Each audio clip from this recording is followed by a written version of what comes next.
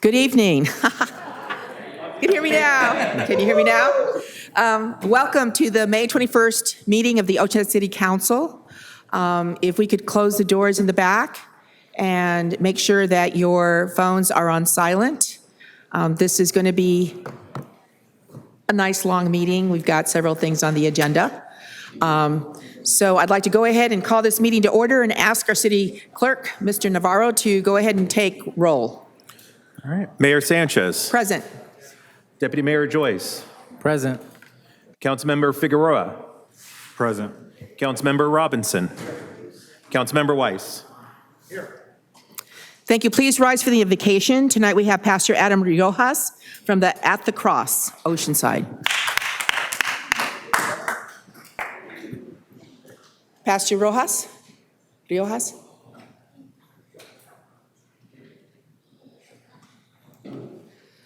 Heavenly Father, we thank you for tonight's meeting, God. And first of all, I want to pray for our mayor, Esther Sanchez. Bless her, God. Bless our City of Oceanside. Bless every single council member, God. And help us all be respectful tonight, Lord.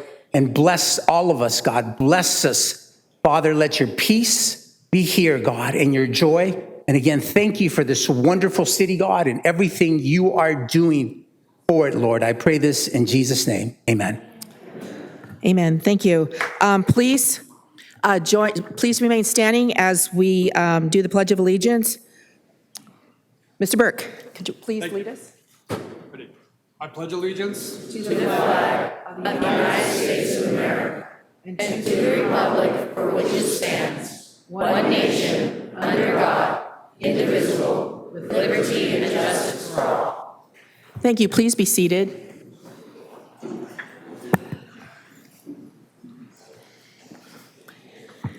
Thank you. I do have a land acknowledgement.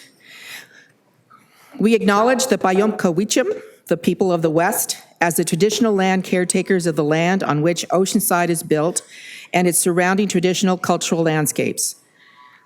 Today, the Bayom-Cowichim are known as Liseño and are made up of seven bands: La Jolla, Palapalma, Pechanga, Rincon, San Luis Rey, and Soboba.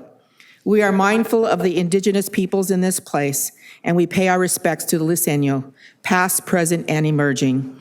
We are grateful to have the opportunity to be part of this community in Liseño territory and to honor their history, culture, and perseverance of spirit. Thank you.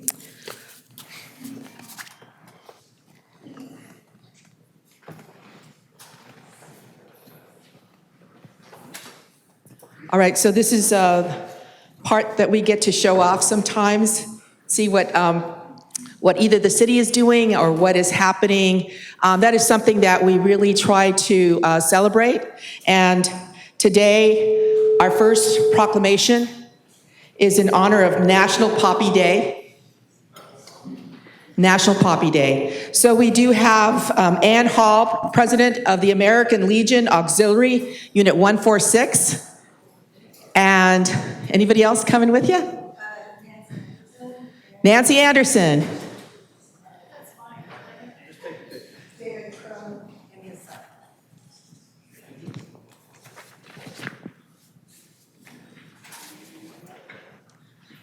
Thank you.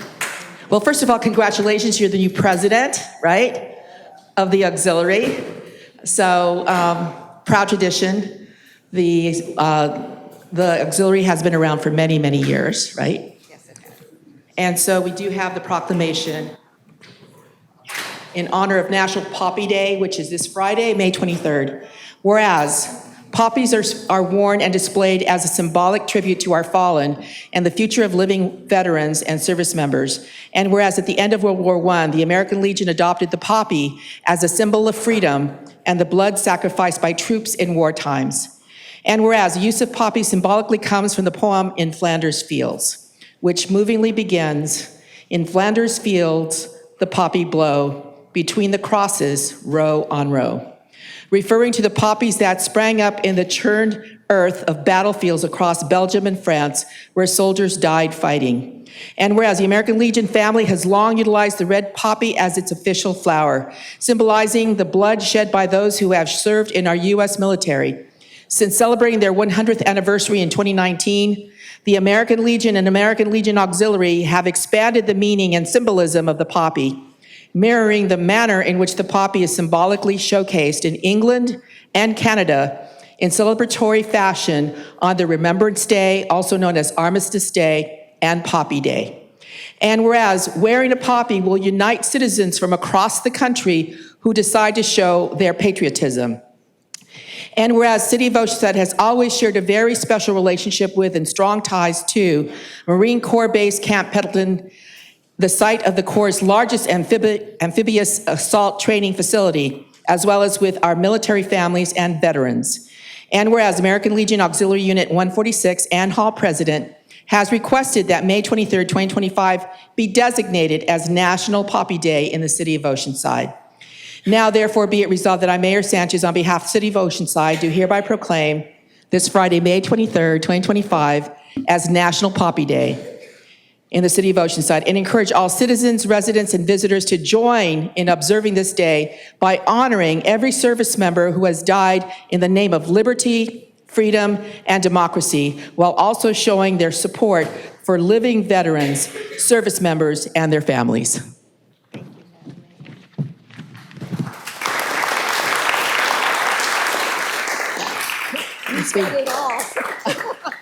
Well, there is one thing that I didn't say, and I'd like to read the poem really quickly here. In Flanders fields the poppies blow between the crosses row on row that mark our place, and in the sky the larks, still bravely singing, fly, scarce heard amid the guns below. We are the dead. Short days ago we lived, felt the dawn, saw sunset glow, loved and were loved, and now we lie in Flanders fields. Take up the quarrel with the foe, to you from falling hands we throw the torch. Be yours to hold it high, if you break faith with us who die. We shall not sleep, though poppies grow in Flanders fields. Yeah, thank you. Thank you, and I guess, yeah.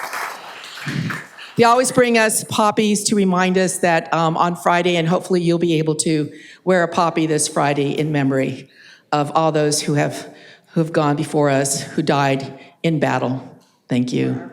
For our freedom. For our freedom. Can we have a picture?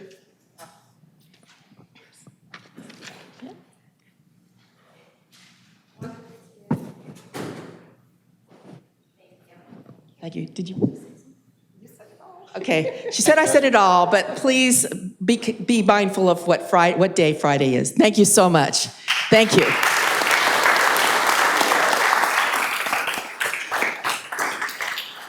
And then we have Public Works Day. Come on down. We have a phenomenal Public Works crew. We have our Director of Public Works, Hamid Bahadouri, here, along with his crew, and they're all here. They serve us so well. In fact, it's National Public Works Week, May 18th through the 24th. This year's theme, People, Purpose, Presence, highlights 3 cornerstone ideals that motivate public works professionals to serve in their communities every day. Meeting the needs of people is what gives public works its sense of purpose. Many times, public works professionals will never meet those whose lives have been impacted, because when things are going right, no one knows that public works is there. Yet, with or without fanfare, Public Works is ever present, working in the background to advance quality of life for all of us here in Oceanside.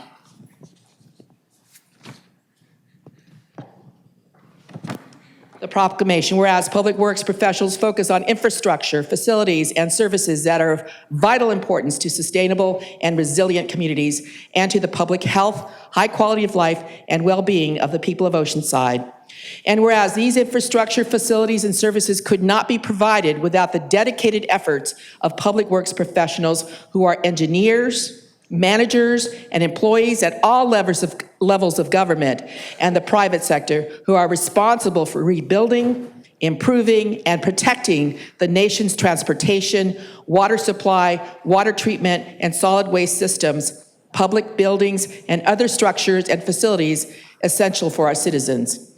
And whereas it is the public interest for the citizens, civic leaders, and children in the City of Oceanside to gain knowledge of and to maintain an ongoing interest and understanding of the importance of public works and public works programs in their respective communities.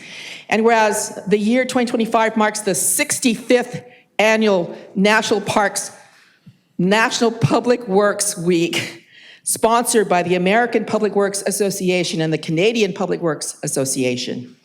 And whereas this year Oceanside Public Works will be hosting a Public Works Day on Thursday, that's tomorrow, May 22nd, 9 a.m. to 1 p.m. on Ditmar Street from Civic Center to Pierview Way, Oceanside. Fun for all ages, the street will be temporarily closed to give the public an up-close look at interesting equipment and interactive stations. Staff will be available to talk about planning, building, improving, and maintaining Oceanside's public infrastructure.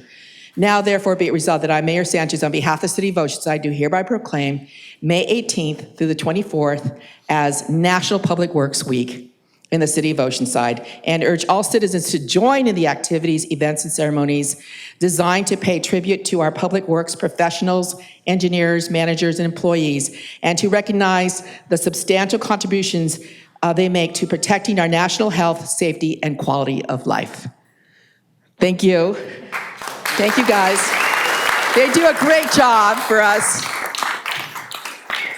So, Hamid. Thank you very much, Mayor and honorable members of City Council, City Manager. We appreciate and thank you for your continued support of the Department of Public Works.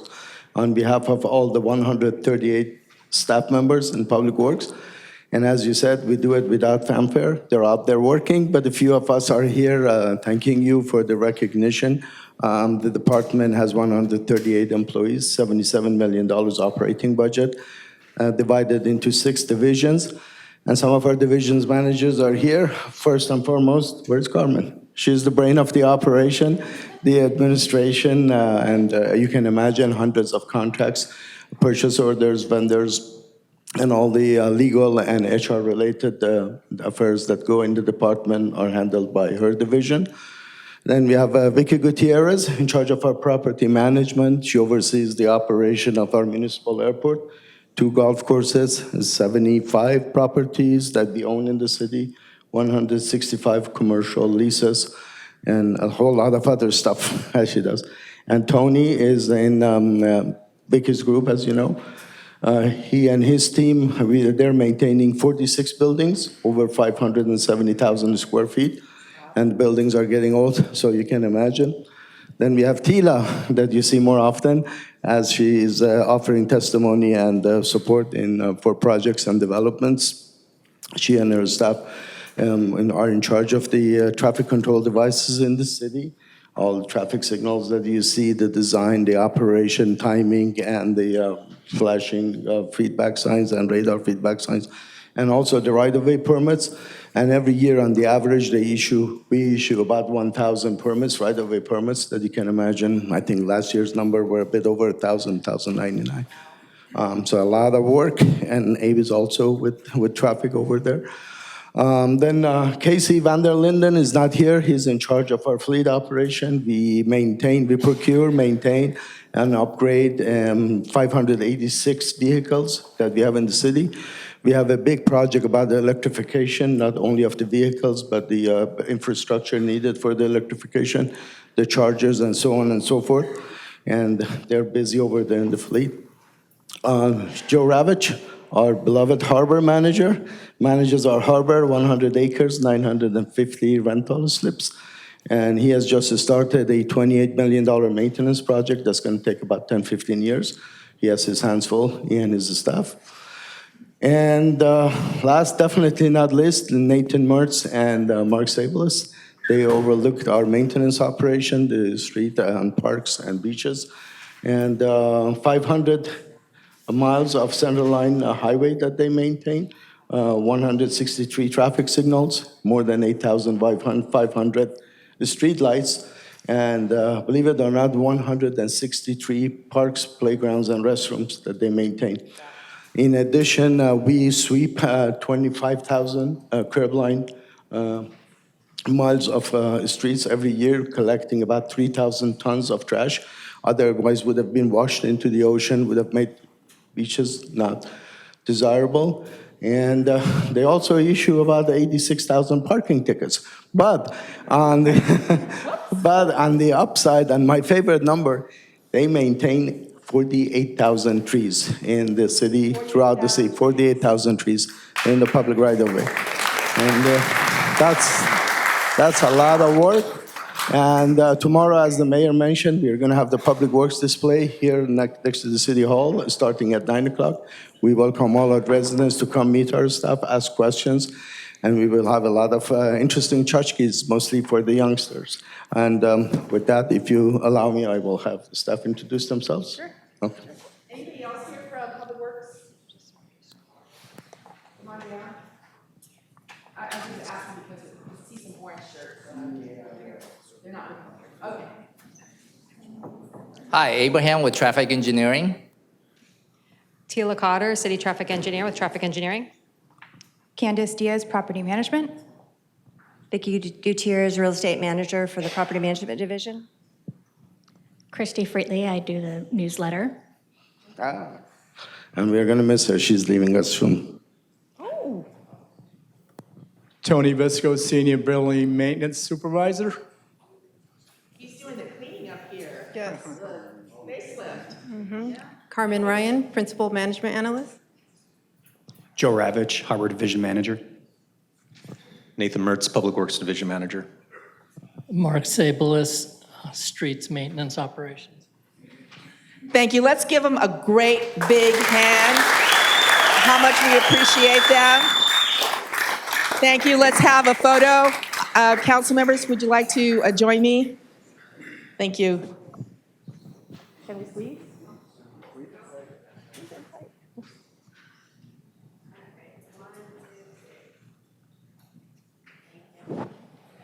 Thank you.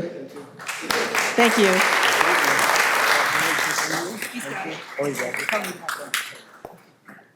All right, I believe we have two folks from the high schools?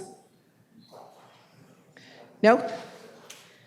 Do we, I heard that we had a couple of youth coming forward. Yes, right? Yes. Come on down.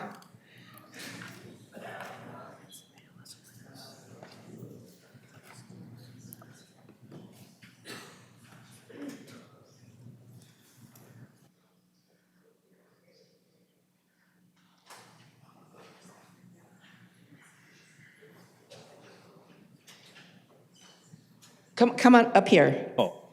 Yeah. I can't talk to you that far, no. Okay. You can stay on your side of me. Okay. No. Okay. On each side, whatever. No, sit here, you can sit down. You can sit down. Okay. Here we go, go ahead. Good evening, Oceanside Mayor and City Council members. My name is Armando Tejeda. I'm the president of Oceanside High School's Be the Resistance Club. I'm sorry. Good evening, Honorable Mayor and City Council members. My name is Armando Tejeda. I'm the president of Oceanside High School's Be the Resistance Club, and we host meetings at the high school on the first and third Tuesdays of every month with the mission of reducing youth access to alcohol, marijuana, and other drugs. Our goal, today we're here to present some information about our most recent events, the 420 Remix. We hosted 3 events, one at Oceanside's Boys and Girls Club on April 18th, and 2 at Oceanside High School on April 15th and 17th. And what we did was we offered students a chance to have fun with music, food, and other fun activities. And we also handed out to students mental health kits, and we actually handed out over 300 to students. And this was meant to raise more awareness about the amount of marijuana use among our youth and its mental health effects. So I will show a 30-second video to illustrate these events. Did you have a video? Yes, we did. How can we project it? You have to ask for it a week before. Oh, okay. So, No. okay. All right. Well, thank you. All right. Well, thank you very much for that announcement. So this is the third annual, right? Yes. All right. Well, thank you very much. This is part of Measure X moving forward. And we're going to have a picture. Okay. Who are you? I'm Azalee Grissom. Okay. Also from Yes. Oceanside High School. Okay. And My name is Shannon Marino, and I am the secretary of Be the Resistance Club. thank you.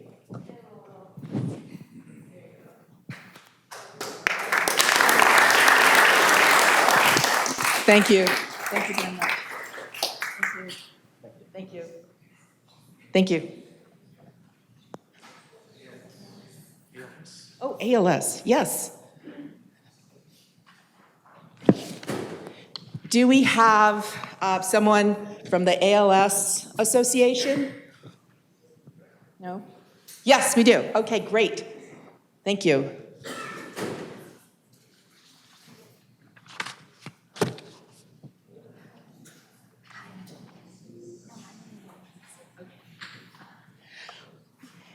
We had a request from a constituent about ALS, and unfortunately, she couldn't come today, but we do have someone from the ALS Association.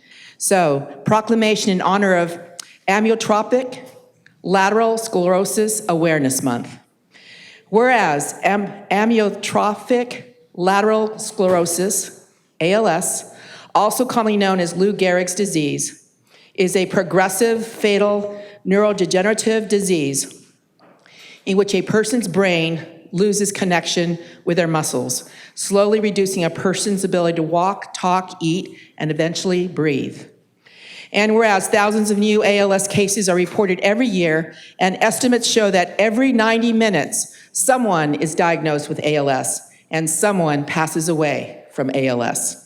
And whereas on average, patients diagnosed with ALS survive only 2 to 5 years from the time of the diagnosis. And whereas the exact causes of ALS are still unknown, no known cure for ALS. And whereas people who have served in the military are more likely to develop ALS and die from the disease than those with no history of military service. And whereas securing access to new therapies, durable medical equipment, and communication technologies is of vital importance to people living with ALS. And whereas clinical trials play a pivotal role in evaluating new treatments, enhancing quality of life, and fostering assistive technologies for those living with ALS. And whereas ALS Association is the largest philanthropic funder of ALS research globally and has committed more than $154 million to support more than 550 projects across the United States and 18 other countries.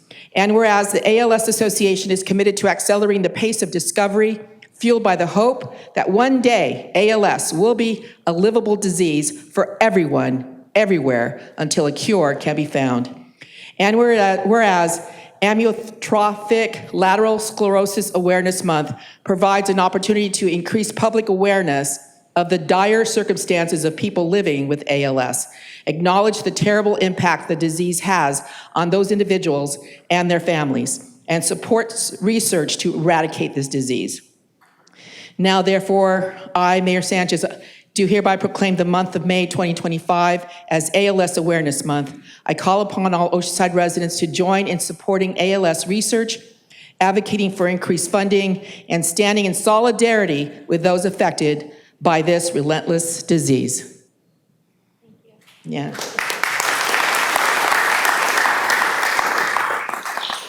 Thank you. This means a lot to our ALS community and our 220 families that we serve every day.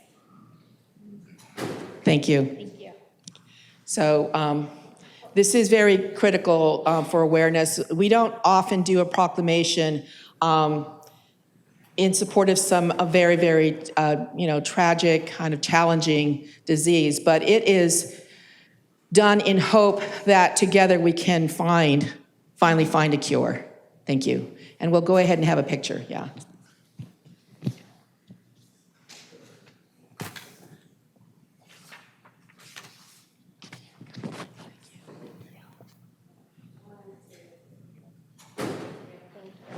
Thank you. Thank you.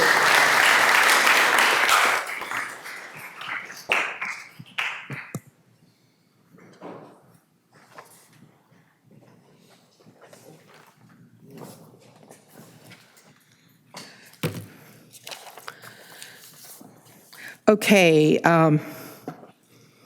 Closed session report. Mr. Burke? Thank you, Mayor. There was no meeting on item 1, conference labor negotiator. Council did meet in closed session on item 2 regarding meeting with legal counsel, existing litigation, 3 workers' comp matters involving Jeffrey Novak, Jose Perez, Joseph McNally. There was discussion and direction provided, but no reportable action under the Brown Act at this time. Council also met in closed session on item 3, anticipated exposure to litigation based on facts disclosed in an April 23, 2025 letter from the law firm of Cox, Castle, and Nicholson, as well as public comments made the same day at the City Council meeting. Matter was discussed, but no action taken. Thank you, and I'm going to ask our city clerk to do an advisory. We have 2 advisories. Our first advisory is one from our fire chief. If you see an empty seat, please, by all means, sit in it. If you are lined up against the wall, only single file. We do have overflow seating in the lobby, and if that's full, we also have overflow seating in the library community rooms, where there is a live feed of the council proceedings, both in the lobby and the community rooms. The second advisory is we do have a decorum policy in place that states the following: unauthorized remarks from the audience or members thereof, stamping of feet, unruly applause, whistles, yells, and raucous demonstrations shall not be permitted by the presiding officer. If such conduct continues after directions by the presiding officer to cease, the presiding officer may order such offenders to leave the meeting room. If a person fails to leave as ordered, the person shall be removed from the meeting room by the sergeant at arms upon direction by the presiding officer. Any signs at a council meeting shall be placed around the rear perimeter of the council chambers or placed as directed by the presiding officer. Any person willfully disrupting proceedings of the council and who continues to do so after being directed by the presiding officer to cease or being ruled out of order by the presiding officer, or who otherwise refuses to carry out directions or instructions given by the presiding officer for the purpose of maintaining order and decorum at the council meeting, may be ordered by the presiding officer to leave the meeting room. If the person fails to leave as ordered, the person shall be removed from the meeting room by the sergeant at arms upon direction by the presiding officer. And that is our decorum policy that we have. Thank you. Now we're on consent calendar items 4 through 21. The staff has pulled items 15 and 16. They will be continued. I understand public has pulled item number 20. Any other requests to pull? We had a request to pull item number 6, and that is it. All right. Is there a motion for the balance? There's a motion. Is there a second? All right. There's a motion and a second to adopt the balance. Please vote.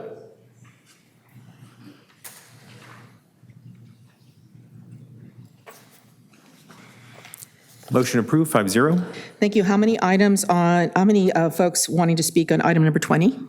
On item number 20, we currently have 21 speakers, and on item number 6, we only have 1 speaker. Okay, so it's going to be 2 minutes for the consent calendar. So item number 6 is staff recommends City Council approve a purchase order to National Auto Fleet Group in the amount of $692,861 for 11 replacement vehicles and 2 addition to fleet vehicles. A purchase order to Johnson Equipment Company in the amount of $74,000 to uplift 1 vehicle for the fire department.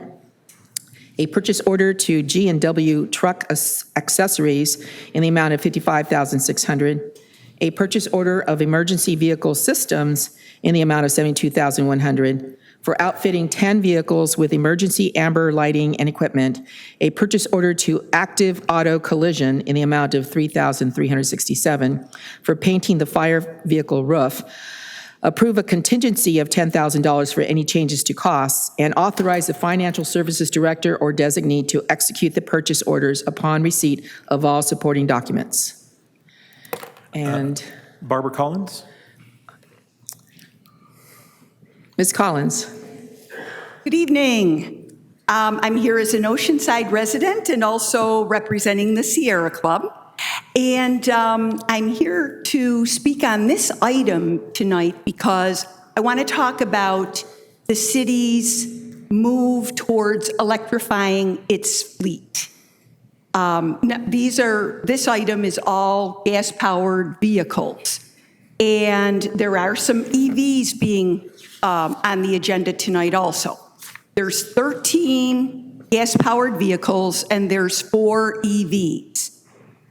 Our draft climate action plan has a great goal of getting to a 60% electric vehicle amount by the year 2030, and then 100% by 2045.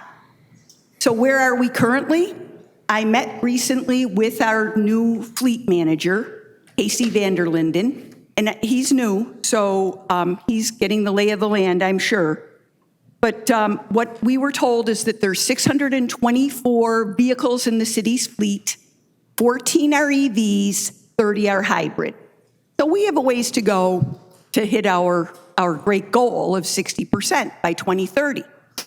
Now, that might be aspirational to a certain extent, but I know that we can get there, and we could certainly come close. But we need to have a plan to get there. There's value in the city demonstrating good environmental stewardship, first off.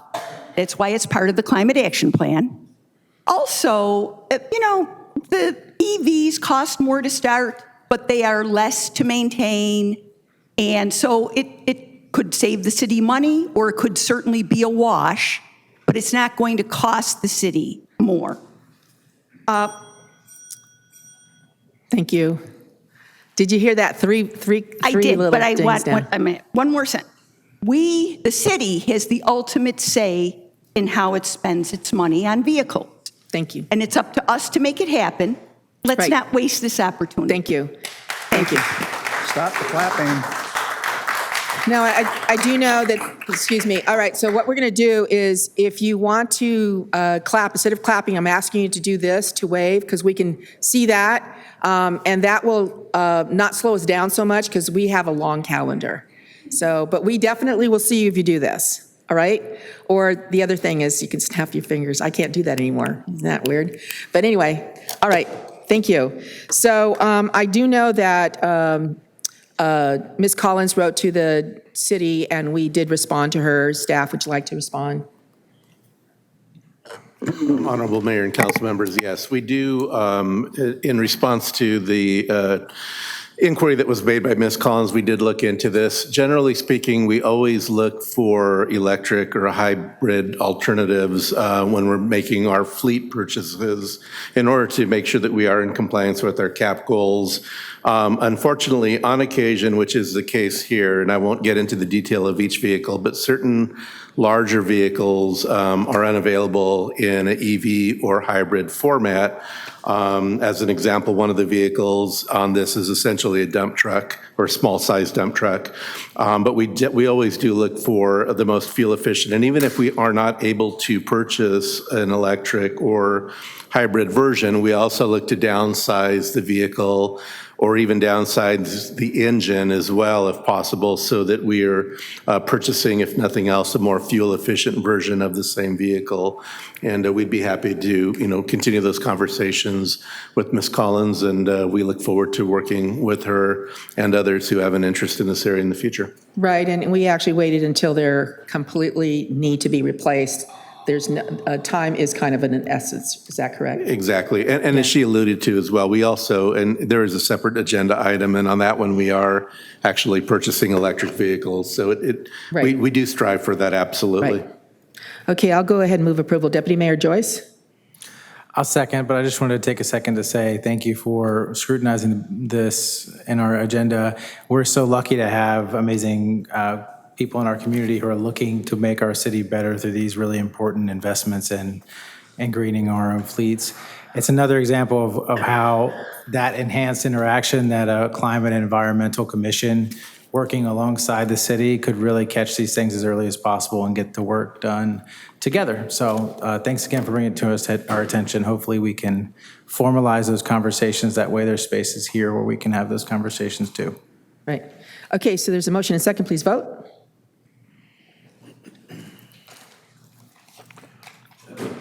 Motion approved, 5-0. Thank you. Item number 20 is staff recommends City Council adopt a resolution authorizing the display of the rainbow flag or pride flag below the City of Oceanside flag on the existing flagpole at City Hall for the entire month of June as government speech in honor of Pride Month beginning in June 2025 and each June thereafter. And how many speakers do we have? Currently, right now, we have 22 speakers. 22. Okay. We'll go ahead and get started. Unfortunately, we'll do it for 10 minutes. We do have a general item and also the Youth Commission that I'd like to do before we start our 6 o'clock item. So go ahead. Okay. Our first speaker is Rosie H., to be followed by Patrick H., to be followed by allegedly Audra, to be followed by NPW. And All as right. you see your name up on the screen, please make your way down to either podium. Yes, because we'll be doing this for 10 minutes, so hopefully that's 5 speakers. And it's for 2 minutes each.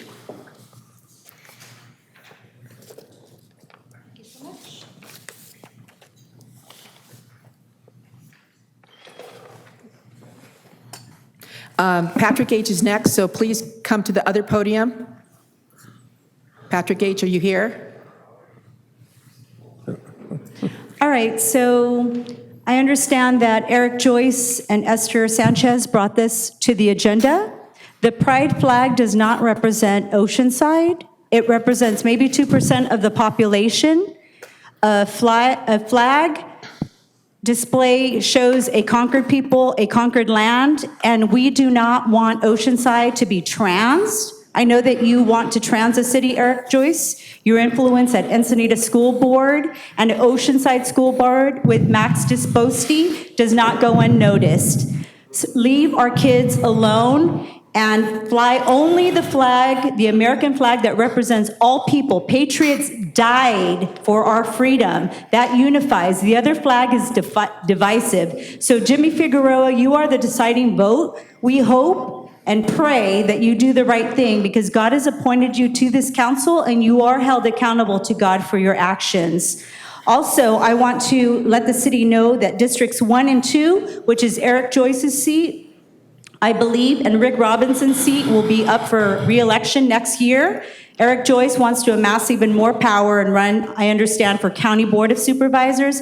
We cannot let that happen because he's all about harming children, sexualizing children, and pushing this agenda. And we will see with the vote what your agenda is, Eric, Jimmy, Esther, Rick, and Peter Weiss. I hope that you do what your constituents voted you to do. Vote and serve the people. You are public servants. So please do the right thing for all of us.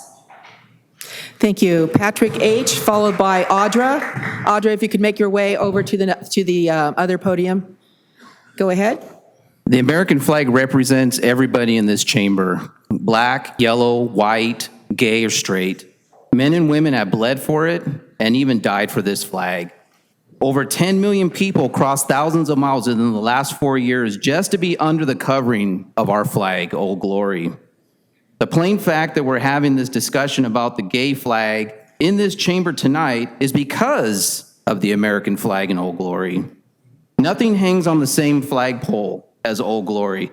It is shameful to even suggest it. Shame on you if you're even thinking about it, if you even vote on that. As an American, shame on you. In my eyes, you are a treasonist. We have homeless issues in this city. We have potholes on almost every street. We have illegal vendors cooking on corners, driving out businesses. Why are we going to waste money on erecting another pole to hang this flag? Really? Don't we have better things to do with the money of this city? Like take care of the homeless? How about veterans? How about our veterans? Jimmy, you're the deciding vote tonight, okay? We already know how four are going to vote. We already know what they're all about. There's 167,545 people in Oceanside that live here, okay? There's numerous things that say that only 5% of the population are gay. That means 95% of the people of Oceanside voted for you. They don't want this, okay?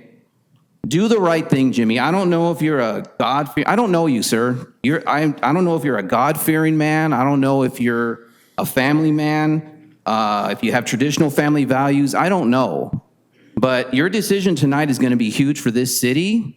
And again, I'm hoping that you make the right decision and don't go the way of Esther and Joyce. Okay? Thank you. Thank you, Audra, followed by Allegedly. NPW. Is NPW here? Please make your way to the other podium. It's allegedly, Audra. Welcome to the spiritual battle. We're in Satan's playground, and it's very evident. And it's very evident that God has given many of you over to a reprobate mind. And it says, in God we trust. Which God are you talking about? Because it's obvious that you don't care about all people. Because if you did, you wouldn't be doing this, and you wouldn't try and circumvent the will of the people and also potentially a lawsuit by pretending this is government speech and not private speech. You're promoting pedophilia, you're encouraging it, and you are putting children in danger. There is a massive pedophilia problem in our nation and across the world. In fact, in San Diego, there are hundreds of lawsuits coming forward from people being hired that are pedophiles that are working with children. And the fact that this flag has changed time and time again over the last many decades since the 1970s, what's it going to be eventually? Are we going to acknowledge? Because these are only sexual preferences that we're acknowledging.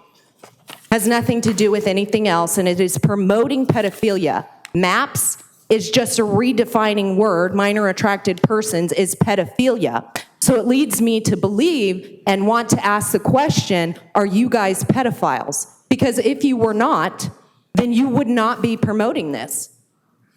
You would be protecting children and say, we are absolutely not going to represent a predator up on a flag and say it makes everybody feel welcome. May God convict your hearts and minds at this moment and slam this door shut. Because if you don't allow for other flags because it's not your government speech, then you are discriminating against people and, again, glorifying pedophilia. God is watching you. Thank you very much. NPW? Good evening. Followed by, Do I speak? followed by NDW. Do I speak now? Yes.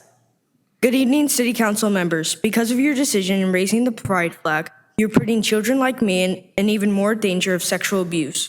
And you will get away with it because it's not inclusive if you don't. I'm deeply ashamed of you adults who represent Oceanside. This is not the voice of the people.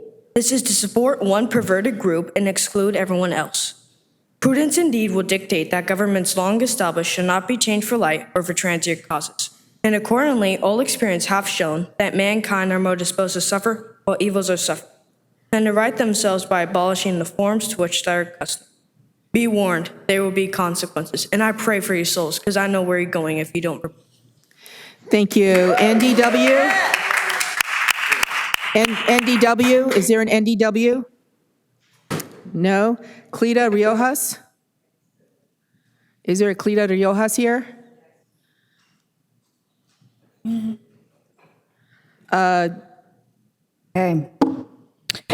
I'm sorry, ma'am, who are you? Nicole Diane Watson. Okay, my apologies, ma'am. Ms. Riojas, she is here. She just didn't say that was her name. So she's going next. Thank Yes, you. I'm Nicole Diane Watson. I hope you remember my last name. It's quite popular. You might know my family. I'm curious as to why you want to pass to fly the pride flag for a community that does not feel safe, yet they celebrate a whole month openly and have made up holidays monthly with their supersized Pride by the Beach event that is advertised for children to adults, with nude men walking around in front of children in the name of inclusivity. Lap dances included. What about the children who aren't safe and are told by this community that they can cut off healthy body parts if they feel like they're in the wrong body? Or the ones who are forced to learn about gay sex, adult toys, and play condom relay games in school with sex toys? What about the children who have porn in their libraries that show adults having sex with children, incest, bestiality, and more? This community adds on acronyms constantly conforming their lusts and perversions that push child attractions, men who walk around naked and identify as animals with kink masks, collars, and chains that have grown adults dressed like babies and make adults treat them like so inappropriately. This community is known to adopt children, traffic them out, and I just hope you know what you're doing, because first of all, the American flag is already inclusive of everybody in the United States of America. As a past LGBTQ member, I was always included. I never felt excluded. And now you're putting children at harm, and guess what? Once this pride flag runs for a month, it's going to be there permanently, but we renounce that in the name of Jesus. And all of you who have children, you just put them at risk. I hope you love your children as much as you say you do. And as my son just came up here and said, I hope you all repent, because we know where you're going. Thank you very much. All right, so next I'm going to continue this item until after the 6 o'clock items. Right now I'm going to go ahead and call item number 28, and that is my request to make appointments to or motions for removal from some or all of the city's advisory groups. Actually, this is for appointment to the Youth Commission, which the library was very active in making happen. And the list was part of the agenda. I'm going to go ahead and move approval. Is there a second? Okay, second? Yeah, so there's a motion and a second. Any requests to speak? No request to speak on this Okay, item. are any of the folks who are on the list here, any of the youth here? No? Okay, there's a motion and a second. Please vote.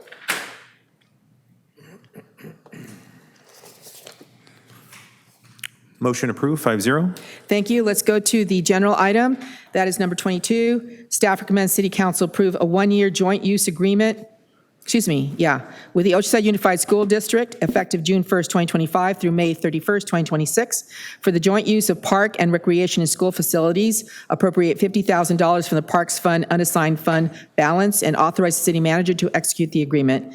And we've got a report by Manny Gonzalez, our Parks and Recreation Director. Mr. Gonzalez? Good evening, Mayor, Deputy Mayor, and council members. I am Manuel Gonzalez, Director of Parks and Recreation, and we'll be discussing the joint use agreement with the Oceanside Unified School District. The staff recommends that the City Council approve a one-year joint use agreement with the Oceanside Unified School District effective June 1st of 2025 through May 31st of 2026 for the joint use of park and recreation and school facilities, appropriate $50,000 from the Parks Fund unassigned fund balance, and authorize the city manager to execute that agreement. The latest agreement with the Oceanside Unified School District will expire on May 31st, and we've negotiated a new one-year agreement in which the district and the city would continue not to charge each other rental fees or reimbursement for staffing costs. The joint use agreement provides mutually beneficial services and facilities that positively impact the community's ability to access recreational resources throughout Oceanside. The school district has 115 acres of fields and open spaces, which would provide the city with additional park acreage needed to meet our standard of 5 acres per 1,000 residents. The agreement also has language that defines and ensures public access for passive use of these spaces after school and on weekends. The district would have access to the William Wagner Aquatic Center, Marshall Street, and Brooks Street swim centers for approximately 725 hours, as well as 125 hours at the El Corazon Event Center and the Country Club Senior Center, excuse me. In addition, OUSD would have approximately 12 additional hours of use at the Brook Street Swim Center for the Adult Transition Program. In lieu of the $25,000 that we paid the district for enhanced maintenance of fields, the city would contribute a one-time payment of $50,000 for construction of a new multi-purpose field at Pablo Tac Elementary. The Parks and Recreation Department would have access to the stadiums and gyms at El Camino and Oceanside High Schools, the gym at Martin Luther King Jr. Middle School, and most importantly, the department would be able to issue permits at 6 district sites for the use of the fields based on the city's fee schedule, making these fields more accessible to our local sports organizations. The 6 sites will be available for use by third-party organizations and are Jefferson Middle School, Martin Luther King Jr. Middle School, Lincoln Middle School, Surfside Educational Academy, South Oceanside Elementary, and the newly added Pablo Tac Elementary. The fields will be available from 30 minutes after dismissal until sunset during the week and from 7 a.m. until sunset during the weekends and on holidays. In an effort to support youth sports participation, the city does not charge any fees for the use of fields by many of our local nonprofit, and these groups cannot afford to rent district facilities at their current rates. So this agreement would create the possibility of expanding access to sports in Oceanside. The department would also be able to expand our use of, or our offering of youth and adult sports at the local stadiums and the gymnasiums at the high schools. The city and the district have agreed not to charge each other facility rental fees or reimburse staffing costs. So the city will spend $50,000 to help with the construction costs of the new Pablo Tac Elementary field. As Table 1 reflects, there is a $9.4 million remaining. There is $9.4 million remaining in the park fund and assigned fund balance, so there are sufficient funds. In conclusion, staff recommends that the City Council approve a one-year joint use agreement with the Oceanside Unified School District effective June 1st, 2025 through May 31st, 2026 for the joint use of park and recreation and school facilities, appropriate $50,000 from the park fund unassigned fund balance, and authorize the city manager to execute the agreement. And I'm available to answer any questions. Thank you. How many requests to speak do We have none. None? No Okay. speakers. All right, Deputy Mayor Joyce? Yeah, I was just, thank you again for the work on this. This is our second year in a row. It's really exciting. It's a huge benefit to both the school district and ourselves, and I'm just thrilled that we have a good working relationship, so that's awesome. I noticed that Surfside Educational Academy was in there, and Surfside is actually under full construction right now, so I don't think it's going to be usable for any foreseeable future. Have we been in talks with them about an alternative field location for permitting? We've not discussed that. We certainly can. If we got to the point where the existing fields are at their capacity and we're not able to place anyone, I think we would move in that direction. Okay, because I think it's a big giant mound of dirt right now, so it's definitely not a good, although I guess we could find some use for it, right? But anyway, thank you. As long as they do that, that'd be great. I didn't say that out loud. Okay.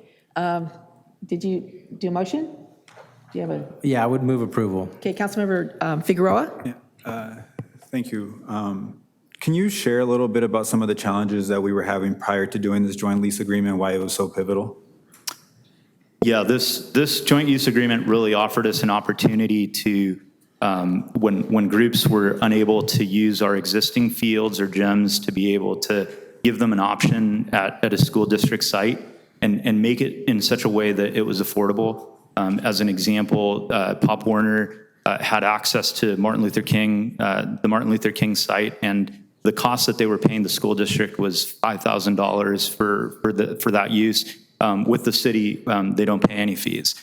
So it made access much more accessible. And if I could share the number of hours that we've been allocating, we've used their stadiums for 337.5 hours, their gyms for 142.5 hours, their fields for 1,507 hours. And we've issued 178 hours of permits. And what have you heard back from the community in regards, since we signed this joint lease agreement? Has it been positive from the coaches and the teams? Absolutely. On two levels. One is public access to passive use of the parks has improved. So folks that don't have access or don't have one of our city parks close to them have been able to enjoy the school sites for passive use, but also the groups that had struggled in the past, that we had struggled to place in our own fields, are finding place at these sites. Are there any future options for next year to look at to include additional schools? Or are we at a good space right now where we're meeting the need?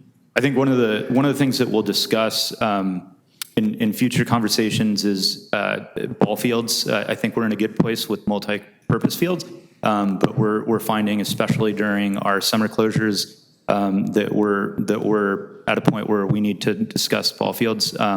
There's also a desire. I've had conversations with the library about access to other amenities that the school district has that we'll have conversations about. Awesome. Thank you. I would second the motion. Okay, there's a motion and second. Councilmember Weiss? Just a question. Are we looking at doing something similar with the Vista School District, since there are quite a few Vista schools within the Oceanside boundaries?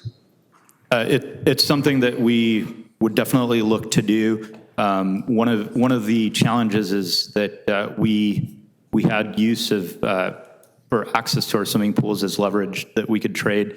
At this point, we don't currently have anything to trade with Vista. Thank you. There's a motion and second. Please vote.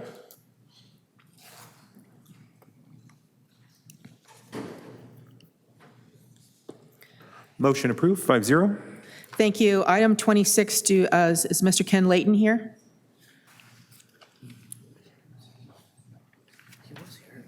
He was here. Do you leave?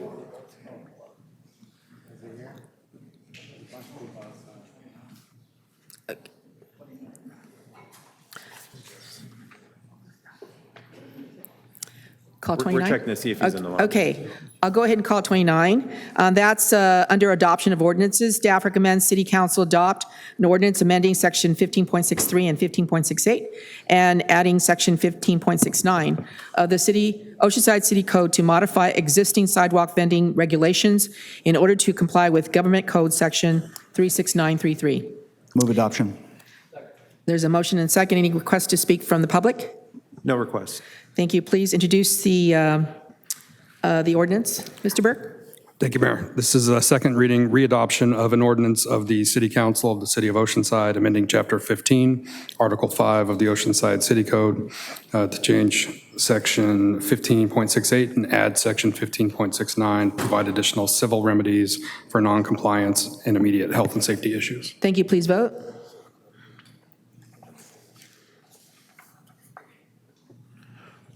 Motion approved, 5-0. Thank you. Item 30, staff recommends City Council adopt the ordinance of the City Council of the City of Oceanside, California, acting as the legislative body of the City of Oceanside Community Facilities District Number 2023-1. That's the North River Farms Public Facilities, authorizing the levy of a special tax within such district. Move adoption. There's a motion for adoption. Is there a second?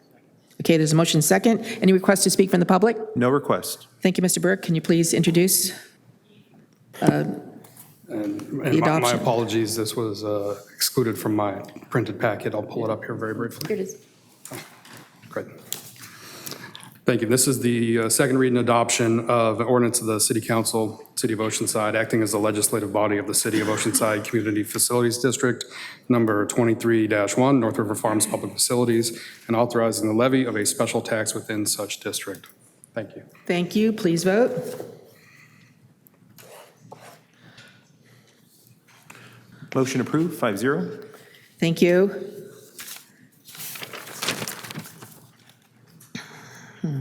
Next item, I'll slow it down, but it's just maybe seconds before 6 o'clock, is item number 23. And that is staff recommends City Council to receive a public report on the status of the City of Oceanside's employee vacancies, including information on recruitment and retention efforts. And I'm going to go ahead and open this public hearing and request that council members disclose constituent contacts and correspondence. Staff only. Staff. Staff only. I spoke with staff only. Thank you. Mr. Navarro, are there any correspondence and or petitions? We have not received any correspondence or petition on this item. Thank you. We're going to begin with a report by Chelsea Phoebus, our Human Resources Director, and welcome. Thank you. And then we will be hearing from the Oceanside Police Officers Association. Correct.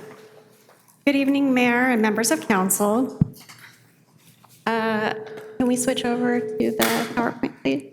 Thank you. Perfect. Okay, so some background here on why we're having a public hearing on our vacancies. Assembly Bill 2561 was passed and effective January 1, 2025, and it requires that the city presents at a public hearing and prior to budget adoption the state of employee vacancies of the city. Is there a reason for the humming, by the way? Do you know?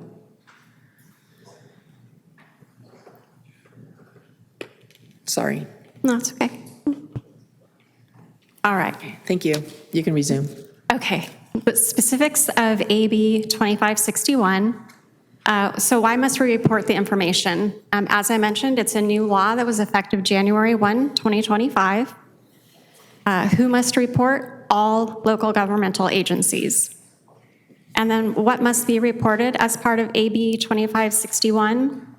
All the status of employee vacancies, our recruitment and retention efforts. There are additional requirements contained within AB 2561, including regularly monitoring vacancy rates at the city. Any vacancy rates that exceed 20% must be reported to the individual unions, and unions. And then the unions can present to council when the threshold is breached. So our current staffing outlook, we have 1,019 allocated full-time positions. Right now, 77 of those positions are currently unfilled. That gives us a net vacancy rate of 7.56%.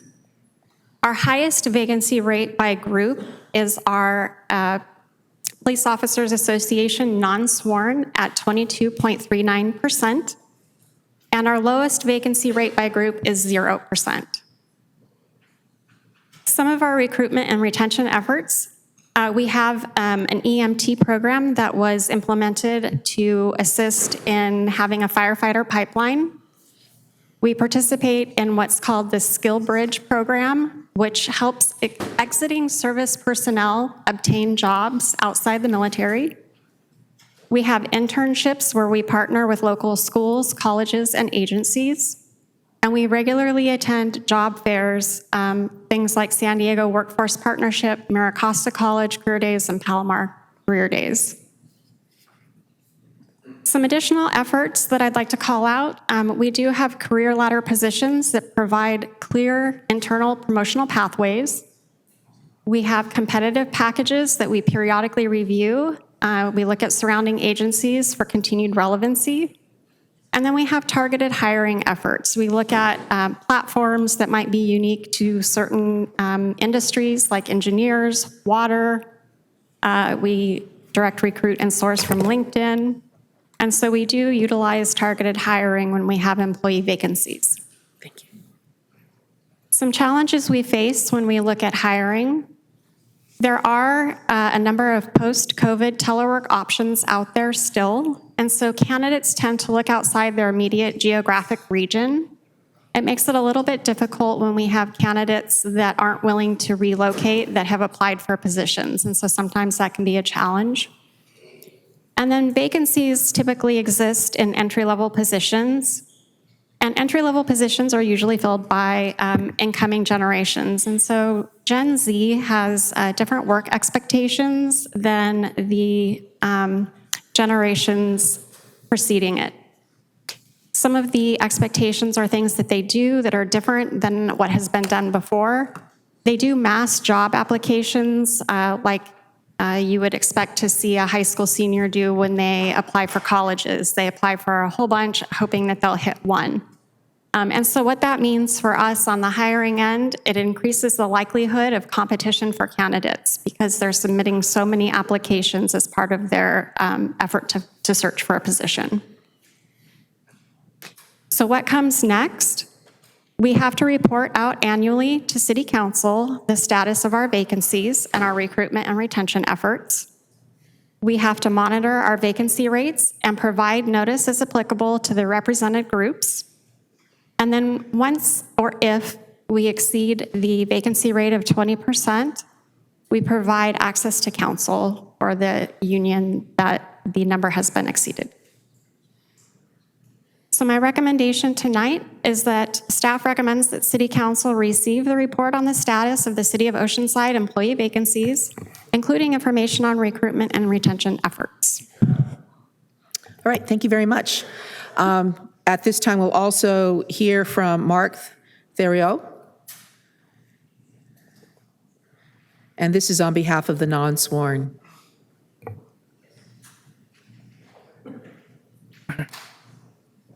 Good evening, Madam Mayor and council members. Thank you for the opportunity to speak here today. My name is Mark Theriot, and I'm the president of the Oceanside Police Officers Association. I would like to address one important aspect that was left out of the briefing you just received, and that's the human aspect. As you just heard, nearly 1 in 4 roles in our police support system is unfilled. What does that look like in real terms? Our dispatchers are working longer hours, covering extra shifts, and barely getting time to recover between high-stress calls. Our community service officers are stretched thin, responding to cold reports, supporting patrol officers, and handling quality of life issues. Our police records technicians who handle critical documentation for investigations and court proceedings are racing against backlogs and burnout. These professionals are often the first point of contact for residents in crisis and the last stop for accuracy before justice can be served. Their work is invisible when it's done right and painfully obvious when it's not. And yet, right now, an unmarried community service officer or records technician qualify for a low-income housing choice voucher in our own city. In the past 10 years, minimum wages have increased nearly 120%, while these employees' salaries have increased about 30%. These are full-time professionals who can't afford to live in the very neighborhoods they serve. That is not acceptable. When we underpay and under-resource these roles, we don't risk just burnout, we risk breakdown. Delayed 911 responses, missed calls, backlog in police reports, and lost trust from the community, it all starts with staff. We cannot retain or recruit qualified people when nearby cities offer better pay and better working conditions. We can no longer wait for other cities to set the example before fairly compensating our employees. The result is a revolving door that drains talent and institutional knowledge at a time when stability is what we need most. I respectfully urge this council to make resolving this issue a priority. Please commit to a fair and competitive compensation. Be the example and prove to these individuals that they are valued. Thank you for your time, and I look forward to working with you on resolving this issue. Thank you. Do we have any requests to speak from the public? We do not. All right. So Chief, you're there. Did you want to say anything?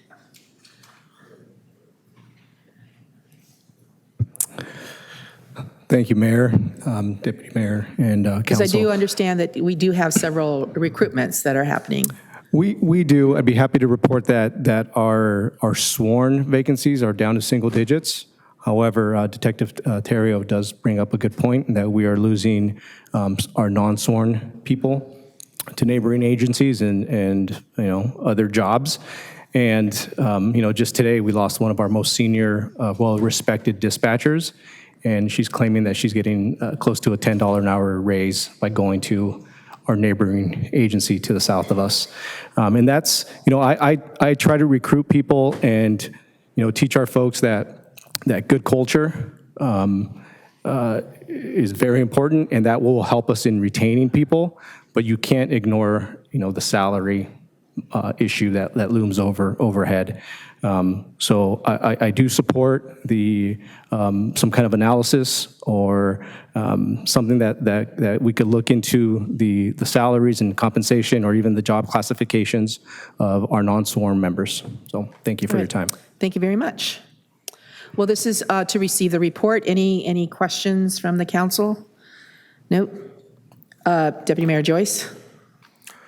I appreciate the testimony from our representatives from the union, and it just, again, highlights that if we don't figure out how to make it affordable to live in this community, no matter what, we're going to continue to have people struggling in the entry-level positions. So everything that we can do around housing, which is usually a family's most pressing cost, to adjusting salaries to meet the need.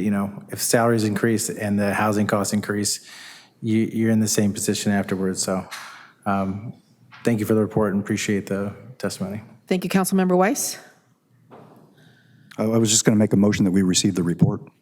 Yeah, I understand that we do not have to make a motion. Okay. But we have received and heard the report. Thank you.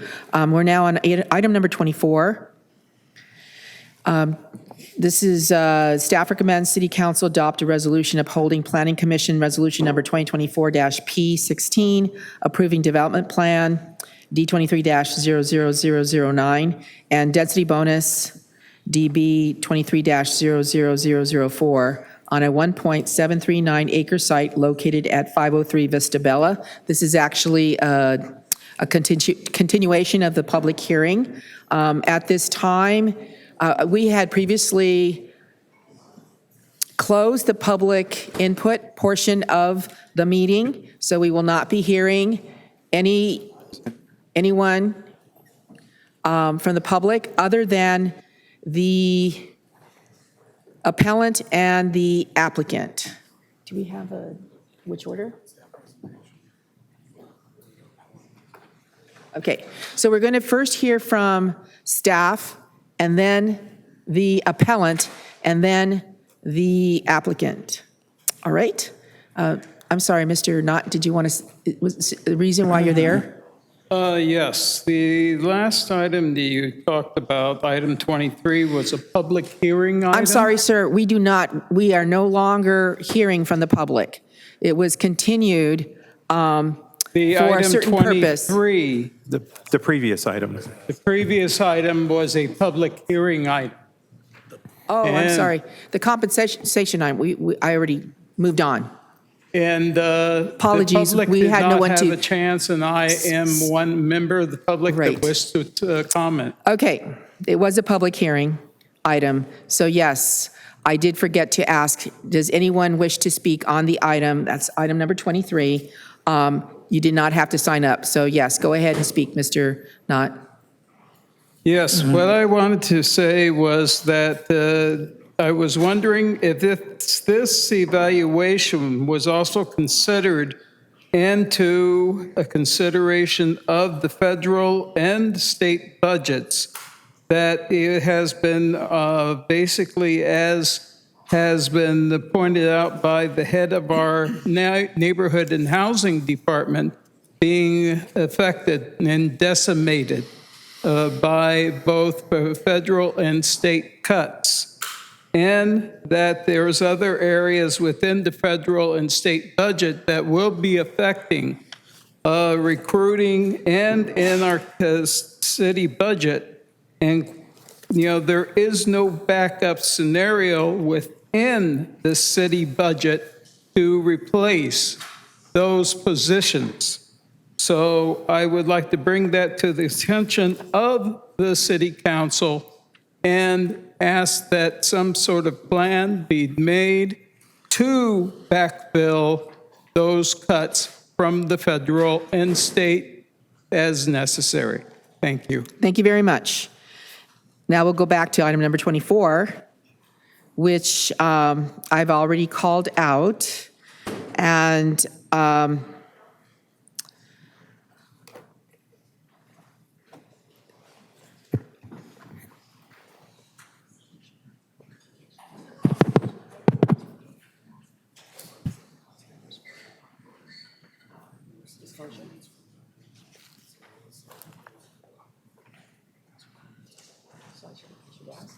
Okay.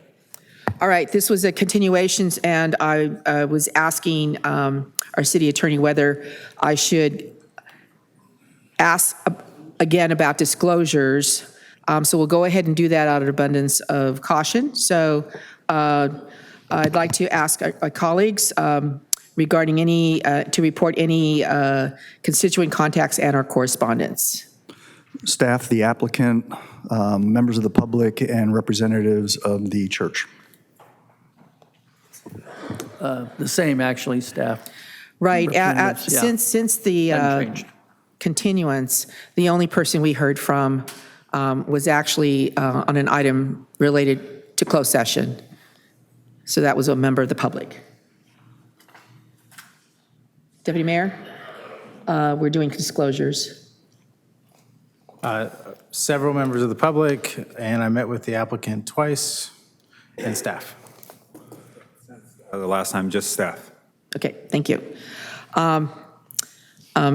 Navarro, have there been any other correspondence and or petitions? The only correspondence we received was forwarded to council prior to the meeting. All right, thank you. So now we will hear from staff, and this is Manuel Baeza, Principal Planner. Good Mr. evening. Baeza? Good evening, Mayor Sanchez, members of the City Council. My name is Manuel Baeza, Principal Planner for the City of Oceanside and Project Manager for the Vista Bella Mixed Use Project. Tonight, you're being asked to consider an appeal of the Planning Commission's approval of the entitlements for the project's development plan and density bonus.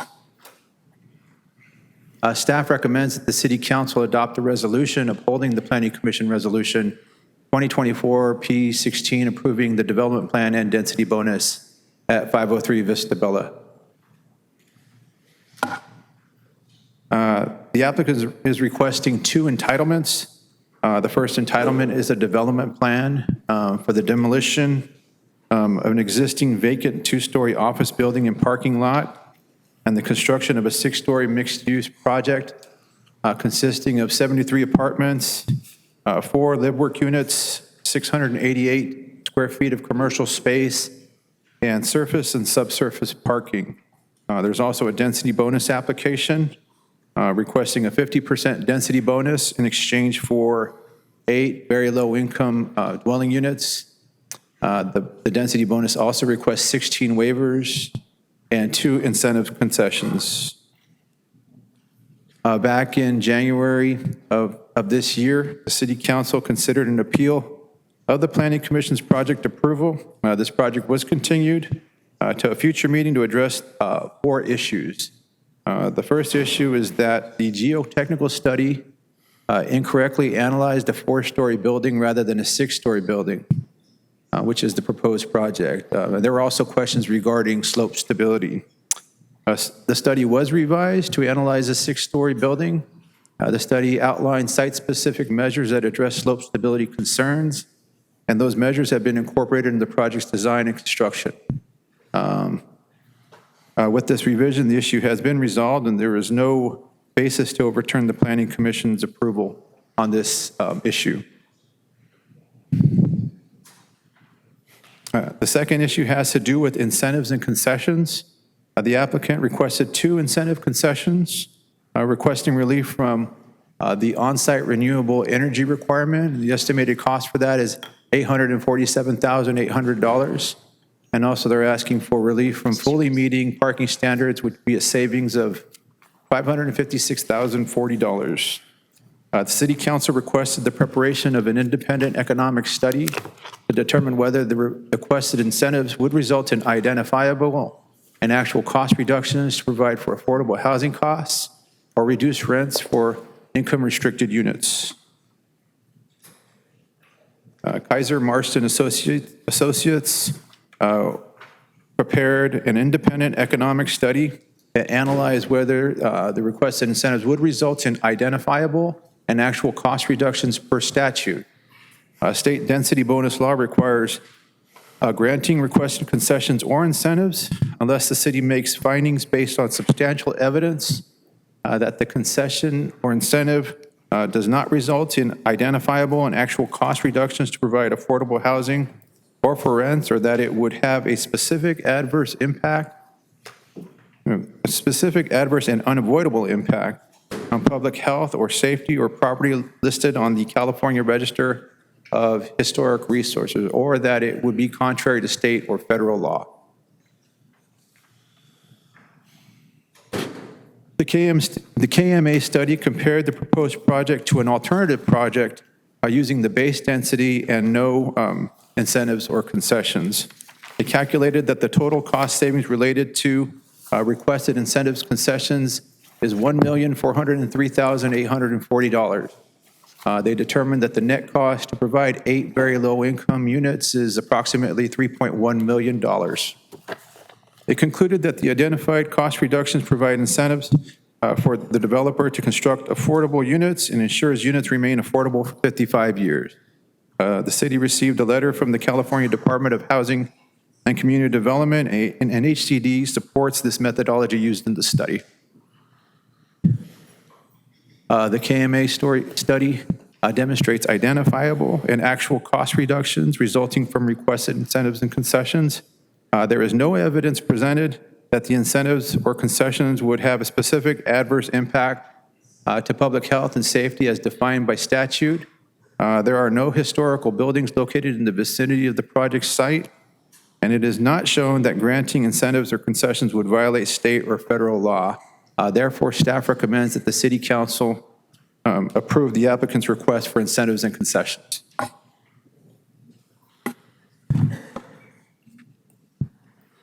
The third issue dealt with parking. Staff was directed to investigate any potential conflict with previous approvals for Coastline Church's easement parking agreement or the city obligations to enforce that agreement. In February 2005, the city approved conditional use permits for the church to occupy a portion of the existing commercial center at 547 Vista Bella and to allow a 20% parking reduction.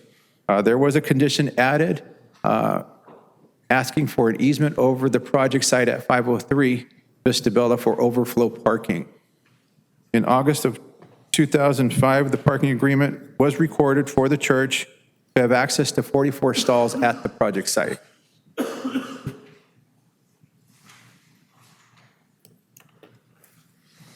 In May of 2008, a CUP was revised for additional church area, and due to the additional 44 stalls, parking was deemed adequate for all center uses. Then last, in April of 2021, a CUP and development plan were approved for another church expansion and the removal of 7 on-site parking stalls. As part of that review, the city determined that the remaining 194 on-site stalls exceeded requirements as all other tenants had left the center. The church currently meets all on-site parking requirements, and the city has no reason to require or enforce the parking agreement, and it's considered a civil matter between private parties.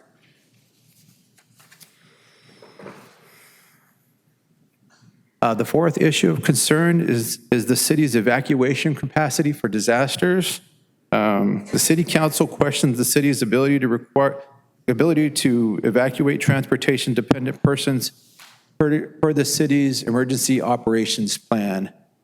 Currently, no formal requirement exists for projects to implement evacuation process with project consideration.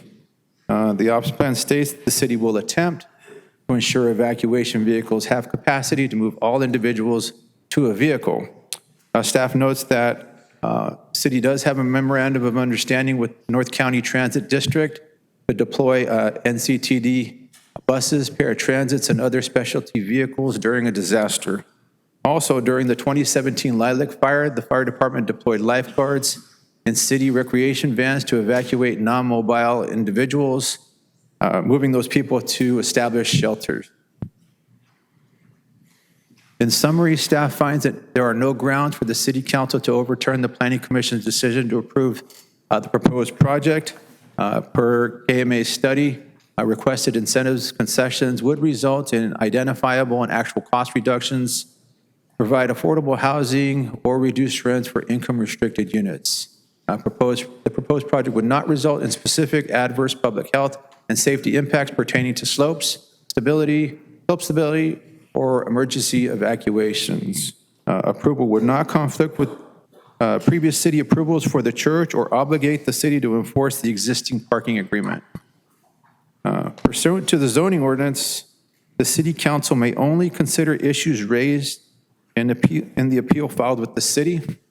Extensive analysis indicates the appellant has not provided any basis to warrant overturning the Planning Commission's project approval. With that, staff is recommending that the city council adopt a resolution upholding the Planning Commission's resolution approving the development plan and density bonus for 503 Vista Bella. That concludes staff's presentation. Thank you. We're going to go ahead and hear from the appellant, if requested. Each of the appellant and the applicant have up to 20 minutes to speak. And I don't believe there's a rebuttal, right? Yeah, we're past that now. So you'll have up to 20 minutes and then be followed by the applicant. Okay, thank you. I'm Ellen Marciel. I live at 3808 Vista Campana South in Oceana. I am chair of an ad hoc committee appointed by the Oceana Board of Directors in May of 2024 to inform and engage the residents of Oceana about this proposed project. At your meeting on January 22nd, 2025, almost every seat in this chambers was occupied by an Oceana resident. Tonight, because of the Eddie Jones warehouse opposition, I didn't feel right asking the old people in my community to have to get here very early in order to get a seat, or else stand in the back of the room, or else watch from the overflow seating outside. So most of my neighbors are watching by Zoom. Hi, everybody online. I have no slideshow to present tonight. We all know what this building looks like. It's a 6-story apartment tower proposed to be built on the edge of a slope that has proven to be unstable, with a gas station directly below, in the middle of a neighborhood of single-story, single-family senior citizen homes. However, its unsuitability for this site has no relevance to the decision you are making tonight. I must say that this out-of-town developer gamed your system very well. Their plans show the equivalent of 4 small bedrooms worth of retail space, approximately 600 square feet total, in order to avoid having to rezone the property from commercial to residential. So we have an apartment tower in a commercial zone. Because it's a commercial zone, your own hillside ordinance, which says that areas with a 40% slope or more cannot be used in the developable acreage calculations. But that ordinance doesn't apply. Your hillside ordinance only applies to residential projects. So we have an apartment tower in a commercial zone which was allowed to use the unbuildable acreage toward their density calculations. The developers have gamed the state system too to take full advantage of the state's density bonus law. By proposing only 8 low-income units, they are entitled to an unlimited number of waivers. Since I last spoke to you in January, the developers have submitted a new geotechnical study, which has been approved by your city engineer. We don't have the funds to hire our own soils expert, so I guess we have to take your engineer's word that this slope, that has failed so many times in the past, will now be able to support a 6-story tower. We also don't have a high-priced attorney threatening to sue. All we have is you. You were elected to protect us. You were elected to protect us. We are your constituents, all of you. In your defense, I was surprised to see that the State Department of Housing is telling Pacific Beach one thing about their apartment tower, but telling you just the opposite about this apartment tower, and threatening to bring your action or inaction to the attention of the State Attorney General. I know you're between a rock and a hard place, but you were elected to protect us. Over the last 20 years or so, the City of Oceanside has approved conditional use permits to allow the Coastline Baptist Church to use the parking lot of the existing office building on Sunday mornings to avoid having churchgoers having to park on our Oceana streets. The existing reciprocal parking agreement is not a civil matter between two parties. It is a government-mandated agreement that is as relevant now as it was in 2005. The agreement requires that the parking for the church be contained on the two parcels and not spill out onto the local streets. By allowing the 503 Vista Bella parcel to not adhere to the conditions of that agreement, those overflow cars will now be on our streets. The residents of Oceana were the beneficiaries of that parking agreement and still are. As for the mitigating measures I've been requesting since the Planning Commission meeting in October of 2024, really only two remain. The request for an evacuation route and the request for flashing pedestrian beacons with call buttons at the intersection of Vista Campana and Vista Bella. Mr. Baeza's staff report for this meeting indicates that, quote, the city has entered into a memorandum of understanding with the North County Transit District to deploy its buses, paratransits, and other specialty vehicles during times of disaster. And we're grateful for that. But his next statement, his next sentence goes on to state, he points out that the city, however, is under no obligation to provide evacuation assistance. So I guess evacuation assistance is off the table. That leaves only the flashing pedestrian beacons with call buttons. Please provide this minimal amount of protection for our elderly pedestrians against fast-paced cars and a high volume of street traffic, especially on Sundays. Just as you required the Lennar Ocean Point development to install a traffic signal at El Camino, please require this developer to install flashing pedestrian beacons with 4 call buttons. We no longer believe you will deny this project. I'm not even asking for that. Please require this one small measure of protection for the residents of Oceana. You were elected to protect us. Thank you. Thank you very much.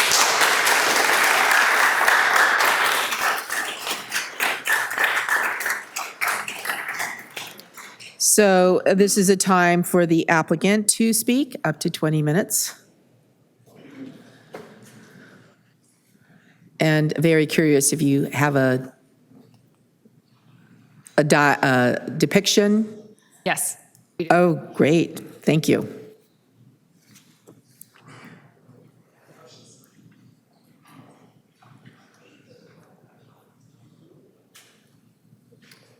Good evening, Mayor Sanchez and council members. Morgan Gallagher with Cox, Castle, and Nicholson on behalf of the applicant of the Vista Bella project. Our presentation tonight will focus on 2 things. First, correcting the misconception of the depiction of the project from El Camino that Oceana has put up in the last few hearings. And secondly, addressing the points that have been raised on appeal. This is an accurate depiction of what the building will look like from El Camino Real. As you can see, it's not a tower as depicted by Oceana. It's broken down to a human scale. It has modulation and articulation similar to the building in the foreground of the photo on the right. It was designed by a fantastic architecture firm who's here tonight, if you'd like to hear from them. It's a well-designed, high-quality project that the community can be proud of.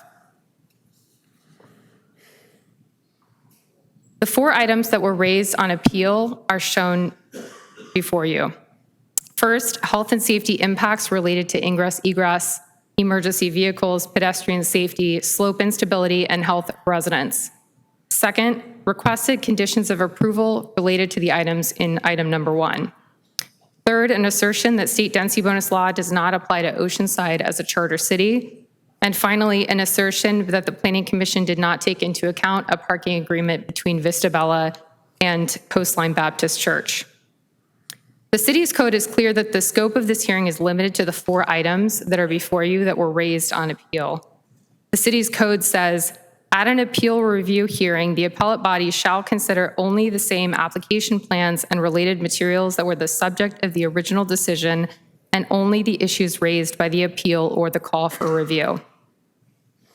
I'll respond to each of the items that were raised on appeal, but first want to go over the standard of review that is applicable to this project. The Housing Accountability Act is the standard of review.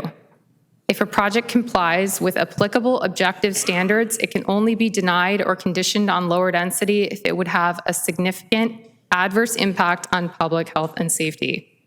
Health and safety impacts must be supported by a preponderance of the evidence. There has been no evidence here of any public health and safety issues.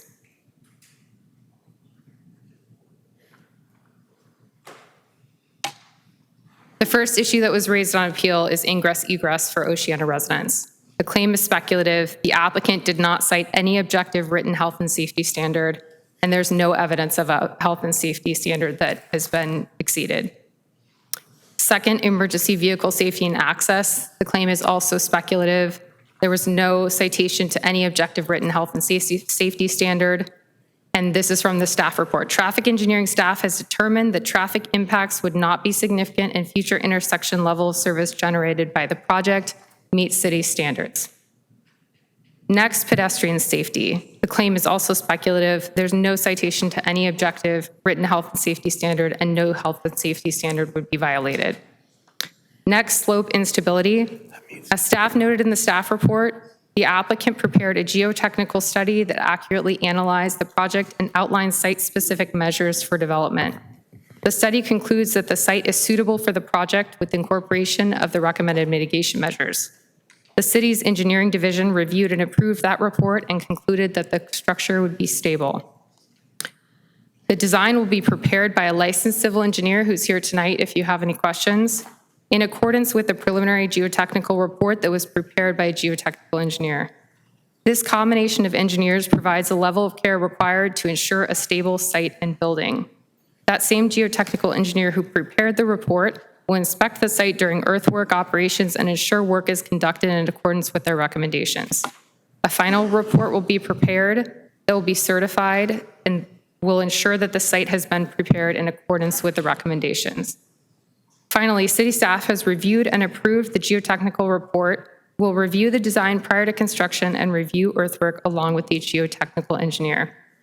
All of these procedures meet industry standards, and there's no evidence of a health and safety impact. Next, Oceana argued that the project would block ocean breezes, but did not cite any objective written health and safety standard in support of that allegation.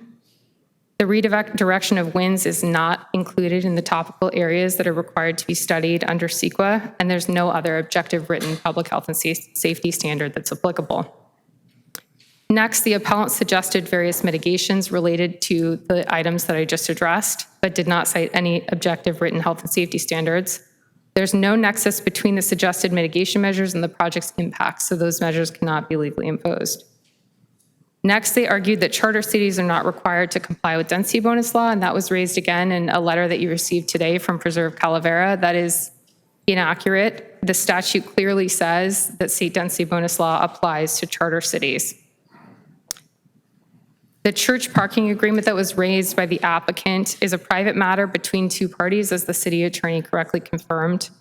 In 2021, Coastline represented to the city that in the event the 503 Vista Bella site was developed, the parking that was contemplated in the shared parking agreement would not be required for their site. And in addition, city staff has confirmed that parking is sufficient to meet demands on Coastline's site.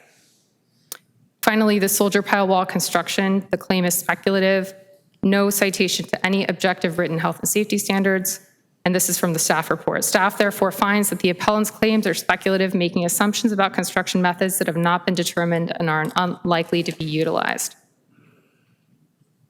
In summary, there have not been any specific adverse written public health and safety impacts, and the Housing Accountability Act standards have been met. Nobody has identified any health and safety impacts, not the appellant, not city staff who's recommending approval, and not HCD who recently recommended approval of the project.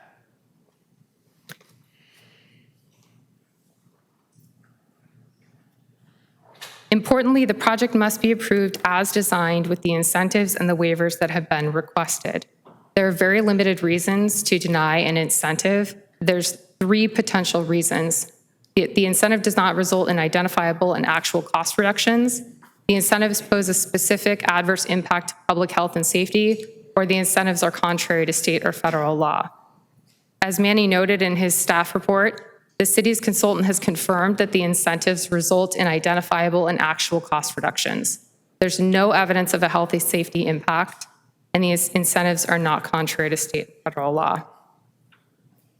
Vista Bella is entitled to the two requested incentives, a reduction in parking and the removal of on-site solar, the local requirement for on-site solar.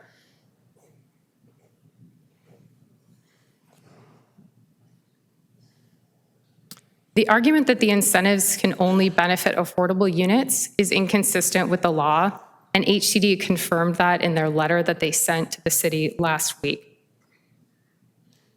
An issue came up today related to the incentives, and it was an argument by Preserve Calavera that the requested incentives for on-site solar does not waive the requirement for the project to opt into an energy portfolio.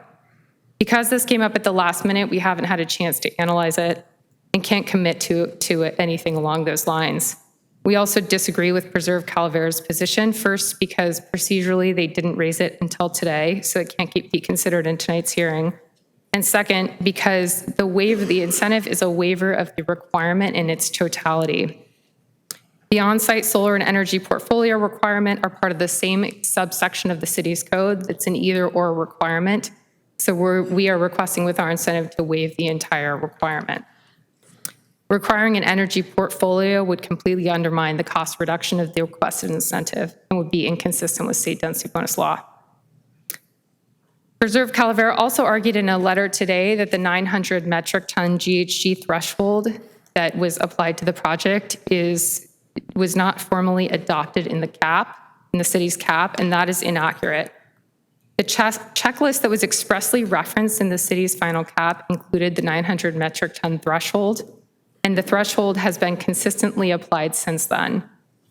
Even if that wasn't the case, that threshold is widely used as a conservative number for a screening threshold for GHG impacts by both CAPCOA and the county and many other agencies throughout the state. Finally, Preserve Calavera should have raised their concerns about the cap and the general plan when those documents were adopted.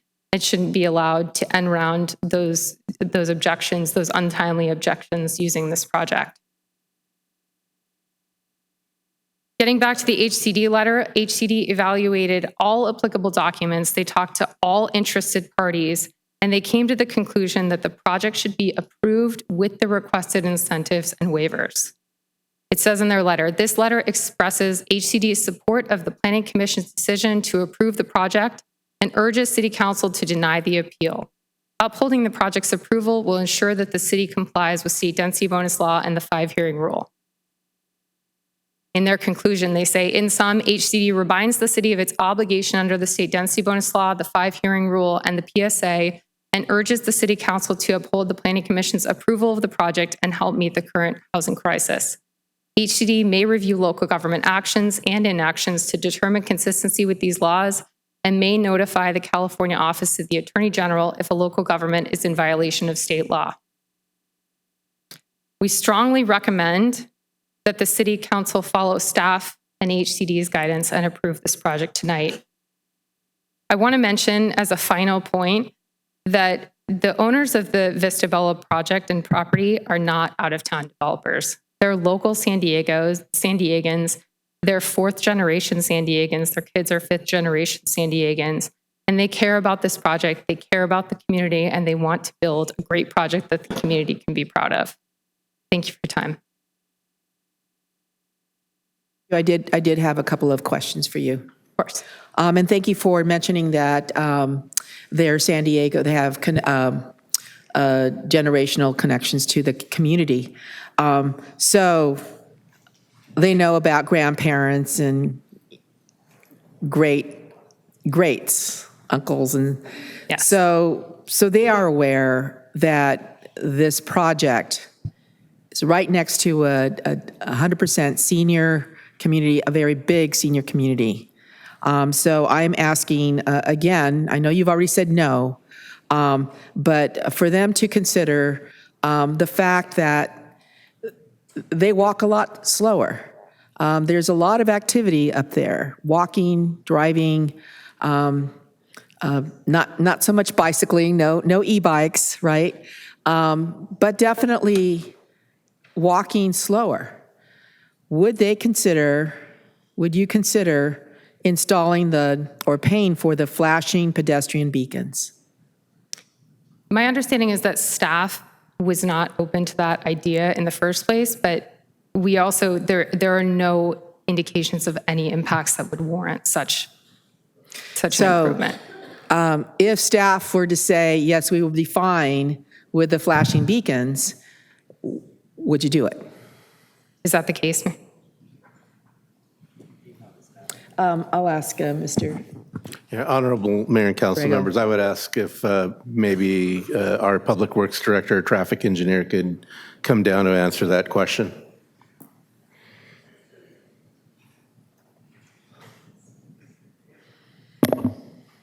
Honorable Mayor, council members, my name is Tila, City Traffic Engineer. It was true that we were leaning away from putting a rapid flashing beacon at the intersection of Vista Bella and Vista Campana because we asked if it would be warranted and we didn't get any evidence that it would be warranted, but we are not against having that at that intersection. But I will say in lieu of the rapid flashing beacon, we did make a recommendation to have continental crosswalks installed at Vista Ray and Vista Bella, on Vista Campana at Vista Bella, and at Vista Campana and Oceana. So, but I'm happy to support the rapid flashing beacon crosswalk at Vista Ray and Vista Campana. So, And that would be something the city would be promulgating, sounds like? What I'm asking is, would you do that? Would you pay for or install the flashing pedestrian beacons? They were very specific with 4 call buttons. I'm not sure about the 4 call buttons, what they operationally are.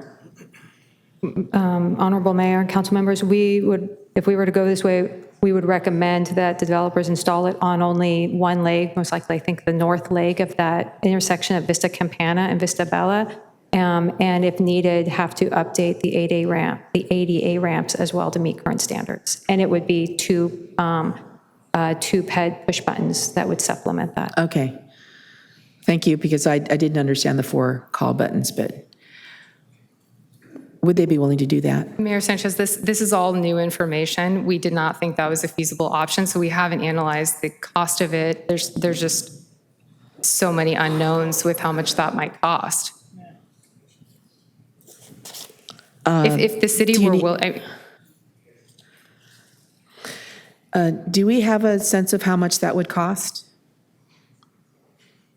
I'm guessing at this time because I don't know if the ADA ramps would need to be updated or not, but I would say in the realm of $50,000 to $60,000 if I had to guess at this moment.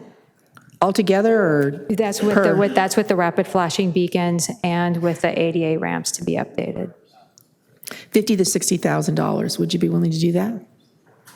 We can consider it, but that's not a final cost. It could be way more expensive than that. We just can't agree to some unknown cost. So you're saying no, then? We can consider it. Could you? Yeah, let me. We'll consider it. How about if we cap it at 60,000? Is that a yes? Yeah. It's a yes. Okay. Thank you. Thank you very much. So that would be included in the motion? All right. No, that it would be capped at 60,000, so yes, they would do it. Is that correct? Yeah. Yes. We can't continue it for this, though. It's our 5th meeting. I understand. Could you come to the podium and identify yourself for the record? My apologies, but I'm going to try to keep this record straight.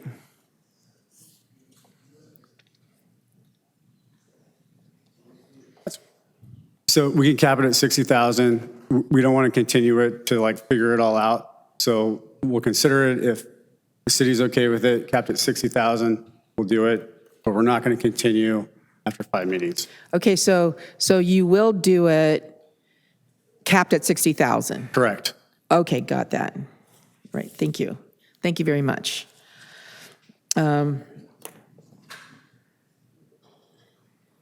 Thank you. I'll go ahead and go to the next council member. Councilmember Robinson? Mayor, on what just transpired here, so they're capping it, but if it's more, are we saying that the city is going to be on Yes. the hook? We'll do it? Yes. Regardless? Yes. Okay. Let's see what questions I had. I just, our traffic engineer answered the question of what I thought. Just curious on the KMA report. I know we don't have the final bill on it, but what did we say the estimated cost was to get this report done?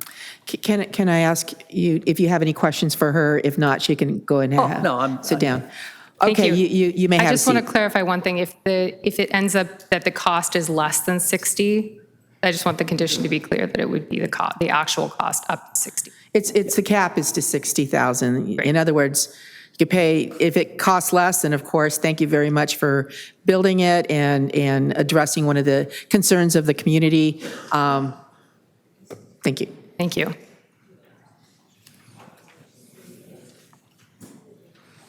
And the question, Councilmember Robinson, I is just to wanna get staff.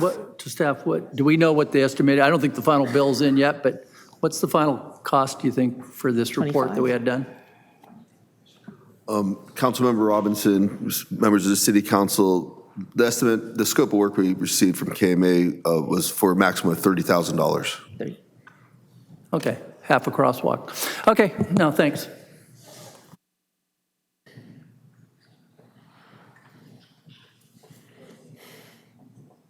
Councilmember Weiss? Thank you, Mayor.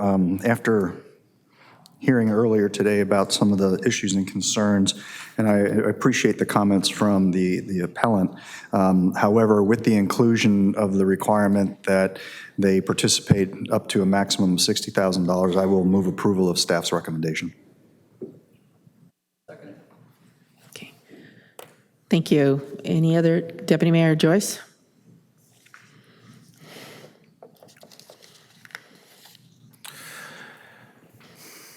Yeah, so I just want to express some open frustration. This process can be very frustrating with density bonus projects because, as you can hear, our hands get tied to a certain degree on these projects. The state has said that we have to accept them, that they're for producing housing, especially affordable housing, but this is an example of one that took that density bonus law and really went to the next level on building something that doesn't seem to match with the neighborhood, which makes it extremely frustrating.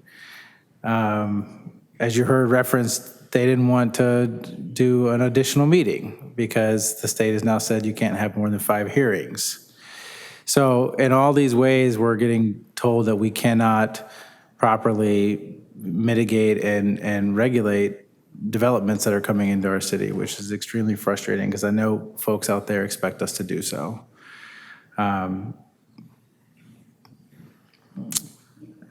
Representing this community, I just, heard from so many folks who felt frustrated and like their control over their own neighborhood in a meaningful and just even to have influence over developments that come into your neighborhood has been taken. I am very concerned about waiving the solar requirements. I do think that this presents public health impacts, exacerbating climate change, which puts us, we just saw our fire designations get swallowed up through half of the city, is now in a higher fire zone than it was 2 months ago. It's a mismatch of so many of the things that we're trying to work on locally because we're having to manage the mandates from on high Sacramento. So I understand the reason behind density bonus, but when it gets down to the brass tacks, it gets really frustrating to not be able to work on development that is in the best interest of our community. And it feels like sometimes these are extractions of our wealth and not investments in our communities.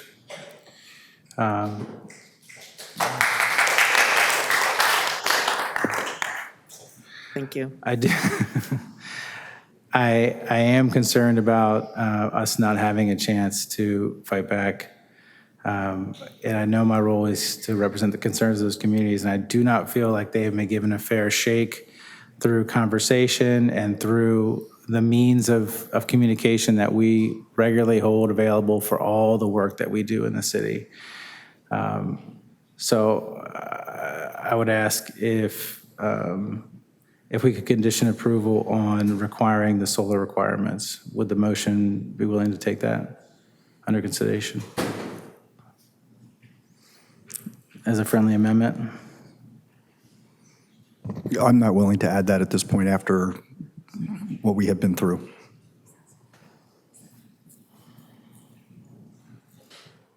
Okay, no further comments. You would have to make an amendment to the main motion, which is deny the appeal, and but add the flashing pedestrian beacons capped at 60,000. Right, that was part of the motion? Okay. So you'd have to make an amendment to that motion. Okay, all right. Any other requests to speak? Okay. This is a very, very frustrating process that the state is taking us down, that is one size fits all. And we know here in Oceanside that we've not denied projects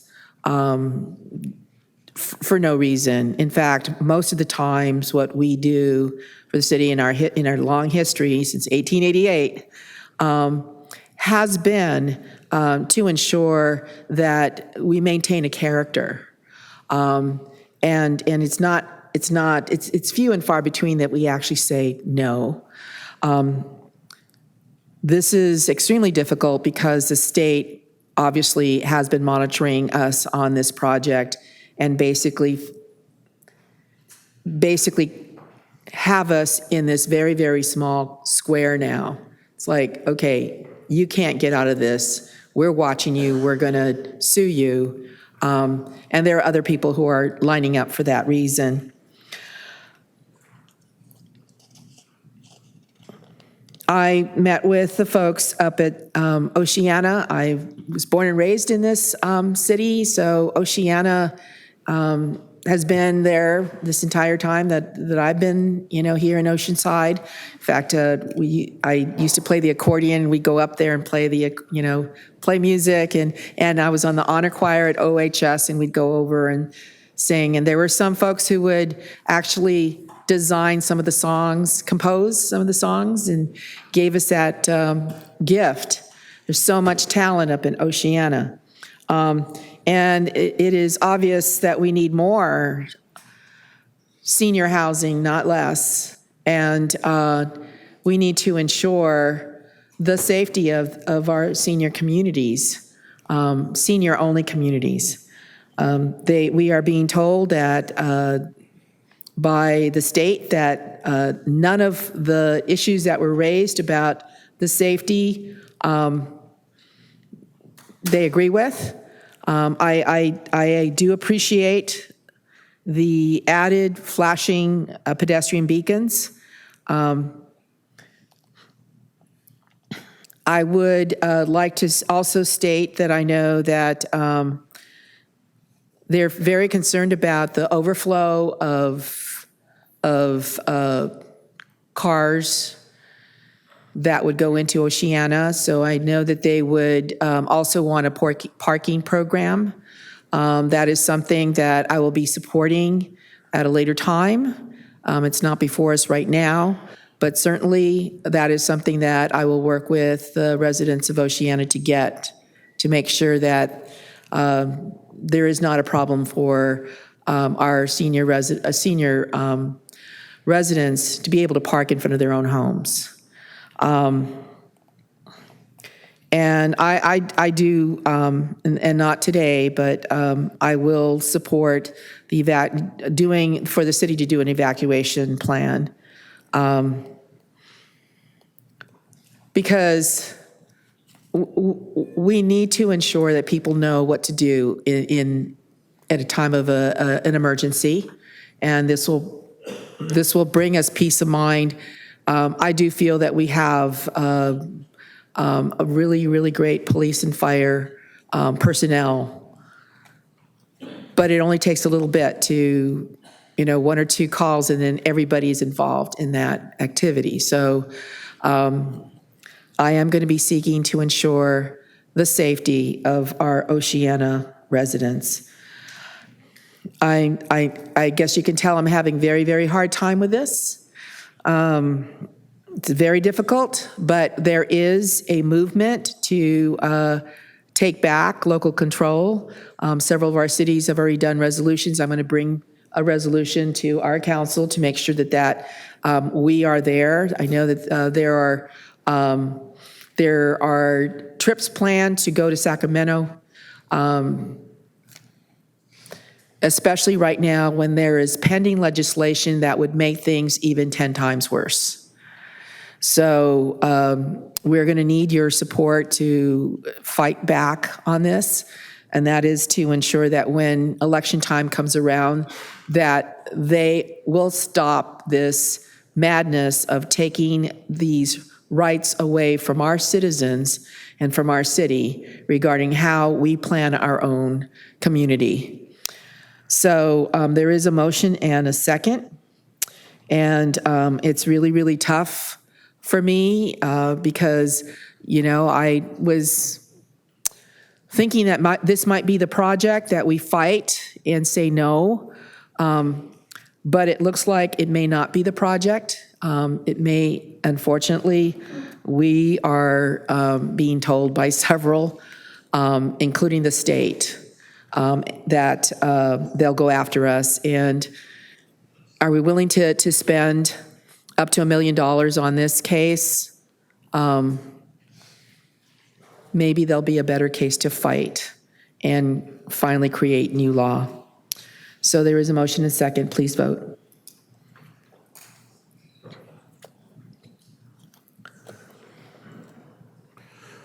Motion approved, 4-1. Joyce, no. Thank you.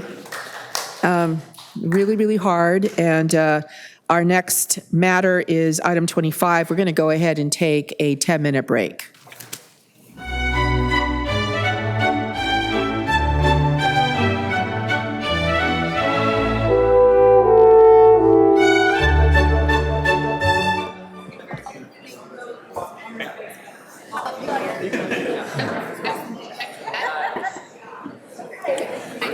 We're about to start the meeting. We're about to start the public hearing. If you have requested a hearing device, please come see me. We have the hearing device available for you. So if you've requested a hearing device, we do have that available. Please come see me right away. And please take your seats as we're about to start the next item on the agenda, which will be item number 25.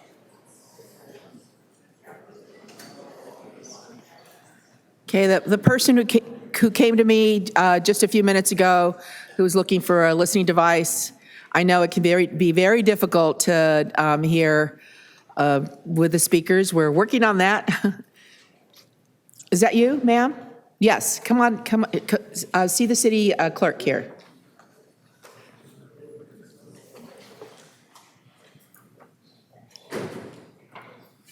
Oh, there.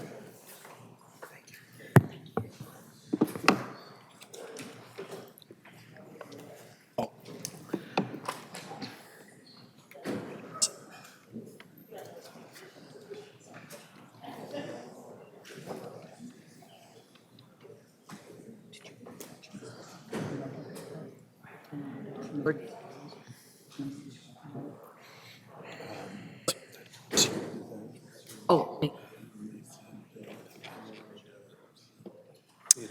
Okay, item number 25, staff recommends that the City Council adopt a resolution upholding Planning Commission Resolution 2025-P05, certifying the final environmental impact report and associated mitigation monitoring and reporting program, and resolution number 2025-P0404, approving development plan, conditional use permit, and variance for the proposed Eddie Jones Warehouse, manufacturing and office facility, multi-building, and truck bay reduction alternative. I'd like to go ahead and open this public hearing and request disclosures by council members regarding constituent contacts and/or correspondence. Staff, the applicant, the appellant, and a number of community members. Staff, public, community members, the appellant, and the applicant. Staff, many members of the public, and I've received emails as well. So the other ones were in person. Lots of emails. I met with the applicant multiple times, and then lots of members of the public, and I spoke with several of our staff. Staff spoke with the applicant several times, appellant, and members of the public. Thank you. Mr. Navarro, are there any correspondence and/or petitions? All the correspondence we have received has been forwarded to the council prior to the meeting. Thank you. We're going to go ahead and begin with a presentation by Rob Mahowski, a principal planner. And I know I can never say your last name. My apologies. Very close. Thank you, Honorable Mayor and council members. I'm Rob Mahowski with the Planning Division, and here to present the appeal of the Eddie Jones Warehouse Manufacturing and Office. Could you hold on for a second? Please turn off all your phones. Put them on silent. Thank you. Go ahead. Staff is recommending City Council adopt a resolution upholding the Planning Commission's approval of the project and certification of the EIR. The project site is located in the Airport Neighborhood Planning Area, north of Highway 76 on Bennett Road, and is adjacent to both the Oceanside Municipal Airport and the San Luis Rey River. Residential subdivisions and the Prince of Peace Abbey, as well as industrial uses, are located north of the river, and industrial uses are located south and west of the project site.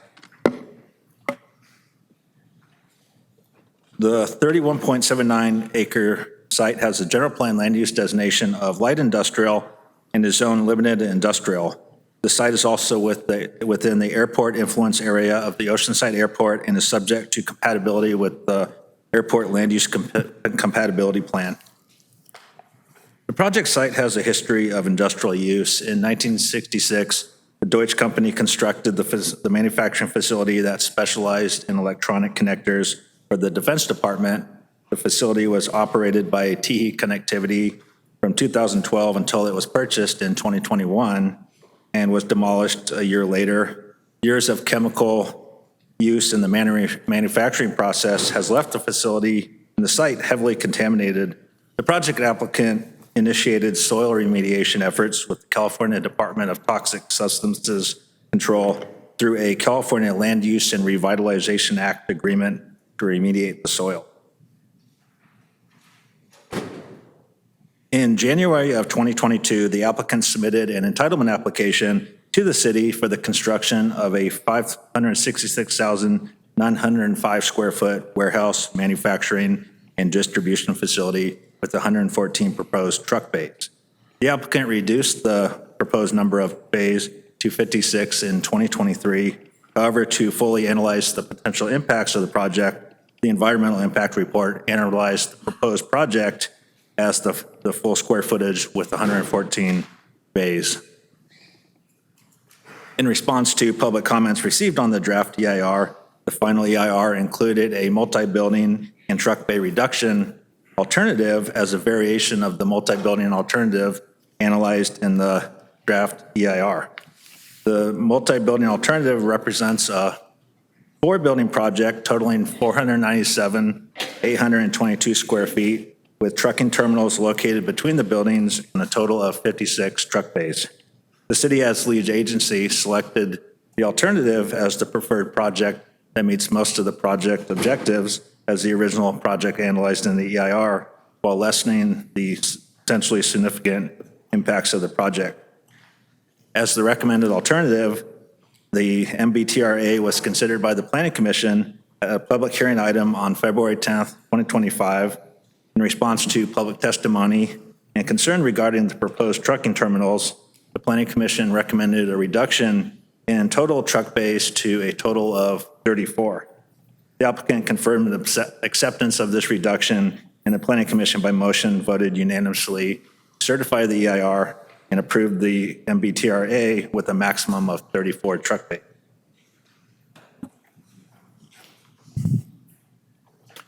The entitlement consists of a request for a development plan to construct 4 shell industrial buildings for warehouse, manufacturing, distribution, and office uses, a conditional use permit to allow an industrial building that exceed 50,000 square feet, and to allow trucking terminals with more than 6 heavy trucks on the premises at one time.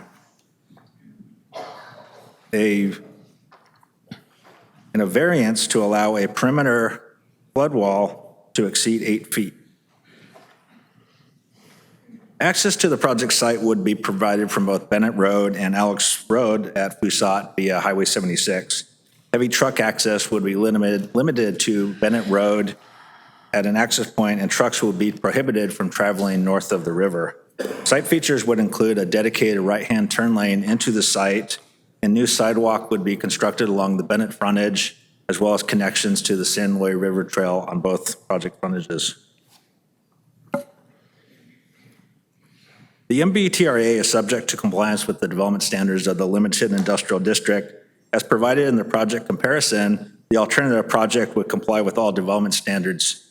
Features of the alternative compared to the original project include a 4-building configuration with a reduction in the overall building square footage by 69,083 square feet, an additional reduction of the truck bays as revised by the Planning Commission, removal of the 60 truck trailer parking spaces, reduced lot coverage from 41% to 36%, and a slight increase in landscaping percentage and maintenance of the 100-foot riparian buffer adjacent to the river. The light industrial land use designation is intended to provide and protect industrial lands that can accommodate a wide variety of industrial uses with a range of moderate to low intensity uses capable of being located adjacent to residential areas with minimal buffering and attenuation measures. As provided in the Planning Commission resolution, the MBTRA was found consistent with land use element policies to keep industrial designated lands devoted for industrial uses, for the preservation of the city's economic future, employment opportunities, and general welfare, ensure compatibility with surrounding land uses and community facilities, and an economic development policy to identify underutilized industrial properties with the greatest potential for redeveloping into more productive use to enhance the city's competitive position in the regional economy. On February 20th, the city received an appeal of the Planning Commission's decision of the project from Gretchen Gary on behalf of Oceanside Speaks Out. The appellant raised a number of issues which have been organized in topical areas as provided in the staff report. The following issues and staff responses have been condensed for time. In the first 2 issues, the appellant states that the project is inconsistent with zoning regulations because the CUP is required. The CUP does not regulate the number of trucks or grade level doors.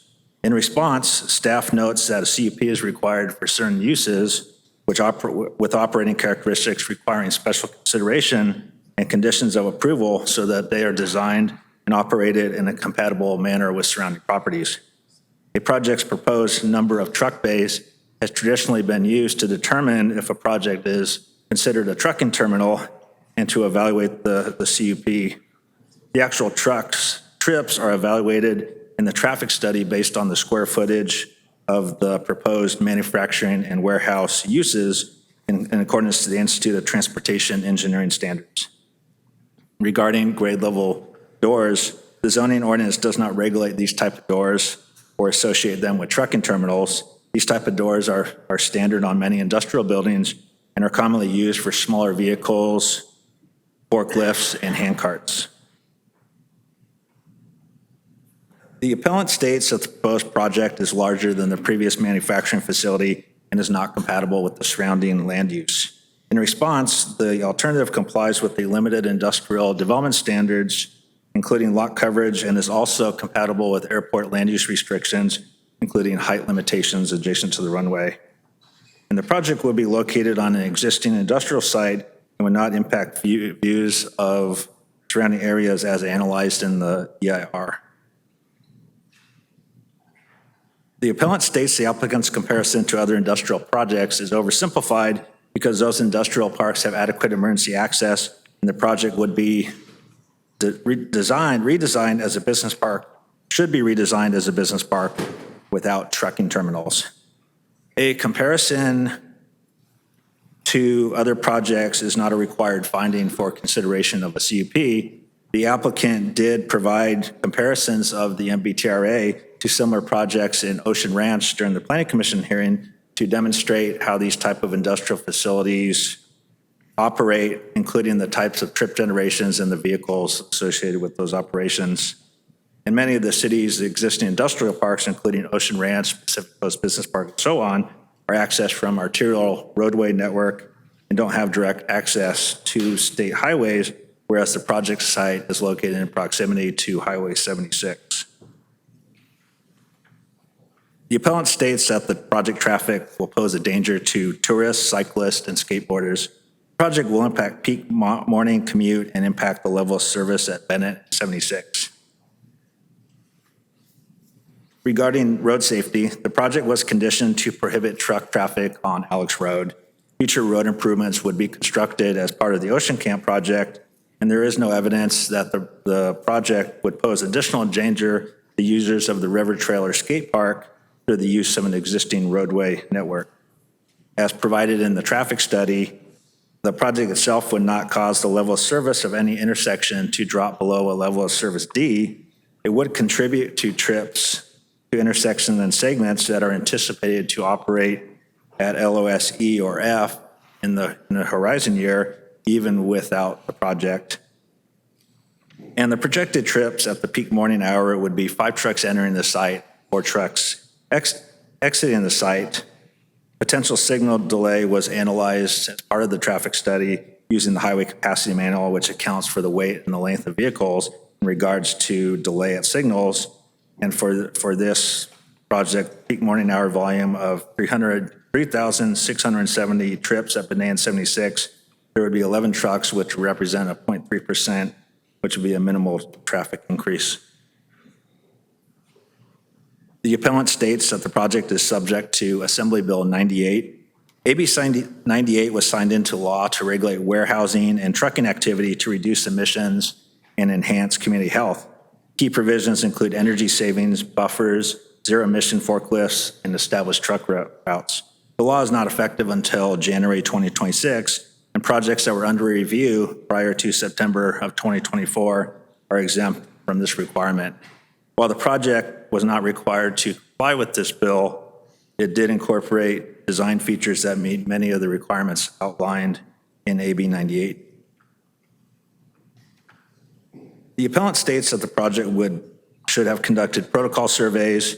Half of the site should be conserved as open space, and wildlife within the river corridor will be affected by traffic noise, lighting, and headlights. In response, it is noted that in the EIR that special status protocol surveys were not required because there is no suitable habitat on site to support such species. The project site was previously developed and disturbed and lacks native habitat. Consistent with the draft subarea plan, the project would provide a 100-foot habitat buffer adjacent to the river and is also conditioned to revegetate 0.85 acres within that buffer. Impacts related to noise and light are fully analyzed and addressed through mitigation. In addition, the proposed solid perimeter flood wall would provide additional screening from headlight glare at a height just over 8 to 9 feet. The appellant expresses concern that the San Luis River holds air pollutants, and the production of ozone and diesel particulate matter combined with the airport will have significant health risks for people in the area. The air quality study for the project was prepared by a qualified air quality professionals using methodology that considered the topography, meteorological conditions, and other factors. The channeling and holding of air pollutants is not supported by substantial evidence.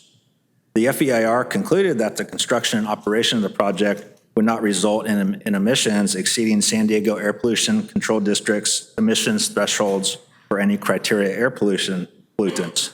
In addition, a health risk assessment was performed to assess potential impacts on sensitive receptors in the area.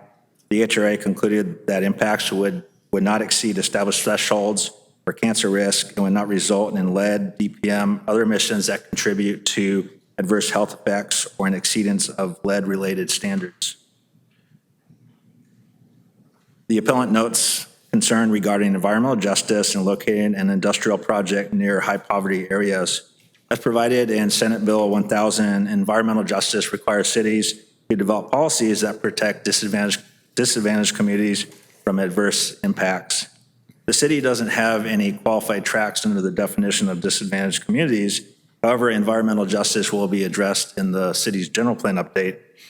Staff finds that the project is not in an area with high poverty rates that would be subject to environmental justice provisions.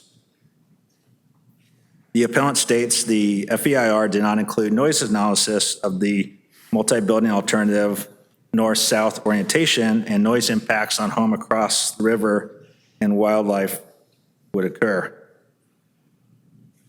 Noise analysis was conducted by qualified professionals using three-dimensional sound propagation modeling, and the river valley is not viewed as having high acoustically reflective sources that would amplify sound.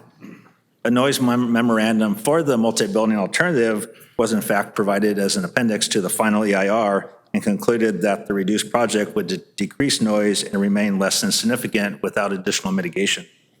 Furthermore, the noise levels would be below significant thresholds for potential noise impacts on wildlife and sensitive receptors.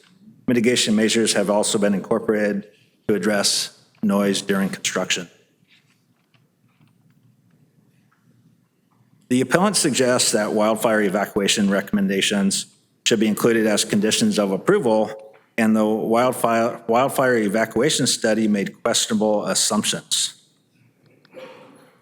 The wildfire evacuation study was prepared in consultation with the fire department as part of the environmental impact report to incorporate fire modeling, evacuation time analysis, and consistency with local and regional emergency response plans. The evacuation times and assumptions in the study were confirmed by the fire department as accurate. It was further determined by the fire department that the recommendations in the study are not necessary as conditions of approval because the Oceanside Police and Fire departments would coordinate evacuation operations and control traffic entering or exiting the project site. The fire department would also monitor and coordinate with project representatives during construction to make sure there's adequate access and water supply to the site. And finally, the appellant states that the public did not have adequate time to review the proposed multi-building alternative prior to Planning Commission hearing, and that City Council has established a precedent by rejecting an Amazon project in Ocean Ranch near the St. Cloud neighborhood. In response, the concept of the multi-building truck bay reduction alternative was introduced at a virtual meeting in November of 2024, and this alternative was subsequently included in the final EIR, which was released 30 days before the Planning Commission on January 10th of 2025. And it was also included in the public hearing notices for the Planning Commission hearing. And the referenced Amazon project referred to would have been located on lot 19 and 20 in Ocean Ranch. And that was a proposed last mile delivery building for Amazon with a large fleet parking area. And council's decision to grant the appeal of that project and deny the project in 2021 was based on significantly environmental impacts that were not adequately disclosed based on the project's use of an addendum to the Ocean Ranch mitigated negative declaration that was prepared 20 years earlier when the initial industrial park was built and did not envision that type of use. The Eddie Jones project did prepare an EIR to address project-specific issues. In summary, staff finds the extensive analysis indicate the appellant has not provided any basis to overturning the Planning Commission's approval of the project and certification of the EIR. As such, staff recommends that the City Council adopt a resolution upholding the Planning Commission's resolution certifying the final environmental impact report and approving a development plan, conditional use permit, and variance for the proposed Eddie Jones Warehouse project. This concludes my presentation. Thank you. Thank you. Any questions from council members regarding the presentation? From staff? No? Okay. All right, the next presentation is from the appellant. Each of the appellant and the applicant will get up to 20 minutes to speak. The appellant can reserve time for rebuttal. The applicant cannot. So if you wish to, we'll let you know how much time is left. Great. Thank you.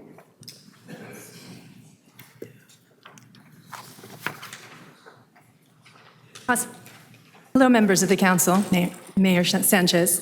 Thank you for your time this evening.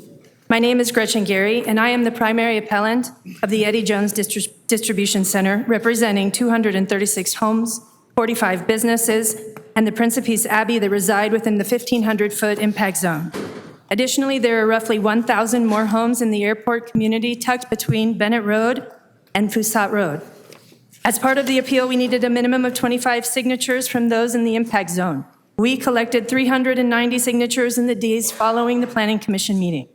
On February 10th, 2025, the Planning Commission staff and commissioners certified the FEIR for a 567,000 square foot mega industrial complex with 114 truck bays and 60 trailer parking spaces on land that was zoned light industrial in 1949, long before the Prince of Peace Abbey skate park and nearby homes were built in this area. The developer did provide alternative yet still massive designs for the project in the EIR, whether to avoid problems with Assembly Bill 98, which was signed by Governor Newsom in September 2024, that tightens building standards of projects like this and has already resulted in a revoked approval of a like project in Bloomfield, or so they could claim that they address community concerns, which they did not. Of these alternatives, referred to as MBTRA, was favored by the planning staff and recommended for a conditional use permit approval with the Planning Commission.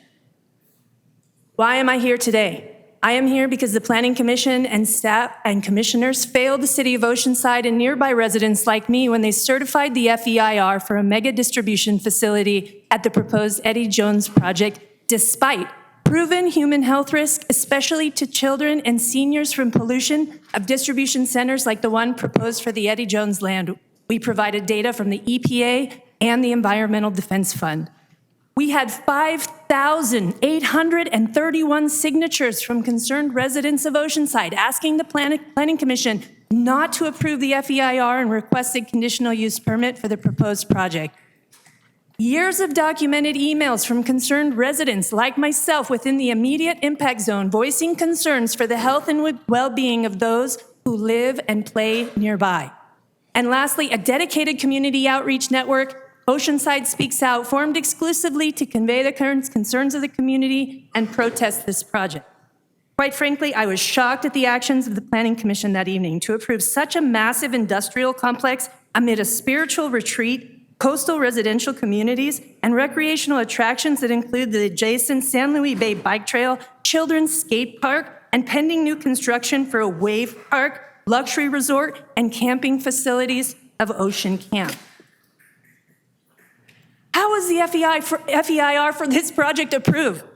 Ultimately, the FEIR was certified by the Planning Commission for projects up to the original 567,000 square feet of the original proposal. It's hard for most people to really wrap their head around how big this building here is.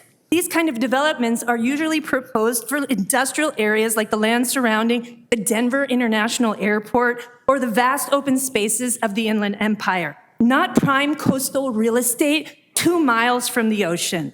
As mentioned, these kind of projects are now under scrutiny by the California Governor's Office, given the implications of environmental injustice that these projects bring to communities in areas like the Inland Empire, where the lack of resources where the proliferation of distribution centers in poorer communities lack resources to fight them. Oh, quite frankly, I'm amazed that this project was approved by people who understood the magnitude of this footprint, as well as the related community unrest about it. It is, especially after most all of the commissioners themselves voiced concerns without any concrete reassurances in the February 10th meeting. There is no other project of this magnitude so close to the ocean in Southern California. Even the Amazon Distribution Center that was unanimously rejected by this city council in August 2021 was only a fraction of this project's size of Building 4 in the new proposal. The Eddie Jones project is proposed as 4x the size of that project, of that Amazon project. I asked the city council to vote the same as they did on the Amazon project. The previous commercial footprint was also a fraction of the newly proposed structures. The developer modified the design of the project from a single 567,000 square foot building to 4 separate buildings. Their square footage are here. The alternative proposal was recommended by the planning staff. There was no additional impact review or noise analysis performed after they changed that design, though. Now sound waves could pass straight through the corridors between those buildings to the residential community that I live in. That's my house right there, circled in red. I am not in support of the MBTRA design either, as I believe the complex is way too large. It's roughly 3x the size of the previous operation. We purchased our home knowing that there was an industrial operation across the river, and we were fully aware of that Deutsche plant. I never had any issues with the operations there when the plant was still in operation from 2018 when we purchased to 2020 when it was closed. In fact, I don't remember hearing a single backup alarm or seeing any trucks coming or going from the property in those years. Despite voicing concerns about the project in the meeting, the Planning Commission unanimously certified the FEIR for the original proposal rather than reject the EIR and asked the developer to resubmit a revised project proposal that would have fully analyzed the noise and air pollution of this alternative design. Of the commissioners who voiced concern, Tom Rosales referenced the fires in LA. Important to note, their fire analysis was done prior to the Pacific Palisades fire or the Altadena fire. And I'm just going to quote him because I love this last part. I didn't get any deal of confidence from the evacuation model, the conclusions of the model. That is a red, very high severity fire zone map taken from CAL FIRE. Within that map are 317 homes in my community, including mine. The Eddie Jones land, you can see on that second arrow down, that's the old Deutsche plant visualized near the airport. But most importantly, the entire evacuation route on Bennett Road and Highway 77 are in this very high severity fire zone. The homes and cars that burned in the Pacific Palisades were similarly located in very high severity fire zones. Why would we knowingly build a mega distribution center that proposes 140 daily heavy truck trips in an area where the entire evacuation route is considered very high risk for fire? Another commissioner, Luis Balma, had concerns about the riparian buffer. I'll just take the last part. Usually when we've had a project in the past, the riparian buffer's been on the developer's land. Well, that makes sense, and that should be how it was. And if you see the Deutsche plant there was a huge riparian buffer between the building and the edge of the property. Both of these alternatives now show buildings extending all the way to the northern edge, bringing industrial operations hundreds of feet closer to my bedroom and backyard than the previous Deutsche plant. Anyone who lives along the river off Tupelo Road in the Wanasvee community will be severely impacted by the noise and air pollution of an operation of this magnitude so close to their home. Thomas Morrissey addressed concerns of backup alarms. He says he visited the site and he was in the houses and he wondered, noise is going to be a problem. What happens if the truck is backing up into a space at 2 a.m? Is the facilities management plan going to deal with that? That's a valid concern. Who would stop them from running trucks at night? Sergio Madera said that people in the community could contact a property management contact with a complaint. Oh, am I going to be able to call someone at 2 a.m. and say, stop working because you're making too much noise? Highly doubtful. I'll be emailing them in the morning when I email all of you to tell you all about it. This video I have right here is of a single backup alarm from a truck that was doing maintenance on the airport. It was just one on the other side of the land. That's just one backup alarm. You guys hear that? Imagine dozens of trucks and forklifts in my backyard, right by my bedroom, sounding like this. Dennis Anthony, I love this. This is my favorite. He described the project reports as shaky. I'm just going to say it in layman's terms. Your reports seem to be a little shaky. They just don't answer the questions definitively enough for me. I don't know where we would get the certainty or the clarity on the issues that we are looking at. This is at the end of the meeting, by the way. Despite feeling that the reports did not provide any certainty about the project, Dennis Anthony and all other commissioners who voiced concerns during that meeting voted to certify the FEIR and approve the CUP with a hasty proposal to reduce the number of trucks from 57 to 34 without any requests to provide further clarity on the issues and concerns addressed in the meeting. How could the commissioners raise so many valid concerns in the meeting, but then unanimously approve the project without any formal revisions to the shaky report? Reducing the number of heavy truck bays from 57 to 34 hardly soothes our concerns, especially when you consider Sergio Madera confirmed there's additional 45 grade-level doors that could service smaller delivery trucks also planned on the site in addition to those heavy truck bays. The current zoning allows for 6 heavy trucks on the site at any time, thus the conditions of the Deutsche Plan originally operated. At a point of reference, the Amazon distribution center that was proposed for Ocean Ranch had 15 truck bays. Times have changed. The area is now more residential and recreational than industrial. The size of these buildings will dwarf our entire community. It will be the only thing you see from every corner of our neighborhood. The truck traffic will also share the road of dozens of young children. In my immediate area, there are 50 young children who live in the houses within the immediate impact zone, all of whom ride skateboards, electric scooters, and e-bikes down Bennett Road in coming years en route for the beach, which is only 2 miles away. This isn't 1949 anymore. When this property was first zoned as light industrial. The area has evolved. The San Luis Rey Bike Trail, Prince Skate Park, and Pending Water Park and camping community all boost the area for outdoor recreation, creating a unique and unrivaled draw for the city of Oceanside. This project doesn't align. No distribution warehouses are included in the vision for the future of Oceanside. And those routes that they say, there's no guarantee semi-trucks are going to only drive on that intended yellow road. They say they will, but what's to stop a truck driver from following GPS that says, Usat over to Bennett and come around? We already have that. Trucks are already driving on our streets, creating dangerous scenarios like this one where a car attempts to pass a semi-truck on a blind turn on Bennett Road. Plus, that blue route here will be open to the smaller delivery trucks and sharing the same road with children on skateboards, e-bikes, and scooters over there at the Prince Skate Park. We aren't anti-development. We just don't want trucks and forklifts in our backyard. It's not too hard to demand more for developers on our coastal land. Given all the concerns we've outlined in this appeal, why settle for a project that clearly only benefits the developer and commercial interests rather than the community? Would any of you want to see buildings like this when you ride on the bike trail? I know the residents behind those 5,831 signatures do not. We can stop time. Thank you.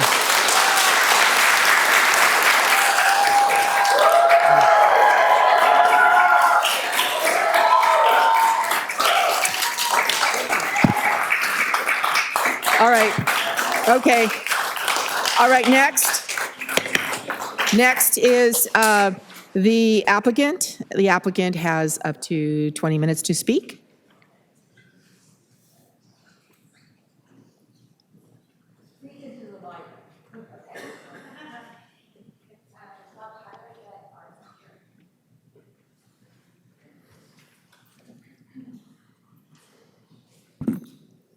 While he's getting that going, can you hear me?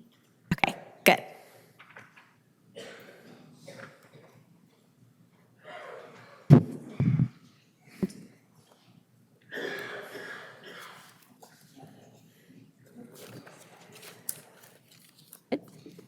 All right.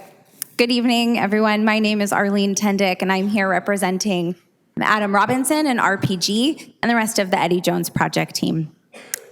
I have been managing the community engagement for the last couple years, and so tonight I want to give a brief overview of the key themes that we've shared during our outreach, and then I'll pass it off to Dan Niebaum from Lightfoot Planning Group, who will dig into the 6 key topics that are the basis of the appeal and really hope to demonstrate that this appeal lacks any legal merit to overturn our approval.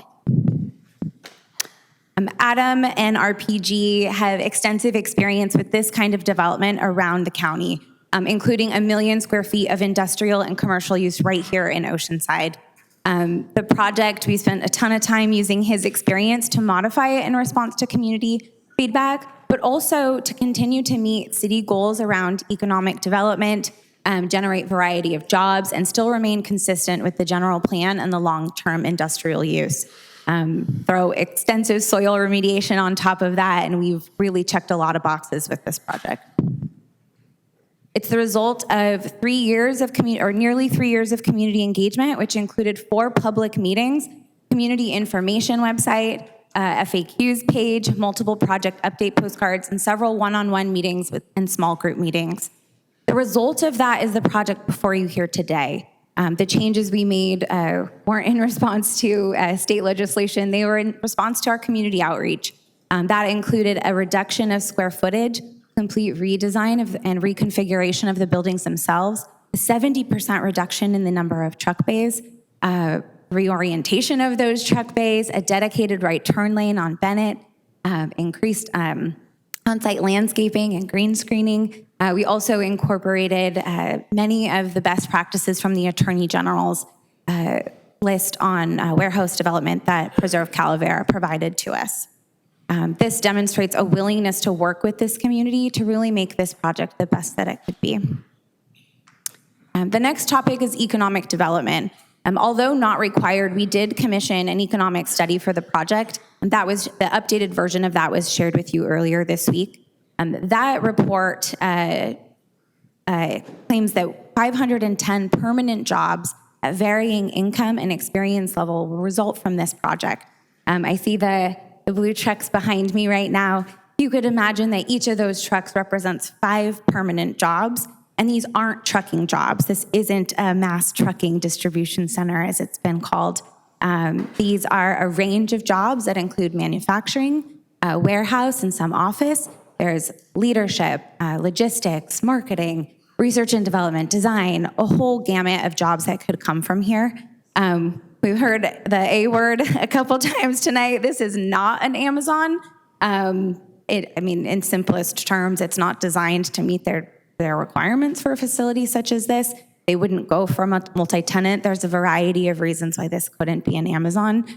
Least among them, we haven't talked to them, and it's not Amazon. So the fiscal impact report also resulted in a $174,000 net annual surplus for the City of Oceanside, which could be used to deliver more infrastructure improvements, roads, parks, things like that. We really believe that developing this site efficiently is in the best interest of the city itself. Next is the alignment with city priorities. The city's economic development element predicts that Oceanside has less than half the needed industrial land to satisfy this planning period. It's really important that this land be developed efficiently. Cities can't thrive with just tourism and coffee shops, right? I mean, we need jobs to be delivered in the place where the general plan says jobs are supposed to go. So this efficient land, this is one of the largest remaining industrial sites in the city, and it's just important that it doesn't go to waste. Now I'll pass it off to Dan, who will talk about the technical elements. Thank you.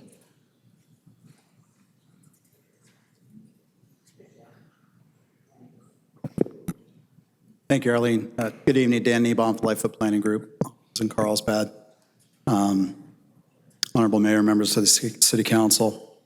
Again, I'd like to thank staff for their thorough staff report. We're going to touch on the main topic areas that were in the appeal. Rob went through all the items in the appeal, I think, in great detail, and appreciate their effort in following up after Planning Commission. And despite, our efforts to respond to public feedback and work with our neighbors and try to educate them on the contamination on the ground and what we're doing with the Department of Toxic Substances, and our unanimous approval from Planning Commission, we did get appealed and based on these issues. We're going to go through traffic circulation, air quality, biological resources, and fire noise. And then finally, land use consistency. I think Rob brought up a couple of points on that. We'd like to focus on that toward the end. So with traffic circulation, one of the big questions, comes down to level of service. And again, level of service is not a CEQA item, VMT is. But when we looked at our traffic, we did a full traffic study. We worked with staff closely on that. Traffic analysis was conducted using objective metrics for this type of a development, based on science and city policies. Final EIR found, the opinions shared by the residents lacked substantial evidence. Contrary to one of the suggestions in the appeal, we did a cumulative analysis with 18 projects, including our projects, with 17 other projects, and including Ocean Camp, and they were evaluated based on horizon year and general plan build-out conditions. And that's where some of the cumulative traffic rates came out on Highway 76, taking our project in combination with all these other projects. And the appeal failed to acknowledge that LOS is not a proper measure for evaluating significance of traffic impacts under CEQA, but the appeal's LOS arguments also misstate the relevant evidence. At the end of the day, as Arlena just said, this is not an Amazon facility. It's not a last mile delivery center. It's not designed as that. And one of the things that we did with the traffic analysis, or to add some more traffic context, and as Rob mentioned in his report, we looked at different projects in Oceanside, in particular at Ocean Ranch, the La Pacifica development that's in Ocean Ranch and buildings next to it. And there's 6 buildings there that total approximately 500,000 square feet, very similar to our project. Except those buildings have 103 truck bays spread between the 6 buildings. That's where Suja Juice is. I think Brexton's in there. Dave's Epic Bread is back in that corner in that development. So we did a traffic analysis on that. We presented that to Planning Commission. Rob mentioned it. Our analysis on truck traffic for that, with 103 bays, 3 times what this project will have, came out even or slightly less. I mean, our project, Eddie Jones, is slightly less than theirs based on peak truck traffic, with 3 times as many bays. So the next item I want to touch on is air quality. Again, many of the assertions made by the appellant lack merit or are based on flawed assumptions. The EIR is based on science. Air quality analysis was conducted by experts in the field. We're consistent with a long-standing land use in the area. And so we're less intense than what was allowed by the city's development regulations as well. So we would not result in emission impacts, beyond what was envisioned in the growth projections for the city. One of the things that the appeal brings up is that we used an old version of the CaliMod, which is a technical analysis software for air quality analysis.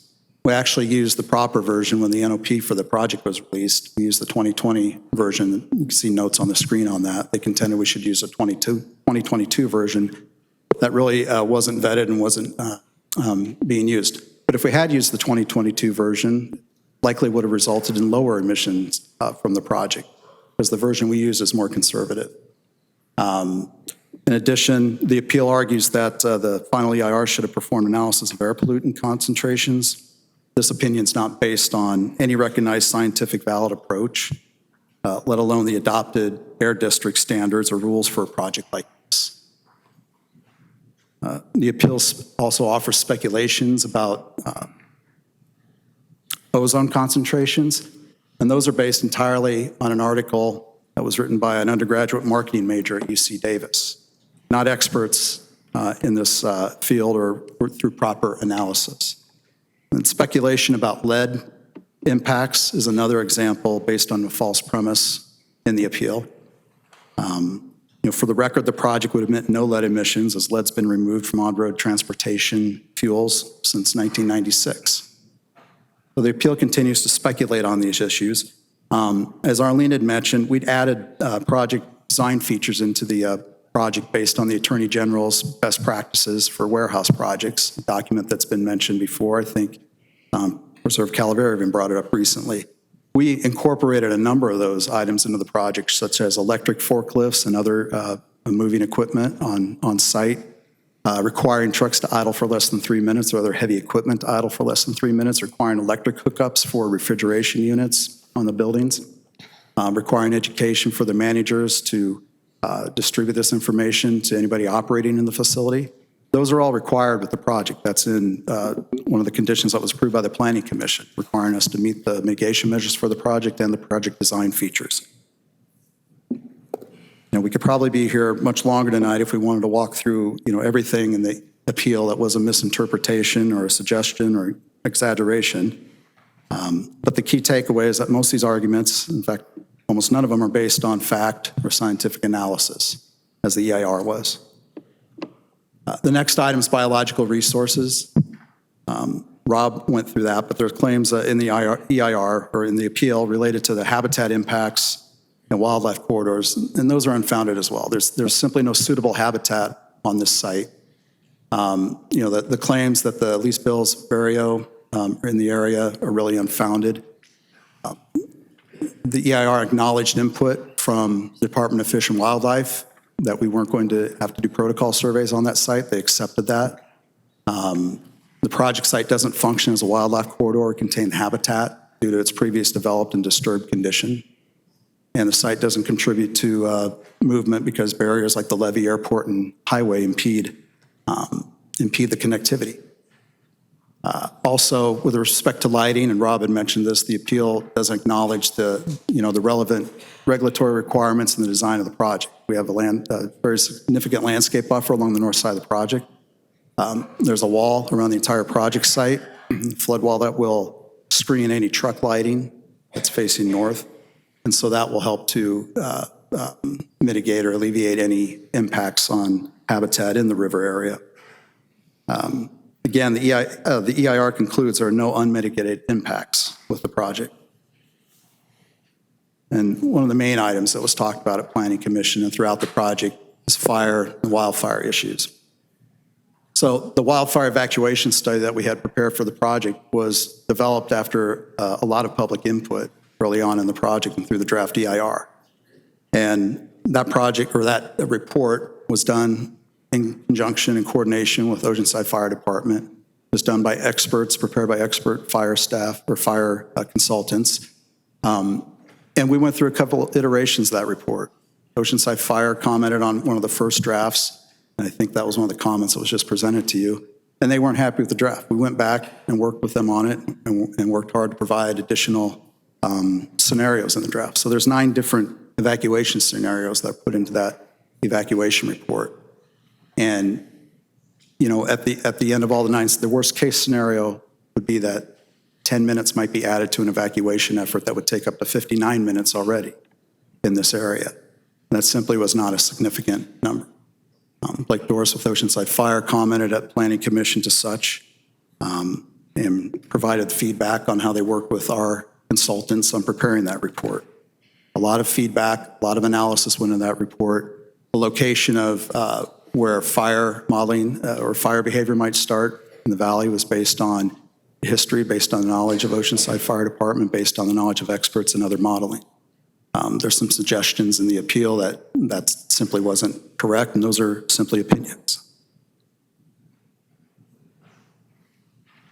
The next item is noise.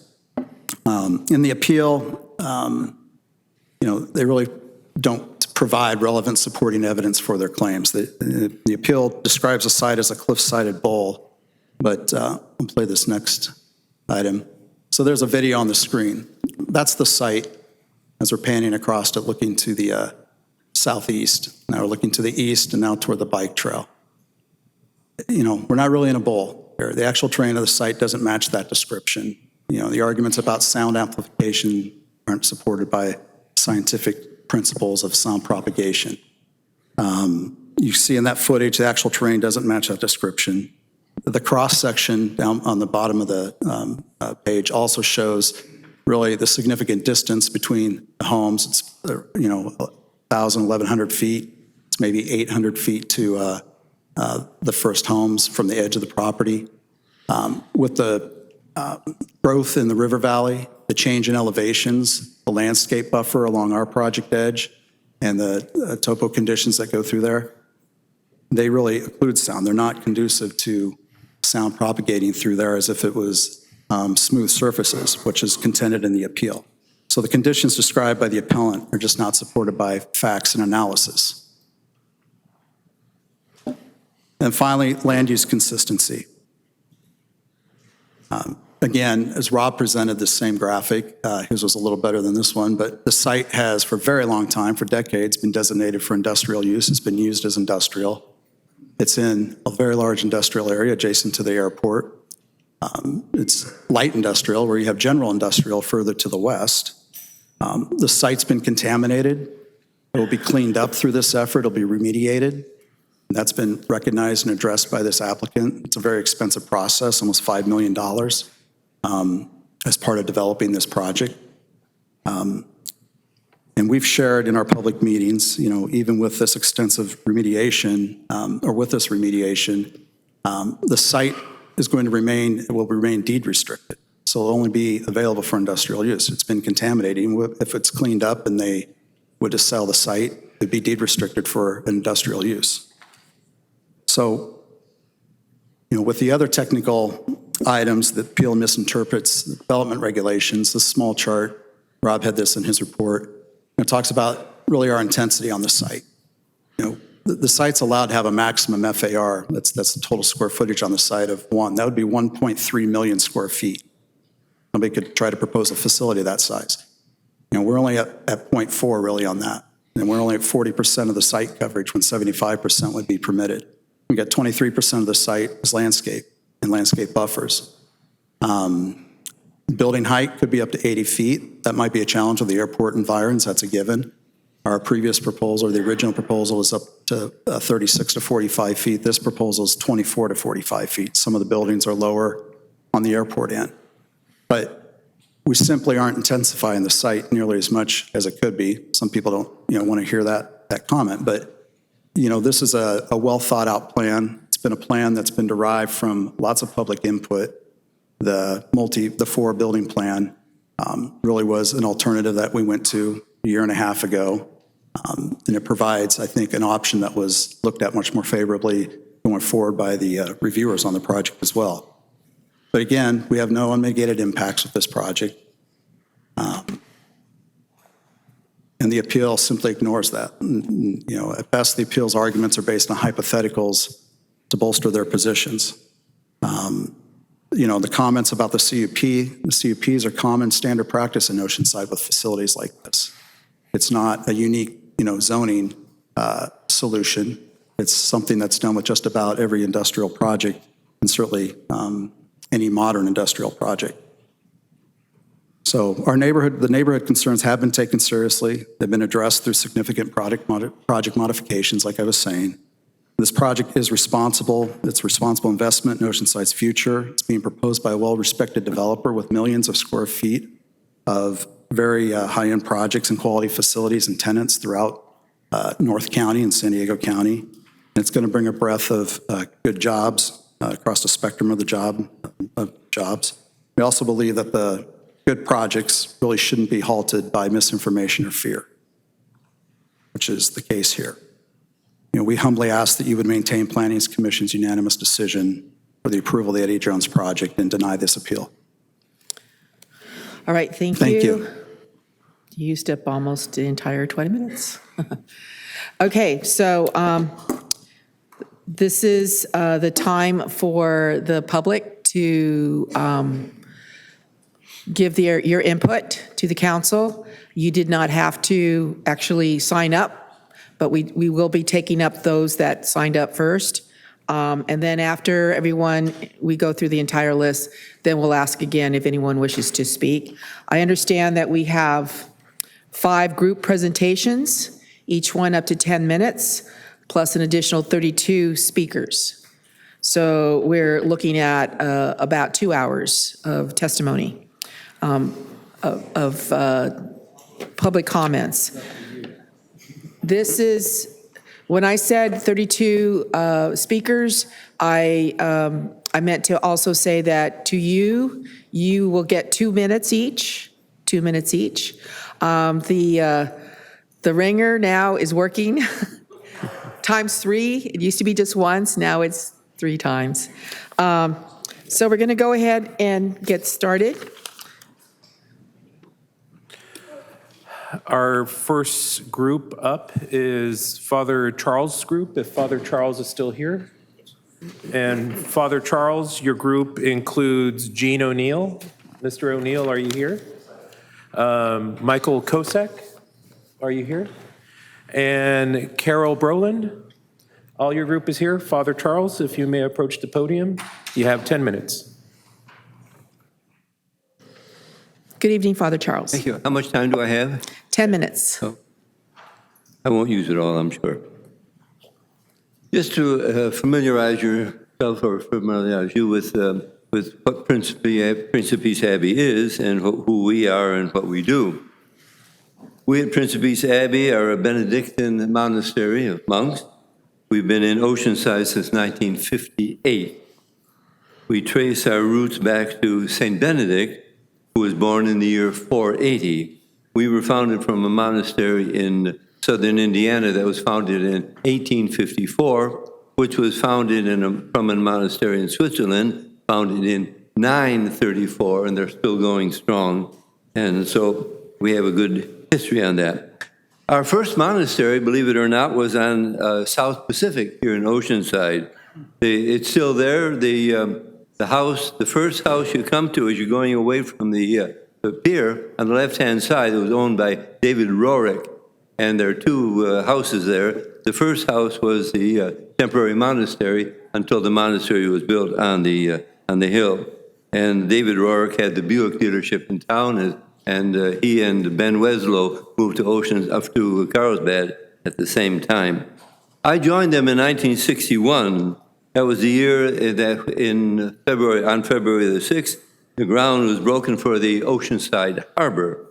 When I came in, Mission Avenue was 76 all the way, and we used the path, presently 76, just to get to the ocean from present Bennett Hill or Bennett Road to N76.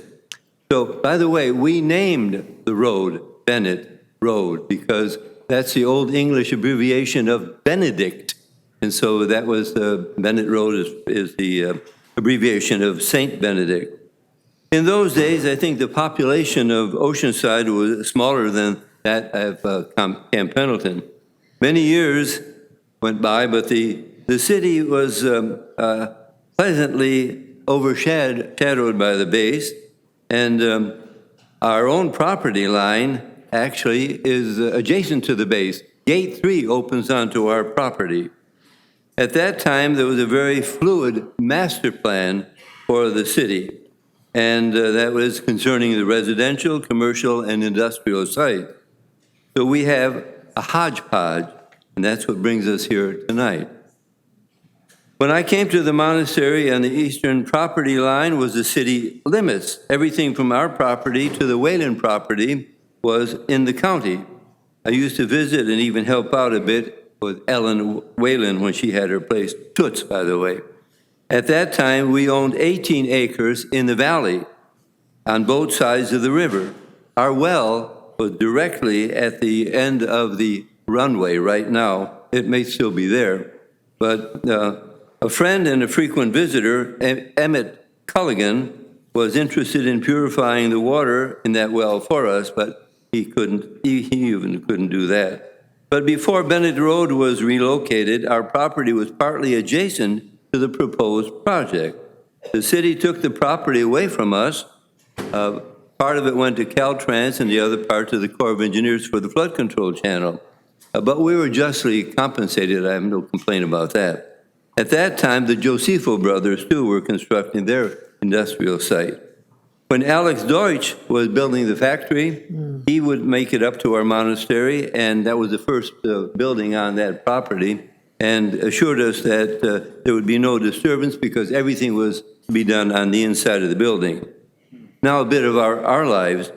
We think we have the best kept secret in Oceanside, but that's not intentional. We have 21 monks, and we lead a life of work and prayer. The site was chosen because of the remoteness at that time. We understand that the world need not cater to us so that we can have what the world only dreams of, and that, of course, is peace and quiet.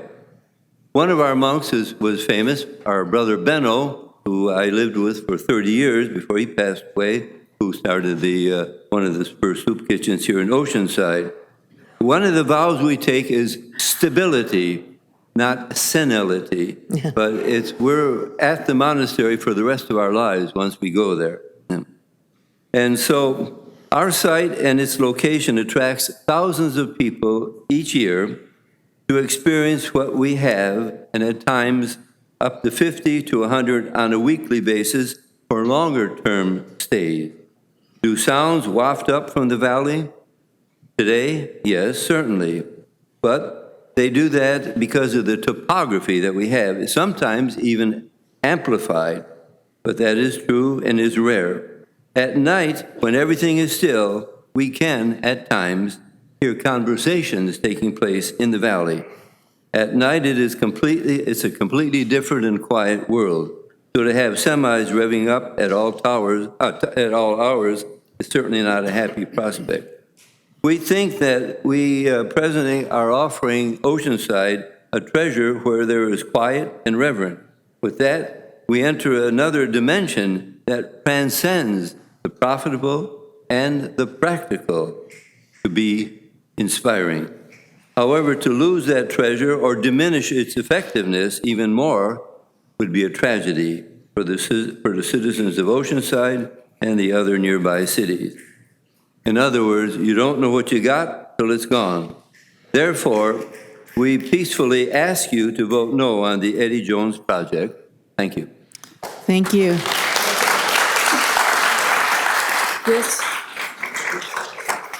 Are there any questions any questions? Does anyone have any questions for Father Charles? No. Because he's going to be leaving. I understand he asked to speak first, because he will be leaving. No questions. Thank you. So, all right. So, as you heard, we've got 2 hours of hearing from the public. So I'm really going to ask you to not clap and do this. It gets us to move faster, okay? So we do have four more presentations, right? So the next one is Deborah Wanamaker, Kapahi. Ray Kapahi's group. Deborah Wanamaker, are you in the audience? I'm here. Deborah is here. Kim Stone, keeping an eye on me. And Stephanie Dimakidis. Right. And so Mr. Kapahi will be doing a 10-minute presentation. Okay. And we will be passing out his presentation to the council. Yes. Okay. Thank you, Mr. Ray Kapahi. Yes. Thank you very much. You can start whenever you want. My name is Ray Kapahi. It kind of sounds Hawaiian, but isn't. So, I'm an air quality consulting engineer working out of Sacramento. I've been in the business for about 35 years. I've been analyzing air quality impacts from a very, very wide variety of projects. Academically, I have a undergraduate degree in physics, and I have a master's degree in chemical engineering. I've also had some additional training with the California Air Resources Board under their greenhouse gas program, and I served as an auditor for the state on the issue about greenhouse gases. When we're talking about air quality, I think all of us have an intuitive sense of what that is. I mean, we may not know the numbers, we may not know the composition, but we can tell when the air is dirty. We don't need experts to tell us, oh my God, the air is. There's an intuition that all of us have. Okay. So now the issue here is this. Almost 60 years ago, the federal government decided, we're going to finally get to the bottom of this thing and define exactly what we mean by air quality, clean air, dirty air. What is it? So they issued a landmark regulation called the Clean Air Act. And the Clean Air Act, for once, finally listed a bunch of air pollutants that they said, well, these are the pollutants we're going to start with. You've got carbon monoxide, particulate, NOx, et cetera, and they attached a numerical value to the concentration of those pollutants. So they said, well, if your concentration of the air you're breathing exceeds these numbers, then the air is not healthy. This particular table appears in both the draft and final EIRs. That table is taken from the EIR. And of course, once these standards came out, everybody wanted to know, how about myself, where I live, and is the air quality good or bad? Is it, And so we came up with a program where we said, okay, this is the air quality in the San Diego Air Basin. Again, this is taken from the draft and final EIRs. And there you can see that for ozone 8 hours, we violate the standard. For all the other pollutants, we do not.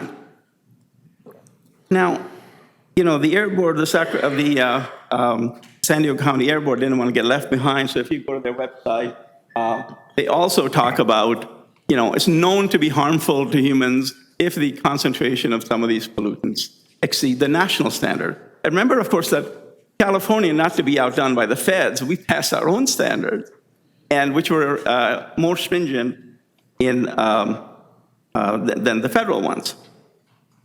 Now, for the E.D. Jones project, let's go over there now. The question we have to ask is, with the emissions that they've calculated, pounds per day, would they violate the standards in those tables that I just gave you? Okay? And the staff response has been that, well, we don't really have to calculate the concentration. In fact, the previous speaker from the applicant said, well, for air quality, there's no scientific reason we have to do calculate of concentration because, after all, the air board said we don't have to do it, so we're not going to do it. Well, excuse me. These standards were in terms of concentration, parts per million. You're comparing that with pounds per day. Okay, that's not apples and oranges. That's like apples and refrigerators. Okay, that makes 0 sense. And so, in this response, I said, well, CEQA does not require us to calculate pollutant concentration methodology. Well, that's true. They're not going to hold your hand and tell you how to calculate the methodology. That's correct. But if you look at CEQA, again, this is right from their EIR, it clearly says, take a look at the concentration of pollutants and determine if it's likely going to harm people. The term they use is likely to have substantial pollutant concentration. It is not substantial pounds per day. I mean, what is the big deal? Why? They've got the emission rates, okay? You've got the emission rates. They calculated this. Okay, why don't you just calculate and tell us, are these concentrations associated with these emissions, are they going to go above or below the standard? Is that asking too much? I mean, it's just a yes, no. This is not an essay question. But they kind of tiptoe around the issue and they say, well, our daily threshold, is 250. Look at us, we're only 42. My God, we're such good guys. We're so much below the thing. So all of a sudden, these impacts are less than significant. Well, what does that mean? So if I was a homeowner living near this site, and somebody told me, well, the impact of this project is going to be less than significant because that's what the table says. So, not being an expert, I would say, well, if you told me it's less than significant, well, that's kind of the same as insignificant. So does that mean that the concentration of these pollutants then obviously must meet the standard because it's insignificant? That is not true. Now, they use a dispersion model to calculate the concentration of a whole bunch of other pollutants, but they wouldn't do it for this. Here's why. If you take a look at those NOx emission rates from their table and translate that into a concentration, that whole wide area you're looking at, the 1 hour NOx standard federal would be violated. Not just once. I did the thing for 2 years. Well, after 50 violations, I stopped counting. So the point is that if you violate the standard, well, that means that the impacts are significant. You can't tell everybody, well, I violated the standard, but according to the daily emissions, I am less than significant. You can't have it both ways. I mean, make up your mind. So this is what people breathe. So if you live in that area, that's what you're going to be getting. So to me, it's not that hard. I mean, this is not my opinion. Okay, this is their numbers, a model that was recommended by the Air Board. The weather came from Mother Nature, and all I did was put everything and turned the crank and got the results. So I know in CEQA you can have differences of opinion between experts. This is not a difference of opinion. This is what the numbers are telling us. So the big question is, if you as a board, you've been presented with facts which say these standards are going to be violated, and if you still approve the project, then why are we having the standards? Why did we even bother? I mean, so, you know, I think at the end of the day, either we follow the law and you know, meet the standards, or say, heck with it, we're not going to follow them. So I think that at the end of the day, you know, we set up rules for a reason. Here they are. Here's your numbers. Put the two together, you pass or you fail. Well, in this case, you flunked. I'm sorry. So, you know, at the end of the day, I think that the numbers speak for themselves. You can spin this any way you like, and you can say, well, you know, it's just, you know, we don't like Ray, he's this shady guy, you know. But at the end of the day, these are not my numbers. These numbers came from them, from their study. He mentioned Kalimad model. This is the latest number that they gave us.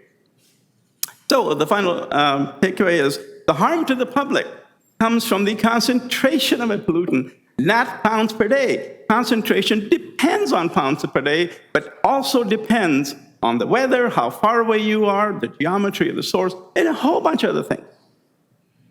The NOx emissions, the graph I gave you, clearly shows multiple violations. That means your impact is significant. And use of daily thresholds doesn't mean you flush all the other regulations down the toilet. I'm not a CEQA lawyer, but even I can figure that out. So, and the NOx is especially bad because NOx, remember, is by a pollutant by itself, also causes smog, which is, I showed you in that part. We already violate the standard. Talk about taking a bad situation and making it worse. Okay, I got 1 second left. I'm done. Okay. Thank you. Thank you. Okay. I have to leave pretty soon, so if you have any questions, I'd be more than So happy next is Michael Tenhover. Do you have any questions? Because he's going to leave. Do you have any questions? Because I have to leave pretty soon. Anybody have any questions? Who, I guess you qualify as an expert on this. So I think so. Yes. How many years did you say you did that? Sorry. Excuse me. No more clapping, please, because we're not going to get out of here before midnight.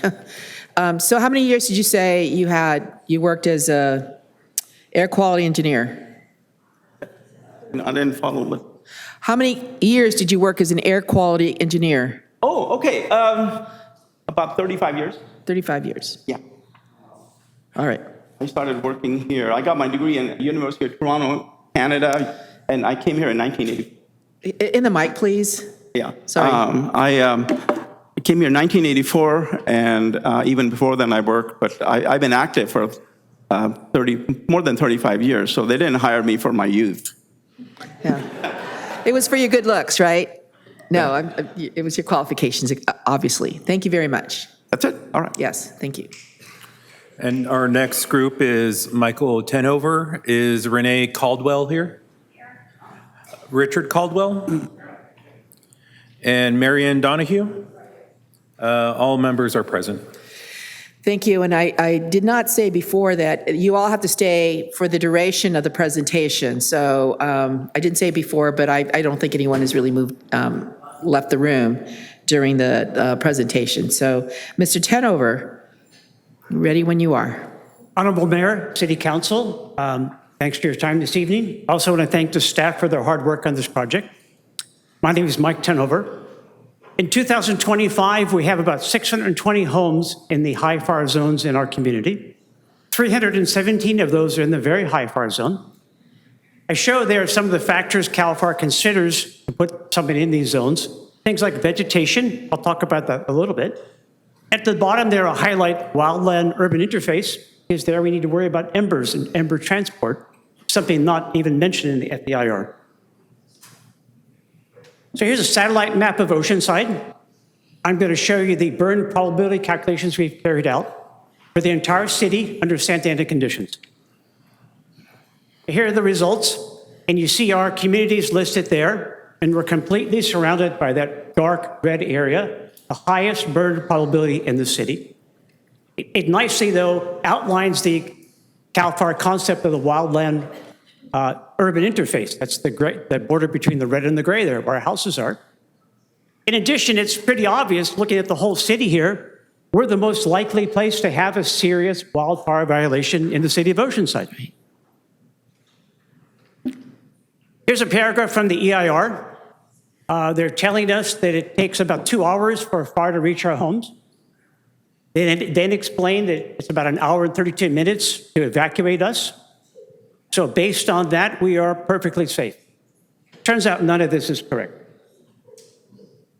So I'll show here a map, and on the right, you see the white square there, white rectangle that says final EIR fire start.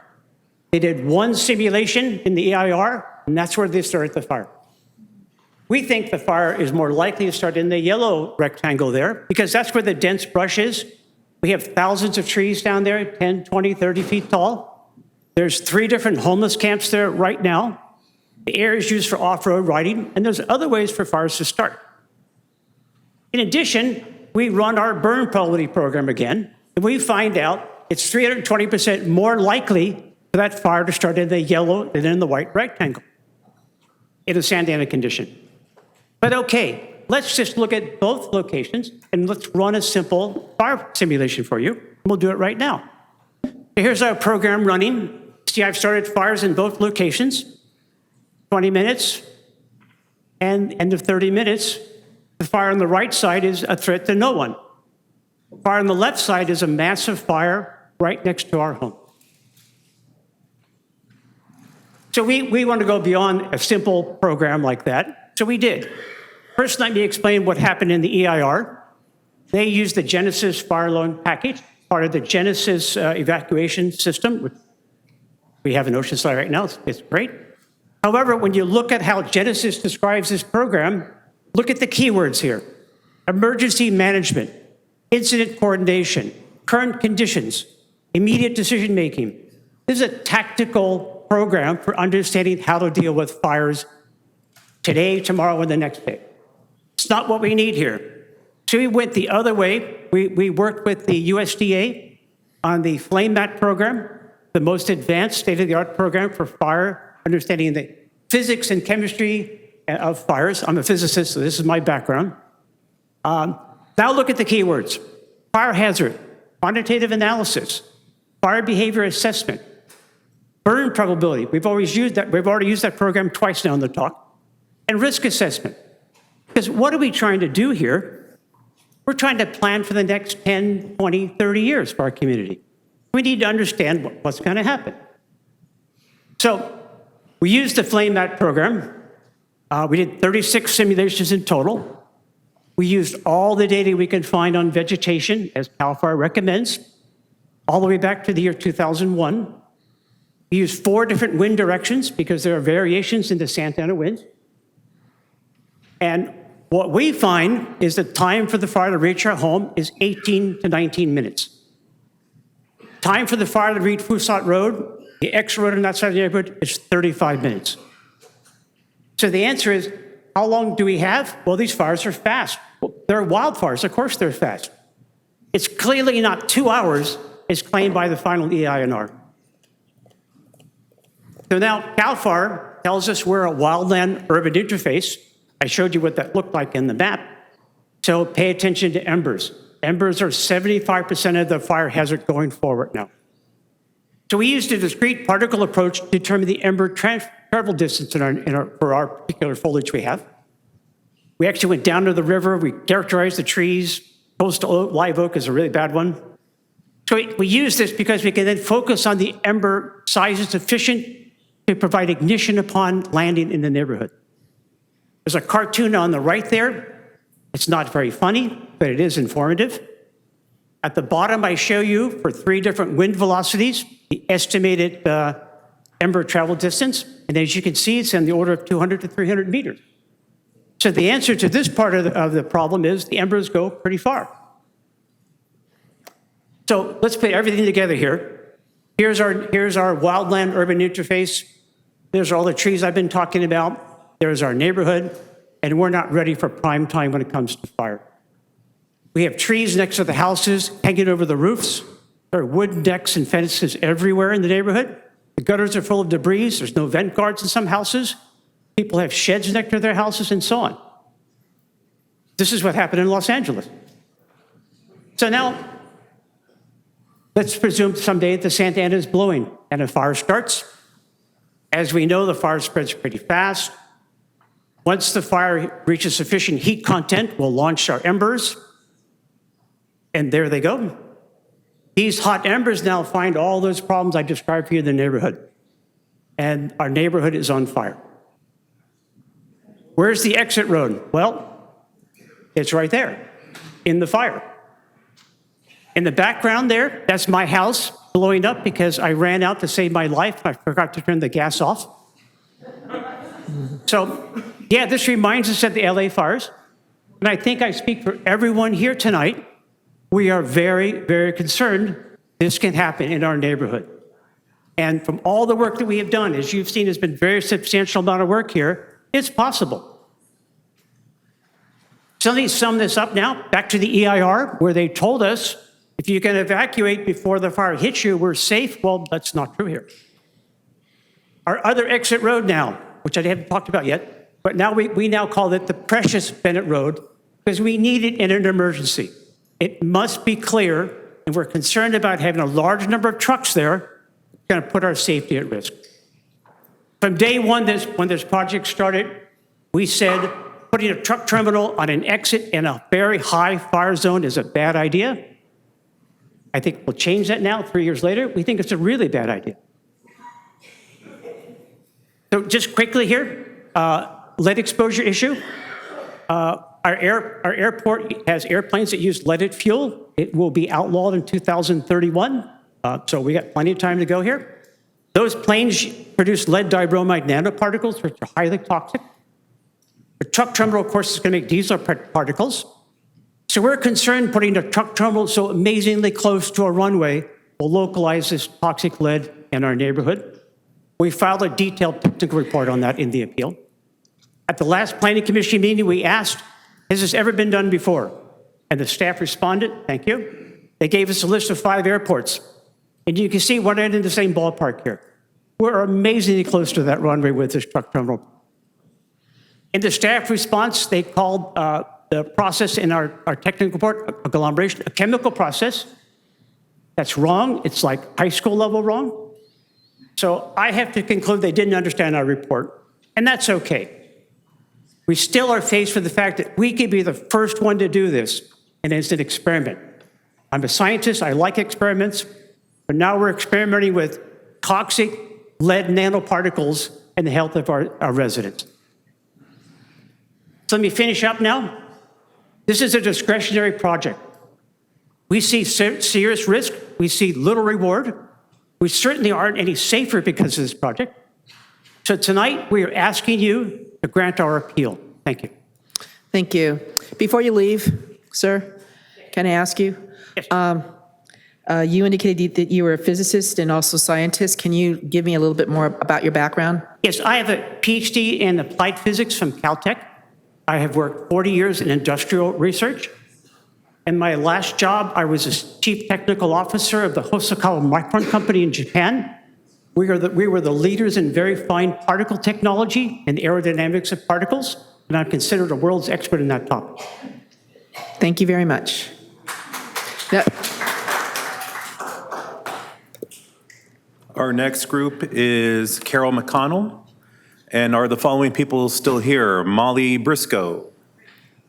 Madison Lang. Patty Briscoe. All members are here. thank you. Okay, Ms. McConnell, thank you very much. And my slides are going to be in the deck, I hope. Yeah, we won't get you started on your time till you're ready. Thank you.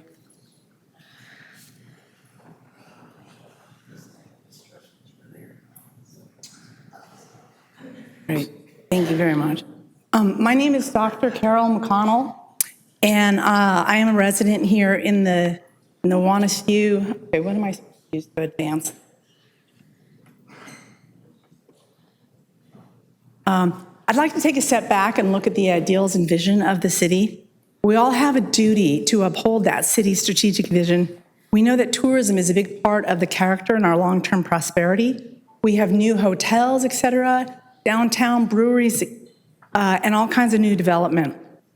I would say the tourism also extends as a key economic driver to the inland areas of Oceanside as well. We have San Luis Rey Bike Trail. We have the Mission San Luis Rey, which many of us forget about. It's actually the number 3 thing that is visited on TripAdvisor. We have the Go Jump in Oceanside. And in the city's own annual report, there is a section that talks about the Go Jump as a destination pillar and its importance to the city on tourism. We also know we have Ocean Camp coming soon. Ocean Camp is already advertising that you can rent a bicycle and pedal to the beach. So we know that you guys have been talking quite a bit about the strategy of the city. And in your general plan workshop on March 19th, I heard many people refer to the remarkable city elements that promote visitors, bicycle trails, bicycle paths, and the importance of retaining neighborhood character. Also, as recently as last week, I attended the Oceanside Tourism Summit, learned about the number of jobs that are available for those related to tourism in this town, and over $26 million in local tax receipts. I heard Tim Obert describe it as we owe it to the next generation to grow responsibly as we expand tourism. I'd like to take a minute and ask the question, does the Eddie Jones project fit with these strategic goals of the city? We hear over and over concerns about traffic, constraints along Highway 76, not only at the various intersections impacted like Benet, but also those who live off Douglas, those who live further off of Vandergrift, and on up through the valley to the east in the river. We know that Alex Road is going to be significantly impacted. There are children who share skateboards, bicycles, scooters, pedestrians to and from, along with what will soon be traffic circles. Now, I would argue the average Californian doesn't know how to navigate a traffic circle. And you are talking about adding tourists who are from out of the area with people coming and going from this giant warehouse facility, as well as children on the street. There's not enough parking in the skate park to accommodate them. People park on that Alex Road, which will now sustain all this additional traffic. So I'll also ask the question, does this Project Eddie Jones align with pollution? And Ray Kapahi, who I will note, we paid him originally a couple years ago for his assessment, but his presence today was entirely at his own volunteer, wanting to get the information to you. And so he is not pay to play. We asked for the original analysis 2 years ago, but he insisted on being here because his results were so significant. In the EIR appendix that goes with this project, it says that diesel exhaust from heavy trucks is a complex mixture of gases, vapors, and particles with known carcinogens. The plume of a single diesel truck spreads as wide as 43 feet. One of the measures, most commonly of pollution, Mr. Kapahi already talked about the nitrous oxide. Another one is particulate matter of less than 10 micrometers. This is a map showing the concentration. He told you about how the measurements, the unit of measure in the EIR were cherry cherry pick in order to pass what they are putting forward as standards. But if you actually use concentration, which he as an expert has explained to us, is the protocol, this is the concentration of particulate matters less than 10 micrometers. Here's where the project is. This is where the skate park is. This is Ocean Camp. This is the bike trail of families pedaling to the beach, surfboards intact. And this is where the sky jumpers get to land right down in the middle of all this. Now, this is the view from a sky jumper with the superimposed, fantastic, isn't it? Superimposed with the model directly lifted from the Eddie Jones website that is produced by the developer. This is the size of this warehouse complex. It used to be a sky jumper would use the airport runway to know where he or she would need to land. You can barely see the runway anymore because of the size of this complex, and clearly they're going to be using this complex as their source of knowing where to land. The other thing that I hear over and over is how this complex aligns nicely with the other light industry buildings in the area. If you look at the size of the light industry buildings south of the runway, south of 76, this is a monstrosity compared to what is built there in this valley already. I liken this to when I bicycle over to the marina and I see that Marina Tower building is about 15, 20 feet stories tall, and I think, wow, how did that get through? I bet that was a mistake. When I'm walking or pedaling down the Strand and I see that North Coast Village disrupt the beach that prevents us from connecting our downtown to our harbor, I think, wow, that was a mistake. This is going to be one of those mistakes. So let's get back to the particular matter of less than 10 micrometers. These are airborne particles that are so small that are easily inhaled into the lungs, and they're easily ingested into the mouth, nose, or throat. Studies have shown that even short-term exposure to the PMT may increase the risk of heart and lung disease. Let's not forget who we are, or who we are exposing. We're exposing children and teens. These are children who are exercising heavily, breathing deeply, and purposely drawing air deep into their lungs. In addition to the concern over children, we received, and you guys got this too, 48 hours ago, a letter, an email from a certified environmental specialist named Isaiah Diaz, who said that the studies that are done typically in these kind of environmental impact reports on the health usually are done on average adults. They do not take into consideration children. They do not take into consideration people exercising. They do not take into consideration people who are seniors or the immunosuppressed. There's a whole article on this that was sent to you 48 hours ago. So I ask, how are we doing in our duty to uphold the city's ideals and vision? How do we explain that we chose to allow industrial scale pollution along a bicycle recreation river trail populated by residents and tourists? How do we then explain to those tourists who pedal from Ocean Camp to the Oceanside Harbor that we knowingly created an area of disproportionately high risk? And it's not like we don't know. There are a lot of publications out there now that talk about the effect of warehouses on the significant and growing and significant evidence of warehouses creating adverse health effects.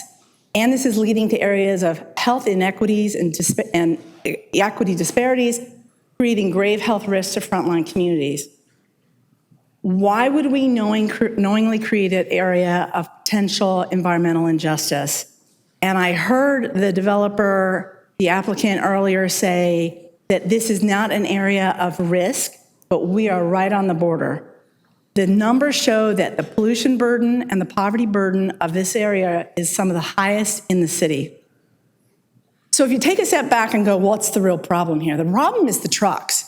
And that EIR was certified that it would allow 114 trucks access points at any point. Now, sure, we're looking at 34 right now, but that's not to say that a future tenant isn't going to come along and ask for more. And it doesn't say anything about grade level trucks. We're only talking about truck bays or truck terminals for these large diesel vehicles. So what's the solution? We would ask that you follow the zoning ordinance. We don't contest the zoning ordinance. That has never come up. It aligns with the historical use of the property. It aligns with existing light industry buildings south of the runway, south of 76. Caltrans has said specifically they have absolutely no plans to expand 76 anytime soon.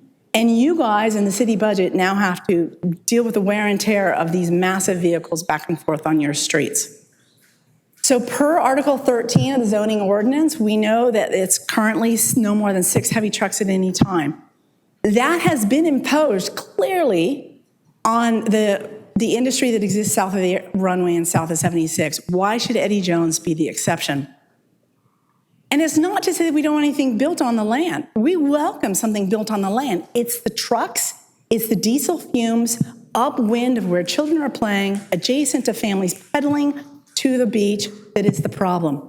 This is just an example. It's not prescriptive. It's just an idea. There's a 37-acre parcel that is at Oceanside and Ordway. It has multi-use industrial buildings with warehouses, flexible office space, warehouse clearance heights that are quite large grade level doors, and promotes small businesses. My last slide, it has surfboard shops, sign shops, airport supply, and internationally recognized movie poster artists. We ask that you just follow your own regulations. The stakeholders here are more important than the private equity group that is behind this. Thank you very much. So the next group, I think it'll be the last one. Jimmy Knott? Jimmy Knott Group. And I think, is it going to be Wendy that's going to be speaking? So we have Wendy Bravo Dolan, Jimmy Knott, Jordy Feldner. I'm sorry, before you sit down, Ms. McConnell, because you may leave, can I ask you, what is your background? You, could you speak in the mic? My apologies. You introduced yourself as Dr. Sure. My Carol undergraduate McConnell. degree is Cornell University. My doctorate is in veterinary medicine. I also have a master's of business. All right, thank you. So we have Jimmy Knott, Wendy Bravo Dolan, Jordy Feldner, are you here? Is Jordy here? Oh, I see you. Mary Ellen Reese, and then Arlene, you also signed up for this group as well. Okay, so all members are here. All right. When you're ready. Honorable Mayor and members of the City Council, thank you for this opportunity to speak. This is a statement of opposition and proposed alternative to the project. And I want to start by talking about why public opposition matters greatly. The tremendous unpopularity of the project is shown in the voices and signatures of thousands of residents and visitors who have long petitioned the city not to approve it, both in formal petition and in public hearings over a course of years. The City Council is free to reject the proposal based wholly upon public opinion if the preponderance of testimony shows great dismay and alarm over the project's capacity to degrade the quality of life, locally to the project site and generally to Oceanside's residents and visitors from all over the world. The public is the chief stakeholder in the protection of Oceanside's aesthetic assets, its natural resources, and fragile environmental surrounds. CEQA guidelines and standards, therefore, cannot be misconstrued to afford any lead agency entitlement to treat the EIR as a stuff of convenience in order to shape and redefine terms of quality of life to suit commercial interests that will impinge upon that right to quality of life. The public has the right to be free of any attempt on the lead agency's part to streamline due process by the admission of substandard evaluative measures. CEQA's mission, then, it must be shielded from misinformation like only complaints addressing CEQA issues will be heard or weighed in, not your opinion. Rather, CEQA's mission to support public opinion rightfully expands the City Council's role to respond to public opinion in a robust way. The responsive City Council recognizes the voting public as the hedge against ill-conceived runaway development projects in coastal cities, those close on fragile multi-species habitats, and can deteriorate natural resources and quality of life. The people themselves are the vanguards against compounded congestion and compounded noise, deterioration of finite resources, and to protect a river in trouble. Aesthetics and qualities of life, and quality of life. CEQA's section on aesthetics is a way Oceanside can preserve our city's best through generations, but we can't do that without conserving what we have. CEQA's mission to incorporate public opinion's power to preserve Oceanside's aesthetic assets are inclusive, not merely defined in strictly delineated visual terms, but in the auditory experience in birdsong, in the olfactory senses where trees, flowers, and butterflies compose a climate for joyful contemplation in the great expanse of natural surrounds. CEQA's attention to aesthetics and quality of life, expressed in a city's care for the public good, lends tremendous contextual meaning to Oceanside's general plan, one that provides for viewsheds and viewpoints taken in for miles around and contributing to life, the hallmark of quality of life and abundance. Oceanside's general plan respects scenic vistas and routes, such as those offered to all by the Prince of Peace Abbey, sited within the 1,500 feet of the project. Oceanside's general plan wisely values the role of church grounds to offer everyone a place to enjoy the promptings of the heart in the broad embrace of peace. Oceanside's general plan sees aesthetics and the human person in the context of peace. That is the direction we must take here in Oceanside for our children's legacy. A river runs through it, our San Luis Rey River. With respect to Oceanside's finite resources, let's talk about water. Of great concern is the project's failure to address risks to our city water supply. Oceanside's Water Utilities Department has planned for 50% plus of Oceanside's future water supply to come from the San Luis Rey River for an indefinite period. The river water table is about 7 feet below the project site. Yet, the project contains no plans to indemnify and cover for potential loss costs to ratepayers, including the poorest among us, that may be caused by the developer and future occupants of the site. The lack will burden not only Oceanside residents, but all water users, to include native habitat, animal and plant populations that are at present without dependable federal or state support due to actual or threatened budget cuts. Oceanside has no budget for such a water supply catastrophe. For this reason, the developer should have shown the risk to be nil, or the developer should have addressed the issue and arranged a healthy, ready reserve or insurance policy on deposit with the city to cover losses caused by the developer or its occupants due to willful negligence. This would have covered all water users, the city, the developer, and the occupants of the site, as well as the user's water replacement costs and site remediation costs. But isn't such coverage a convenient pipe dream? Proper support for the health and safety of the San Luis Rey River means fiduciary arrangements should have also required the project to replace monitoring wells recently destroyed on development property.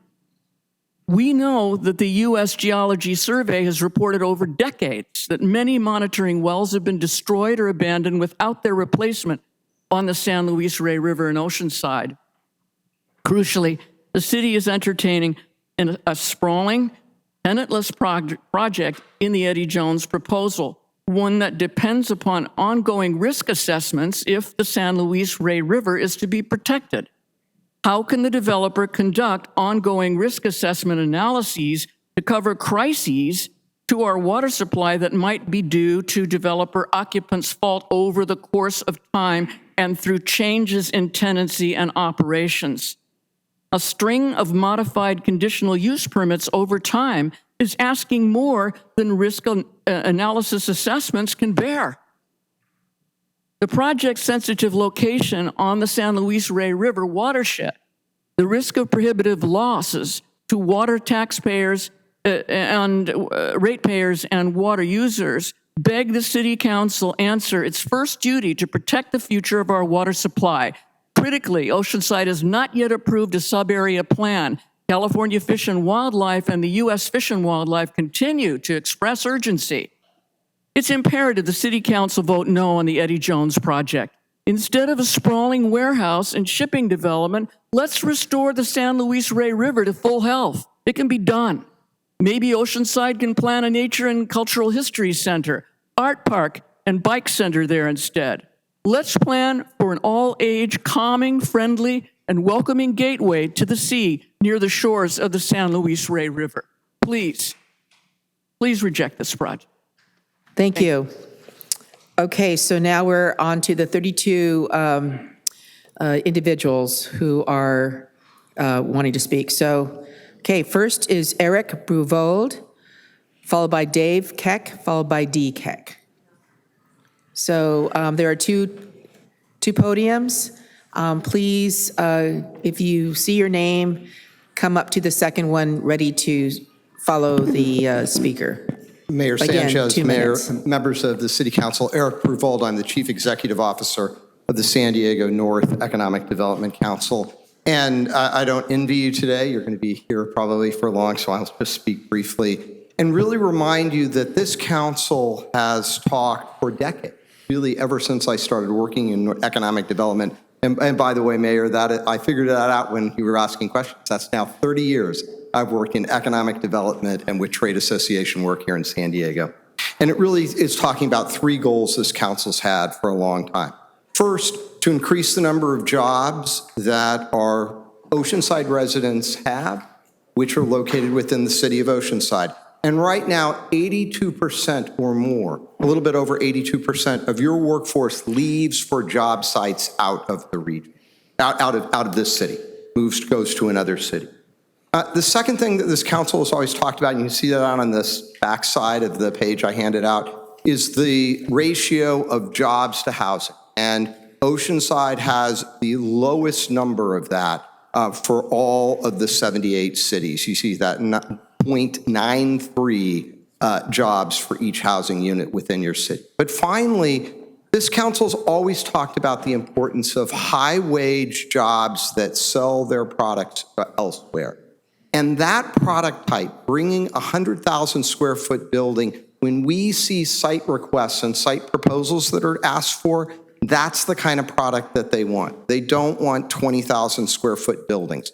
They want buildings of the size that the applicant is proposing and positions Oceanside just much like the development that you have in the southern part of the city for a product type that's competitive with where the market's going. So I would urge you to adopt the proposal, and largely because it aligns with economic development goals that this city's council's talked about for a good 20 years. All right, thank you. Dave Keck, followed by D. Keck, followed by Brad Mayo. Dave Keck. By the way, Mr. Bruvold, you shouldn't have worn a blue shirt. Sorry. Go blue. Well, it's been a long night. At least we're Yes, laughing. I'm sorry. I shouldn't have That's okay. I shouldn't have gone off the tracks. My apologies. Go ahead. I'm Dave Keck, 23-year resident here in Oceanside. Good evening, Oceanside City Council and the leaders of our city. My major concern I have with this project is perceived due process, or lack thereof. The general accepted elements of due process include to receive notice, the opportunity to be heard, and the meaning of presenting evidence within the established rules. This relates to our situation because the draft EIR did not contain the MVTRA recommendation or alternative method. Therefore, our community did not have the adequate review and comment period that had been established. This fourth option was significantly different from the previous options proposed, and in my opinion, should have been more closely scrutinized to as long as the impact configurations on our community. The final EIR, as well as the staff report, was made public to our community the week prior to the Planning Commission's public hearing via the publication of the commissioner's agenda. I believe that we should have made more available long time for us to have, rather than a last minute posting. Apparently, the planning department had ample time to review this last alternative because that's the one that they recommended to the planning commission.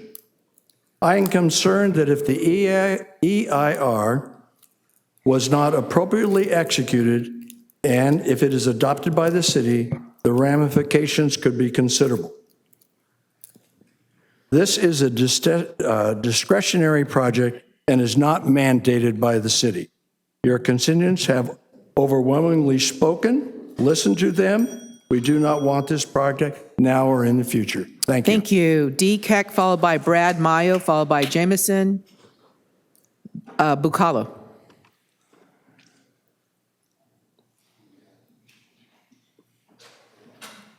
Perfect, thank you so much. Good evening, council members. The Planning Commission thought that they put restrictions on the CUP by their approving a facility that would allow 34 truck bays on this property. The CUP specifies restrictions on the number of large trucks, not the number of truck bays. What they came up with, voted on, and approved is not in accordance with city code. Additionally, and perhaps more importantly, they built in permission that at any time in the future, any of the 4 tenants or the developer can simply return to the Planning Commission and request additional bays. This open-ended approval does not in any way limit the number of bays to the 34 that were erroneously approved at that time.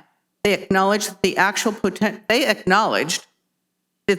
potential number could be as high as the original 14 requested and approved in the EIR.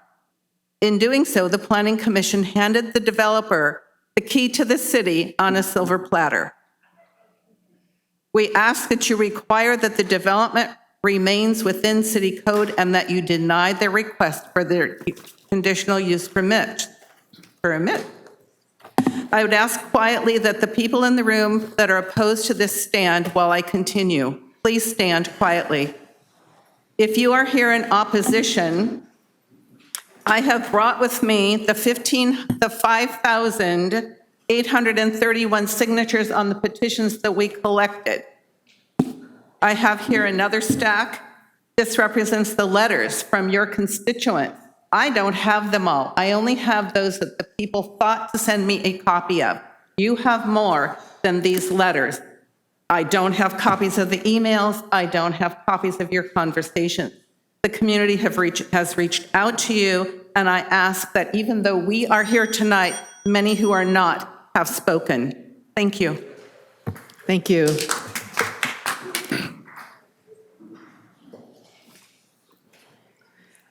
Brad Mayo, followed by Jameson Bucalo, followed by Scarlett Modello. Good evening, council members. My name is Brad Mayo, and I am the president of Wallace-View Estates, which is the largest HOA and most affected community to this project. 80% of our HOA is within the 1,500-foot radius. Our board represents 299 homes with over 1,200 residents. 30 years ago, the City Council chose to develop the airport area into numerous residential communities, including the most recent approval of the mixed-use development of Ocean Camp. This part of the city is approximately 800 homes, and it fits the city's strategic plan, which states the seaside neighborhood is proposed to be preserved in recognition of this area's contribution to Oceanside's unique identity as a beach community. As a recently retired firefighter, ironically from Councilmember Robertson's previous agency, I think we can agree that nobody knows who the tenants of this project will be. Councilmember Robinson, can you imagine if this building becomes a lithium battery facility? And what would happen to our residents if a fire or a hazmat incident was to take place? The Builder and Planning Commission have come up with many theories about how this project will be utilized, but ideal in reality. The reality is this project is being built with no meaningful modification in infrastructure. My concern and priority is our HOA. Your concern should be the entire airport community's quality of life. Thank you.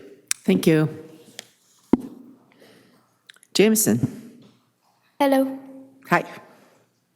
Good evening, members of the City Council. My name is Jameson Bucalo. Thank you for letting me speak tonight. I live on Tishmal Court with my mom and my dad, who are asking you to reject the Eddie Jones project.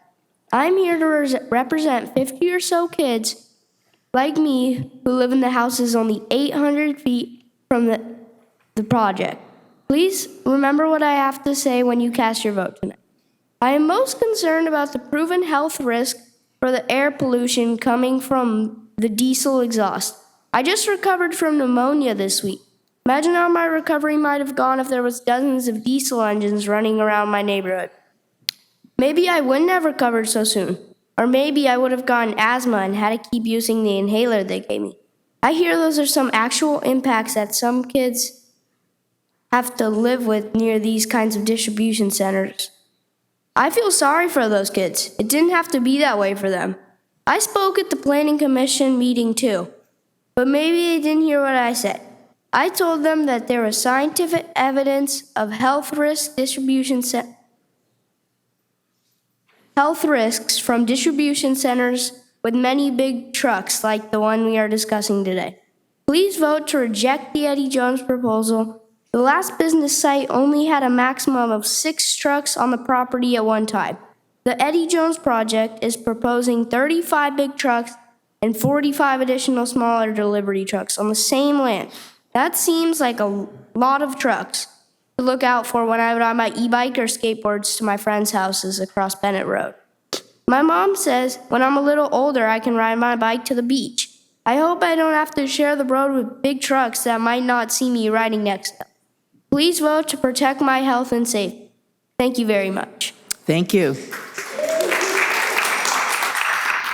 Scarlett Modello, followed by Michael Modello. Hi, good afternoon. I am not Scarlett Modello. Scarlett is my daughter. I'm Michael Modello. She is 14 and a freshman, and she has finals her last day of school tomorrow. So she could not make it, but she did want to show you. Could you please identify yourself for the record? I'm sorry, Michael Modello. Oh, sorry. So I did, during the break, put some information in front of you. What she was going to talk about was growing up in this neighborhood since 2017, and there's a bunch of pictures of her and her neighborhood friends, and what exactly this community means to our family, our neighbors, and the people who come visit, play, and worship in our community.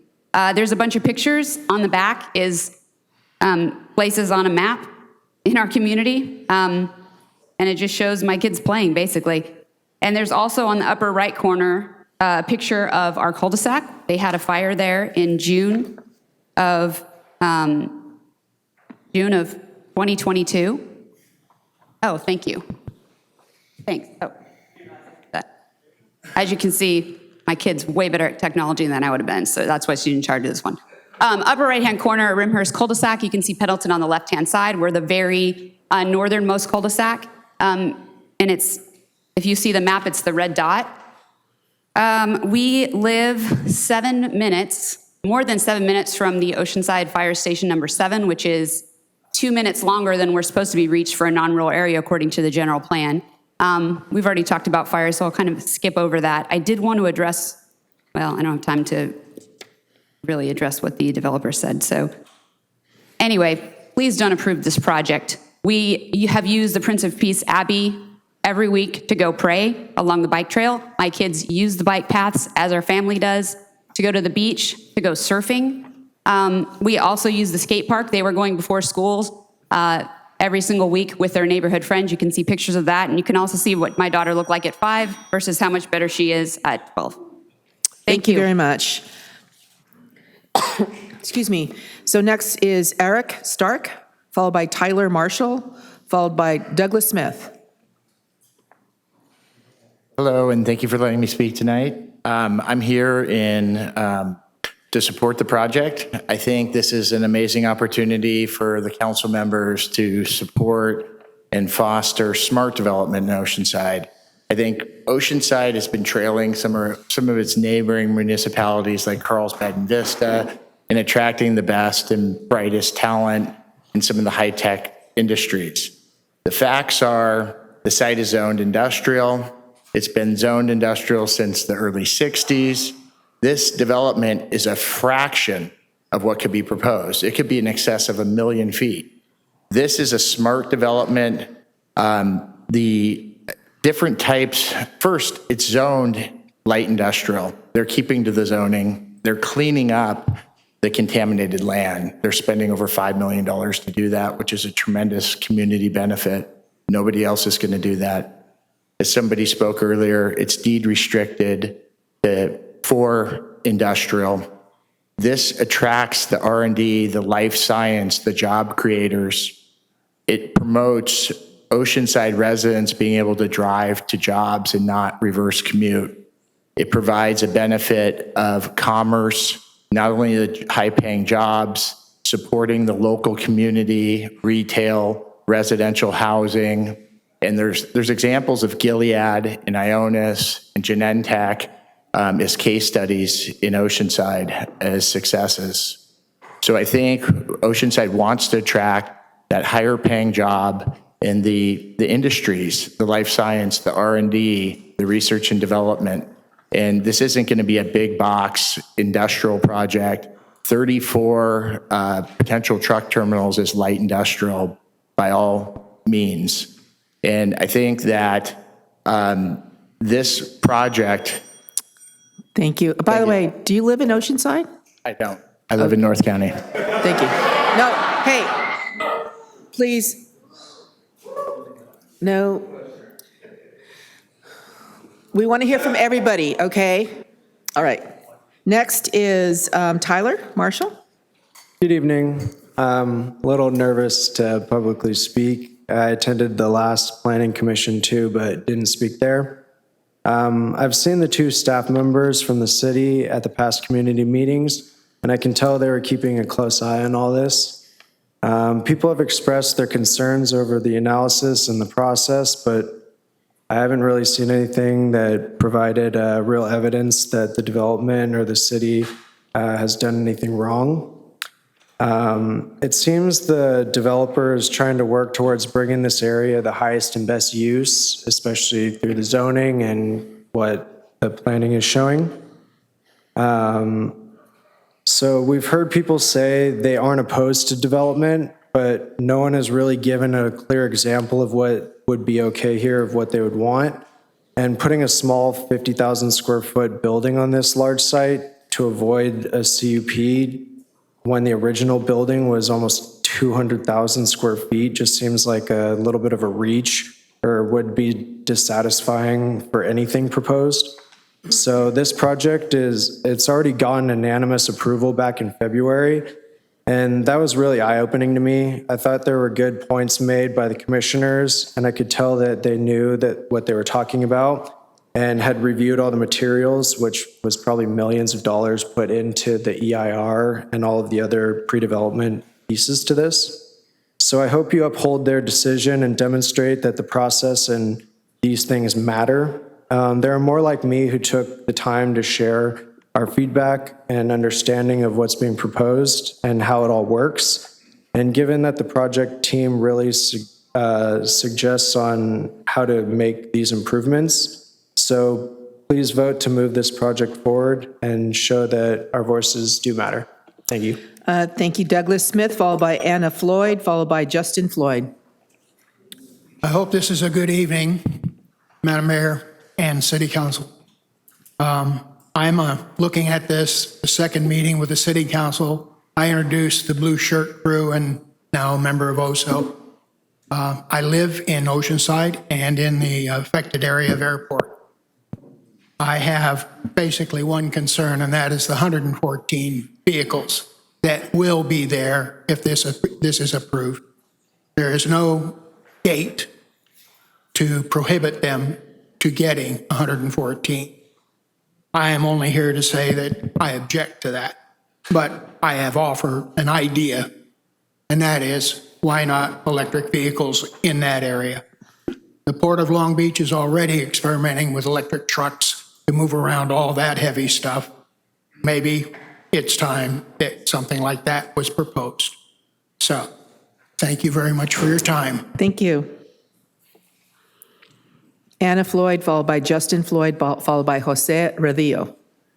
Good evening. My name is Anna Floyd, and I am a resident of Oceanside, and I also live within the 1,500 feet of the proposed Eddie Jones Warehouse project. And I am opposed to this project as well as all the other permits associated with this. First, I want to focus on safety. As a mother, there are so many teenagers on e-bikes now sharing streets, going 30 miles an hour, okay? I'm also an educator. I know that teens have limited judgment and they struggle with understanding traffic signals and judging safe crossing distances. Adding trucks to that mix is not a good idea. Next, I want to speak personally. My home is located next to a stop sign on Benet Road. When trucks accelerate past our house at 45 miles an hour, which is a public road, any vehicle can use this road. That noise and exhaust are constant and overwhelming. Large trucks can produce extremely loud sounds exceeding 100 decibels during acceleration. Even a single loud noise exposure can cause temporary or permanent hearing loss, especially if noise is intense. Semi-trucks typically use large diesel engines that produce significant power. When these engines accelerate, they generate a deep roar due to the combustion process and the large volume of exhaust gases being expelled. Construction and demolition activities generate dust, including particulate matter, which can spread through the air and cause respiratory problems. My concern is for the health of everyone surrounding the area. My other concern is the traffic that will be impacted, as well as the 21,000 parents who drive their kids to Oceanside schools. Thank you. Thank you. Justin Floyd, followed by Jose Radillo, followed by Efrain Lopez. Thank you. My name's Justin Floyd. I was the one that hired Ray through GoFundMe Trust, raised by hundreds of citizens in our neighborhood. And one of the things I think that's critical to note is the approval was based on the presumption that the reduction in number of trucks would appease fire, air, and traffic issue, which it does not. In the air quality study, the number of trucks isn't the issue. It's the heavy-duty machinery, the big trucks that are out there rolling around with the wave pool that there's currently that's going to be going on for over a year. Add this into it, and those particulates are going to be very damaging, carcinogens, and potential liability to the city. If you pass this knowing harm to the public, that is a litigious issue. Other cities, other counties have been sued by the DA office and other Cal EPAs and the EPA. So I think you need to take it seriously and consider the children, my 10-year-old and my 8-year-old daughter. The most important thing to me. Think of the children when you make your vote. Thank you. Jose Radillo, followed by Efrain Lopez, followed by Al Sanchez. Good evening, Madam Mayor, Council, staff. Thank you for the opportunity to speak. My name is Jose Radillo. I am a member of La Una, Laborers International Union of North America, and I fully support this project moving forward. I stand here today representing my brothers and sisters from Local 89. As you can see that so many of them left because they have to go to work. However, there's a lot of our members that are working maybe 50 to 100 miles from their residence to just to go find some work.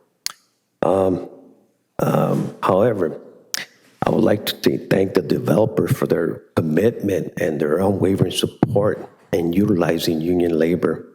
When you have a developer that utilizes union labor for their projects, they just don't build buildings, they create jobs.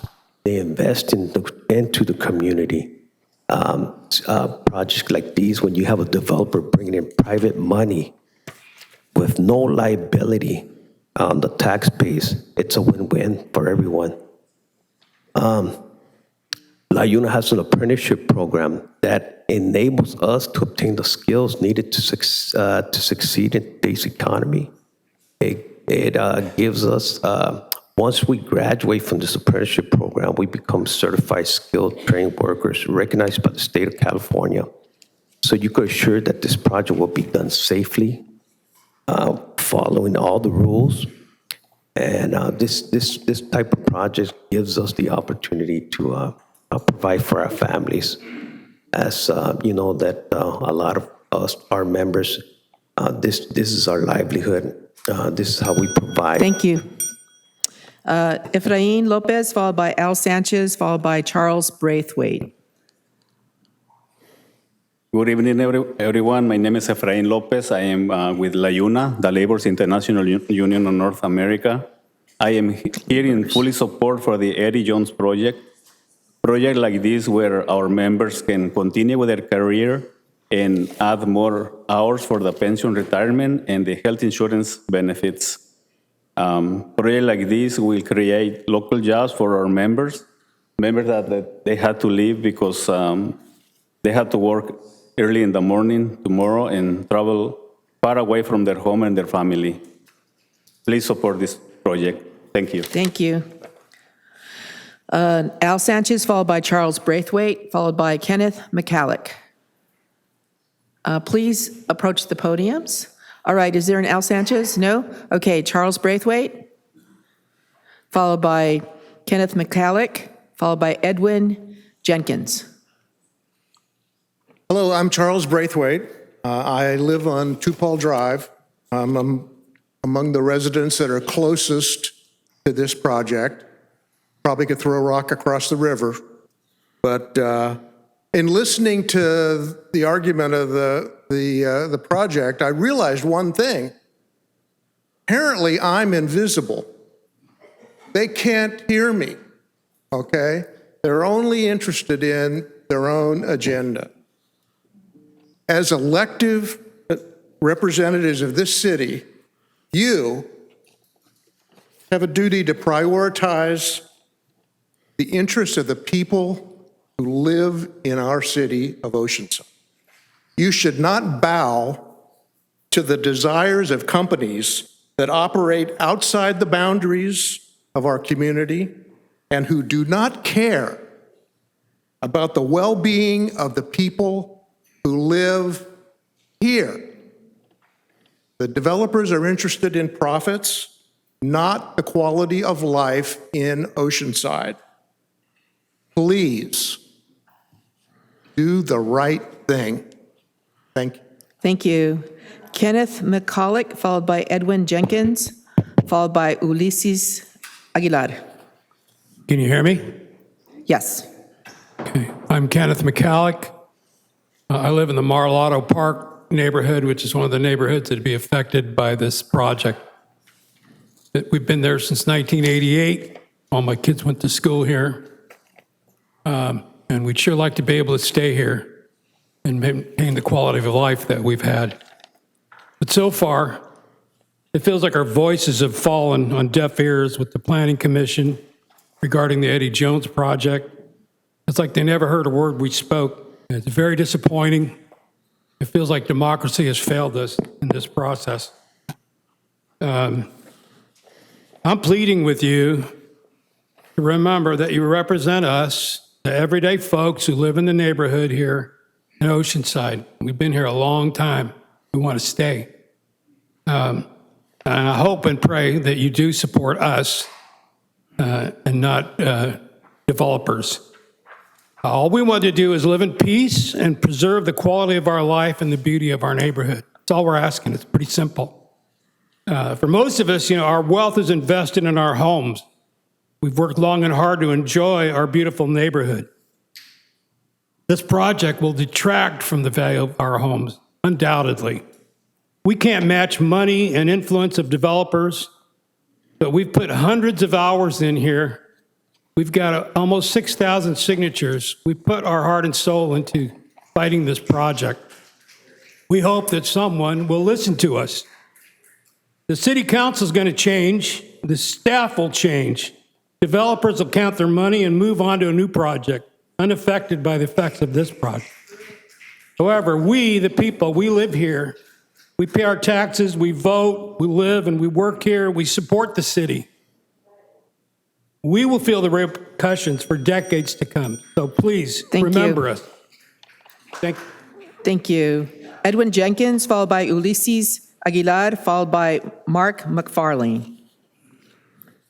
Good evening, Mayor Sanchez and honorable council members. I'm Ed Jenkins, a resident of Oceanside since 2002, and I live just north of the airport. I am totally opposed to the Eddie Jones project as currently outlined. There are no discernible positive benefits for the City of Oceanside or Oceanside residents with this project. In fact, almost every aspect of this project comes with significant negative results and costs for both our city and all Oceanside residents. The developer has put forth several economic arguments in support of his project.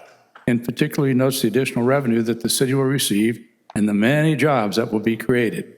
While these are true statements, they're both red herrings. Do not be swayed. Any development on this site will create additional revenues for the city, and when the city eventually approves enlightened development for this site, the revenue generated will probably be higher and possibly much higher than this project will ever create.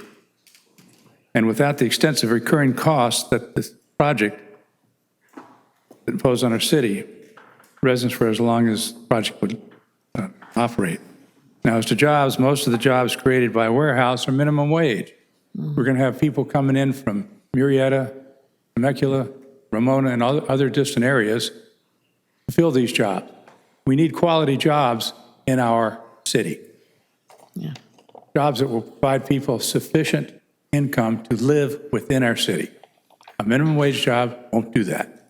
I ask you to unanimously reject this project. Thank you very much. Thank you. Ulysses Aguilar, followed by Mark McFarlane, followed by Neil Hancock. As a resident living near Mobile Bishop Park along North River Road, I am deeply concerned about the impact the proposed mega warehouse project will have on our community.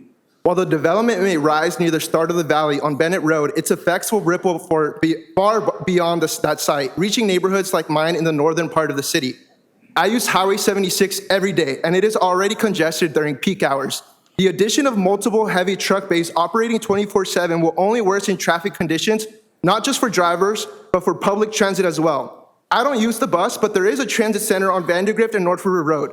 Oceanside's bus system is already limited in its ability to move people quickly. Heavier congestion from the warehouse and other developments will slow buses even further, making public transportation less reliable for those who depend on it. There is also a large residential project underway near North River Road, North River Farms, that will add 395 new homes and hundreds more cars to our streets. Ocean Camp will bring in an additional amount of cars as well. Apparently there's this new Vista Bella development off of El Camino as well that will bring cars. I see no evidence that the combined impact of these projects has been fully captured in the city's traffic assessment. Beyond inconvenience, longer commutes carry a measurable human cost. I studied psychology at UC Berkeley, and there was a behavioral economic research study that showed that each extra hour of daily commuting lowers life satisfaction by about 0.20 points on a 10-point scale, roughly a 2% drop in happiness. Any project that lengthens our travel times will directly erode the well-being of Oceanside's residents. For these reasons, I urge city officials to take a broader view of how concurrent developments intersect and to prioritize long-term livability, safety, and sustainability for all Oceanside's residents, not merely short-term industrial expansions. Also, everybody that seems to approve of the project doesn't even live in Oceanside. Thank you. Mark McFarlane, followed by Neil. Mark McFarlane is not here? No? Okay, how about Neil Hancock? Oh, I'm sorry, who are you, sir? I'm Neil Hancock. Okay, and then followed by Juan Cerato. This is a 2024 picture of Benet Avenue from a homeless vegetation fire, or a cooking fire, I guess we call them. There's no mass evacuation going on here, but you can see there's only 2 rigs in the road. Yep, you'll also see in the area that there's no operating streetlights because all the wires have been stolen out of the streetlights, not only on Benet, but also on Alex. Public Works Department just recently put out some solar ones, but that's not a long-term solution. Think about what the evacuation would look like here if we had this road closed down. We only have one way out at that point. This is all about common sense, nothing more. Organized chaos. Just say no to the CUP. Say yes to the appellant and grant this. Or ask the developer to build within Oceanside's codes. 6 trucks per parcel. If it's still 3 parcels, 18 trucks. Done.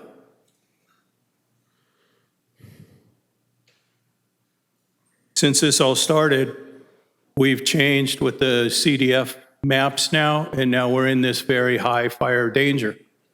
That's a game changer from where it started 2-3 years ago, or longer for these guys. Have we addressed that? No. Fire department's out here weekly on smoke checks and potential fires. They were out here at 7:45 tonight, Benet and 76. We already share this road with big truck. We've got the CarMax, we've got the car crusher plant back there. Oop, I'm out. Thank you. Juan Cerrato, followed by Isaac Villegas, followed by Richard Wells. Hello, good evening, Mayor and members of the council. My name is Juan Serrato, and I'm proud to represent the La Una Laborers International Union of North America. I'm here today in strong support of this project because it's more about the development. It's about the workers who make it happen. This project means good paying jobs, good stable jobs for local workers, the people who live here, raise their families here, and care deeply about the community. This developer has chosen to invest in skilled tradespeople and pay livable wages, not because they have to, but because they value quality work and the people who do it.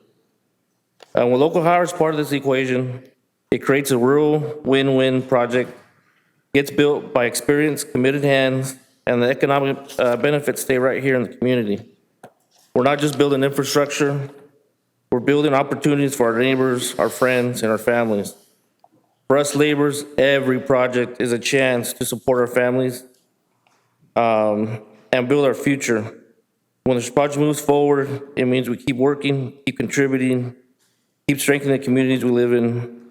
I humbly ask for your support to approve this project with the commitment to local hire and to the hardworking people who can make it progress possible. Thank you. Thank you. Isaac Villegas, are you here?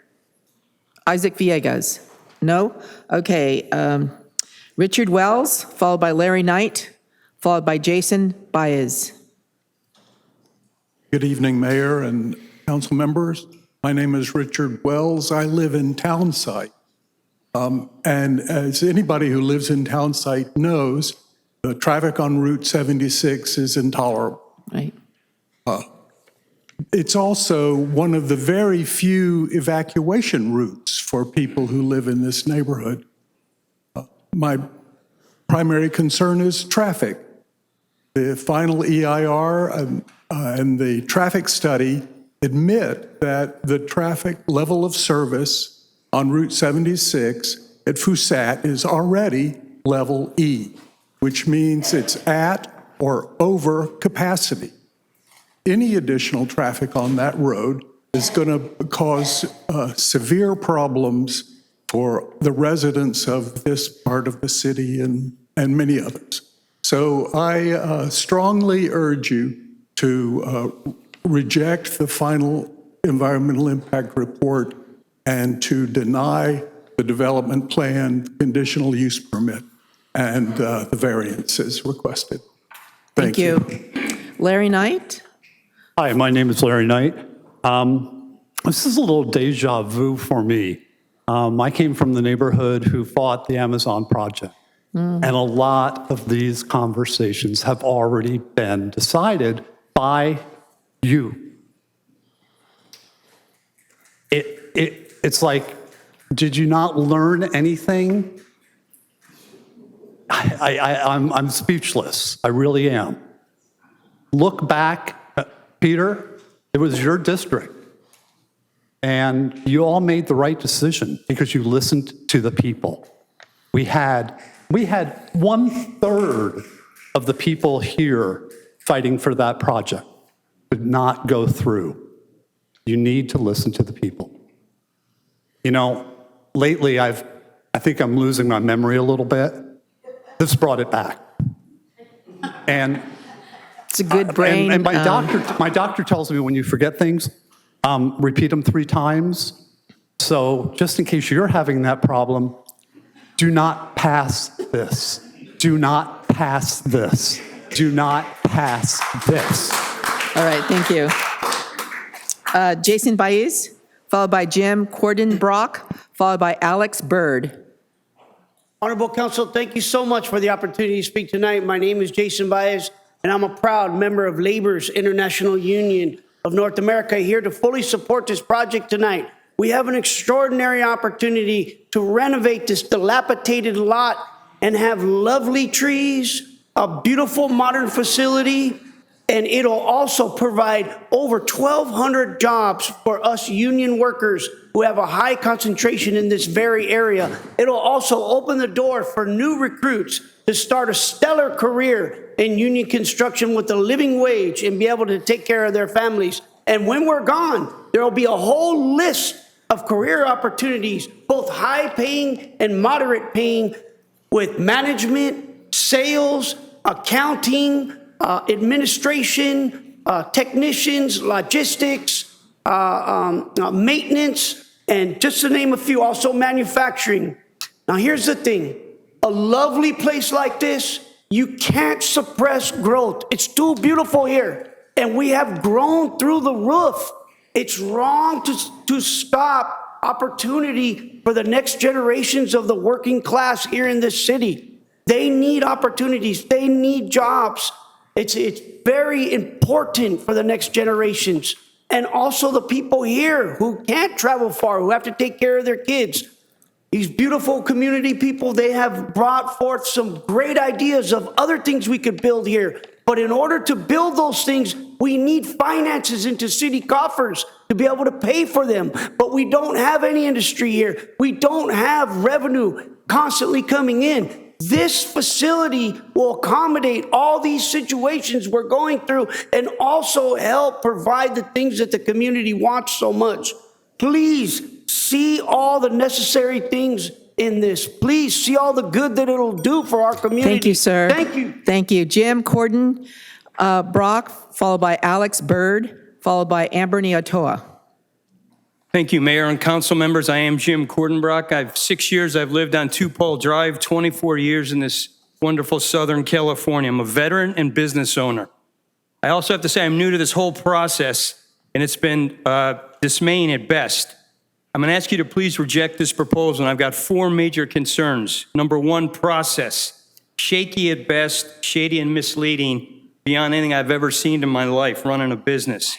Number 2, common sense. This is about safety, right? This is about the trucks and that what they can do and what they will do. There's 2 roads in and out. That's it. It's a problem. We have to be realistic. Number 3, I actually love this project. I love what they've done. I love the rendition of it. It's just 15 miles in the wrong place. It needs to move east, all right? I mean, it just does. And I would ask, does this meet the vision and ideals of Oceanside, right? Is this the best that we can do?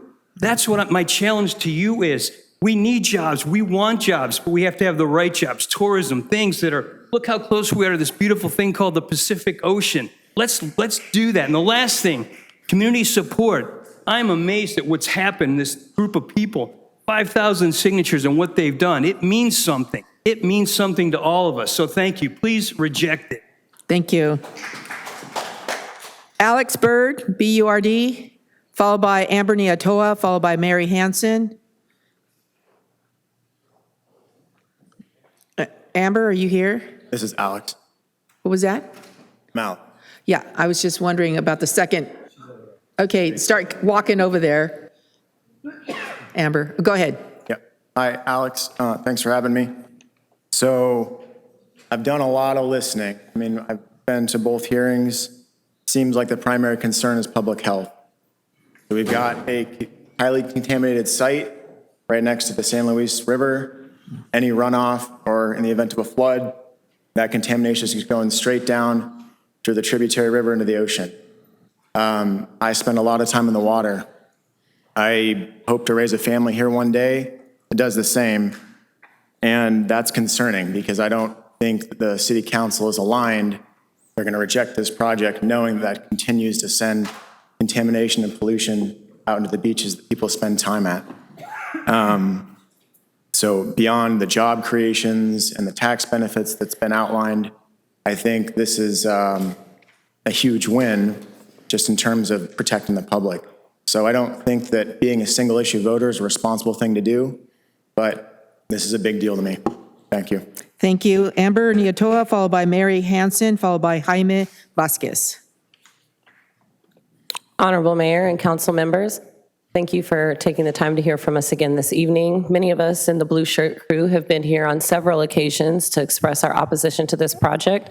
And much like my neighbor Larry from the west side, where you at, Larry? Where'd you go? We were here with the Amazon project opposing that many years ago and seeing this community rally in support of preserving something that's important to them, but also protecting the generation and future availability to environmental access within the city is very important to me. We need to take note that there is discrepancies between both sides in terms of what is going to be environmentally friendly for our community, but we can all agree upon the fact that we want to keep Oceanside sustainable for generations to come. And while this project does promise a lot of things, we won't get back the environmental losses that come from this space. And our communities and neighbors need to be protected. In the same way we rallied to stop Amazon in our neighborhood is the same reason that we are in opposition of this Eddie Jones project here today. I've spoken lots of times about the unassurance about the quality of jobs. While today they've spoken a lot about the need for industry and so forth, Oceanside has done a wonderful job of beginning to build the industry. Let's continue on that path, but not overshoot and then therefore shoot ourselves in the foot by having a project that ends up being detrimental to our community. I like our neighbor earlier who said, oh man, whose idea was that? Or what a bad idea. Let's not have that one again. We have Genetech, we have Suja, we have Miracosta College. We have so many big industries within our communities that are thriving. Let's continue to partner with them and find the best way to use this piece of property. Thank you. Thank you. Mary Hansen, followed by Jaime Vasquez. Good evening, Mayor and City Council. My name is Mary Hansen. I've been a resident of Oceanside since 2004, and my house backs up to the river. I'm here to oppose the Eddie Jones project. Too much traffic, too much pollution, too much noise, too close to the river and ocean, too close to our nice new ocean camp that's coming. Common sense says this is a bad fit for this area. Take it to the Ocean Ranch where the projects like this are supposed to go. According to our last meeting, we have 2 exits from our neighborhood, but that really isn't true. We will only have 1, and there's just one way going, I don't know, east, west, south, and then one going the other way, as they showed earlier with the fire trucks on Bennett. So where these trucks and vans, they'll be using that, and it's gonna give a lot of traffic. But over on Fissat, near the skateboard park, there will be a turnaround, which will slow everything down, and God forbid if there's an emergency of any kind, a fire, flood, evacuations, someone's health, etc. Look at what's happening at the previous project that was up here today in Oceana. Please don't sell us short. This property is zoned for light industry. And yes, you've broken it down into 4 buildings, and we have similar ones over on the other side of 76, but they don't have the semi-trucks this will have. They won't have all the vans, roll-up doors, and future ones that they are wanting. I beg you to not let this be built. Let's maintain our Oceanside character. We are a beach tourist town, not a place for industries with more trucks, vans that will ruin our roads, Don't make the 76 and the 5 and the 78 freeways like the 710. At least 5,700 people have signed against this project, and that's 1/3 of our citizens. Thank you. Thank you. And I think you may be our last speaker, Jaime Vasquez. Yes, good evening, Mayor Sanchez. Good evening, City Council members. My name is Jaime Vasquez. I'm the Principal Officer of Teamsters Local 542. We represent over 7,500 members, both in San Diego and in Imperial counties. And we also represent hundreds of members who live here and work in Oceanside and the surrounding cities. Members who have good jobs with good wages, with excellent benefits, and with a good pension, they will be able to retire someday. Employees from North County Transit District, Costco at Carlsbad, Vista, and San Marcos, at U.S. Foods in Vista, and UPS in San Marcos, and now in Carlsbad. We heard about new jobs being created with this project, but we did not hear a guarantee that those are going to be good-paying jobs like the ones that we represent. The Teamsters Union opposes this project until a real community benefit agreement is put in place to protect not just the workers who will build the physical structure, but also the workers who will work in the structure for the decades after it is built. Thank you. Thank you. So we have the appellant.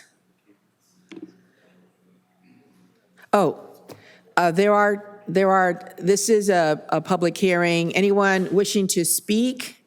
Anyone else wishing to speak? Come on up. You have up to 2 minutes. Just state your name.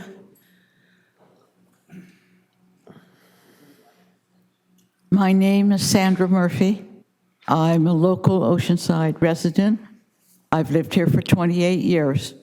First of all, I'd like to say, for many, many years, I commuted to Temecula, California for a good, clean job. And that's what I was hoping that we would get here. And I know you'll make the right decision, but what we need is clean jobs here. So I also wanted to address the problem of vendors popping up locally, okay? We're not talking about vendors right now. No? No. Oh, we're still on this thing? Yes. Okay, and so I'll go on. I thought I was talking out of turn, I'm sorry. But I know that you'll do the right thing, but I really think what Oceanside needs is we need clean industry.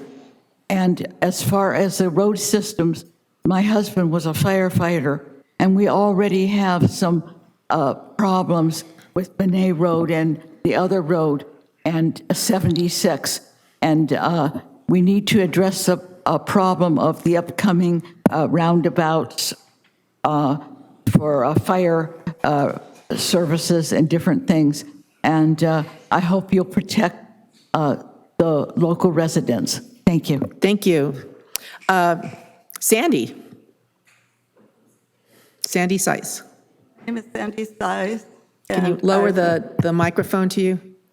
My name is Sandy Size, and I moved here to Oceanside from Orange County in 2002. I was a deputy assessor in Orange County, and I retired from them. The reason I'm here right now is because my grandson, who just turned 15 years old, because of the pollution and everything that I live behind the airport, he has a gland on the side of his head that just came up. We've taken him to CHOC in Orange County. We've taken him to every doctor over here at Scripps and everywhere. And tomorrow he has another appointment. They said they're trying to rule out that there's no cancer there.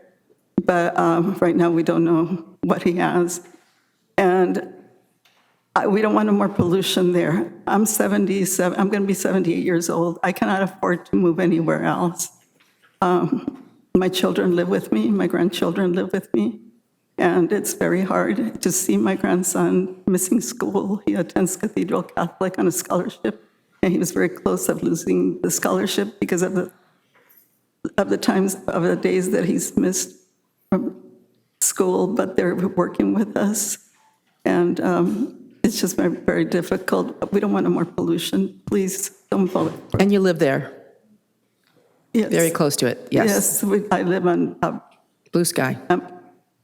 Big Sky Drive Big there, Sky. off of Bennett. All right. Please think about the children. I'm old, but the children, they need to have a healthy life here in Oceanside. Thank you. Thank you.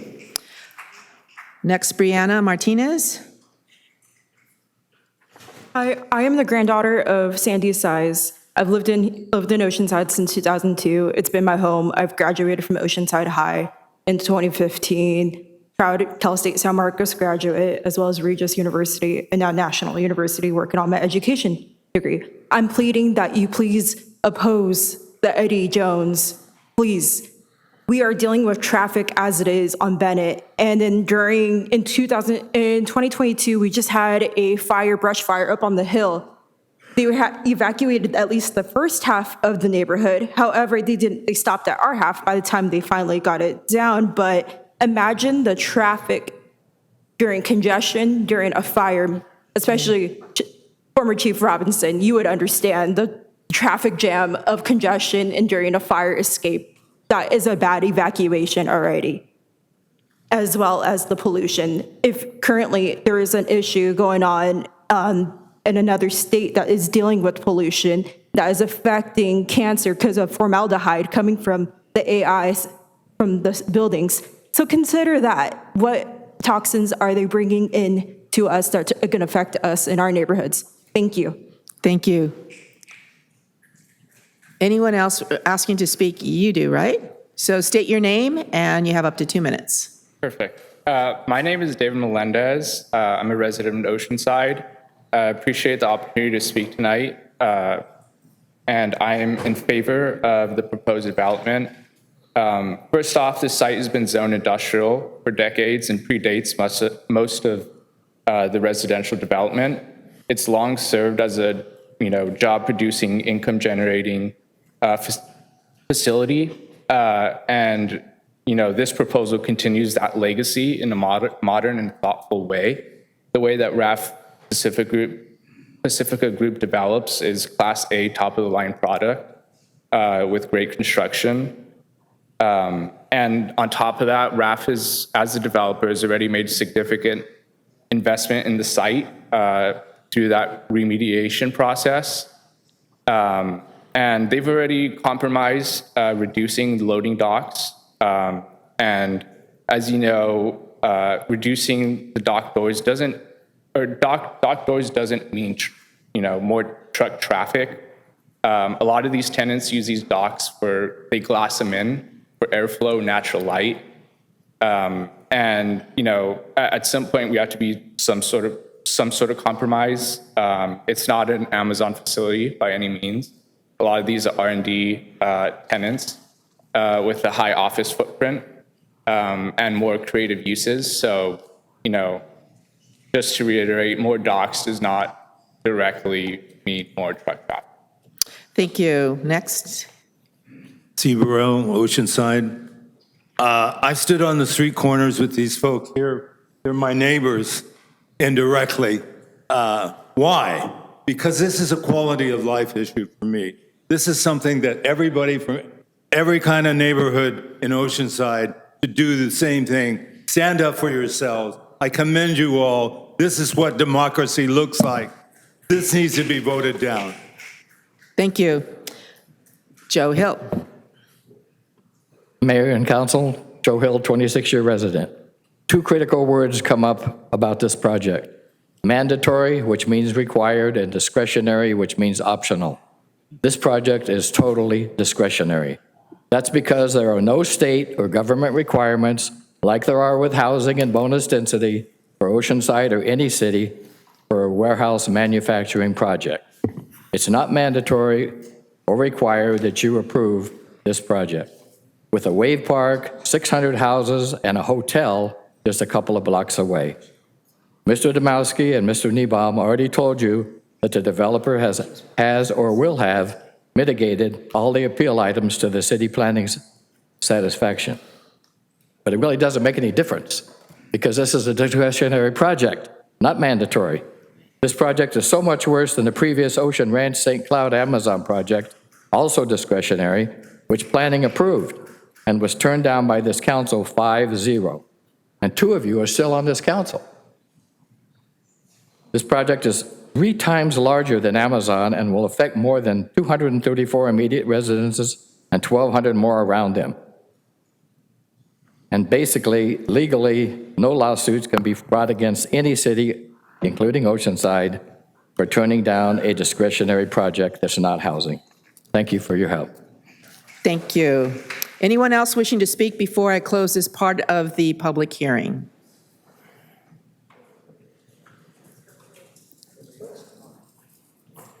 Hi, my name is Kareem. Can I ask questions? No. Cool. Okay, so Jimmy, for the direction of Oceanside, where do you see us going as a city, as our major industry? So no one can respond to your questions at this time. That's what I asked, if I can ask questions. I said no. Oh, okay, sorry. Sorry. My bad. You didn't hear me. My apologies. No worries. Miscommunication always happens. Good project, bad location. That's all I have to really say. Oceanside seems to me have been going in the direction of tourism. We moved from being a military-based industry, going into tourism. Hence, we have Ocean Camp, we have the arena, plenty of homes coming in. This industry leading into shipping and hardcore, that doesn't gel with my vision and hopefully the council's vision of what I see Oceanside becoming. If we are going to be the boastful gem of the West Coast down over here in SoCal, I just don't see that being part of that system. I don't see tourists coming here saying, I just can't wait to go see this new industrial situation. It's not, they'll go to the Ocean Camp, they'll go over there and watch concerts and sports. There's plenty of things to do here. It just is the wrong location. Good project, bad location. Inland, somewhere else, middle of Carlsbad, inland, somewhere, just not here. And I rarely speak up on anything. But this over here, yeah, no, wrong one. Okay, what was your name again? I'm sorry, I didn't catch it. Green. Green, all right. Yeah. All right. Anyone else wanting to speak before I close the public, this part of the hearing, which is the public input part? Okay, I'm going to close this portion of the hearing and go back to the appellant. How much time does she have? She has 7 minutes and 52 seconds. Okay. Hi there. Just in closing then, I love that Father Charles said peace is a treasure, that you don't know how valuable it is until it's gone. That is absolute truth, not a hypothetical. Please help protect that. You've already met my son, Jameson, this evening. I would like to hand over the rest of my minutes to my husband, John, who's been on this fight with me for a long 3 years. Thank you, everybody. Mayor Sanchez, council members, thank you so much for your time and your service to our community. You know, I've lived in Oceanside since 1998, and when I first came here, there wasn't a lot of things you could do here. Wasn't a lot of restaurants, wasn't a lot of safe places. However, in 27 years, that has changed quite amazingly, and many of it because of you folks. People that I knew in Del Mar, Solana Beach, Encinitas, Dana Point, they wouldn't come here to visit me. I had to go visit them. Now they come here and visit me. They like our restaurants. The problem is when they come here, they talk about places like South Oceanside and how the quality there mimics other coastal great cities. They talk about the Strand and life west of the freeway. However, when you start talking about the heart of Oceanside, neighborhoods like the Pozole, Captown, the Valley, they start to raise an eyebrow. We start to talk about building major truck terminals against rivers that are 2 miles from the beach. Doesn't make a lot of sense to me. I've heard many people ask this great developer, what if they built this next to you? And his answer is always the same. Well, they don't allow that in my neighborhood. And he lives in Encinitas, and he's absolutely right. They don't allow that. And why is that? When you drive into Encinitas, point A and point Z are the same. Everything is fantastic. And when you leave that city, you drive into another fantastic city. Why wouldn't we be the same? The people of South O and the people of the Pozole, there should be no difference. There should be no difference between the people that live on the Strand and the people that live in the valley. We all deserve the same. This developer has told you that many times, under no circumstances is Amazon coming in here. But he's also said many times, under no circumstances do we know who's coming in here. So how does he know or we know that that wouldn't be Amazon? They've also stated that many times, no traffic whatsoever of semis will go over the bridges north on either road. How are you going to stop that? If Google tells a truck driver to turn and come up Pusat, guess what? He's coming. And he's got a 40-foot semi with him. Nowhere to turn around, he's forced to come through the neighborhood. There's no way to police this type of traffic. And as far as me calling at 2 a.m. to complain about a backup alarm, well, I'll tell you where there is a security guard, at their facility. You think I'm going to be able to go in their facility and complain? I don't think so. You think I'm going to be able to tell you what building it's coming from at 2 in the morning? I don't think so.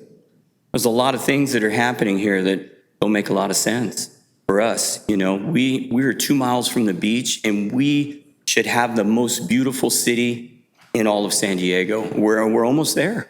We just need to stay on point with what we're doing. This is, like many people have said, a great building, fantastic, just the wrong location. This is one of those buildings you pass on the way to Vegas and you're like, whoa, look at the size of that thing.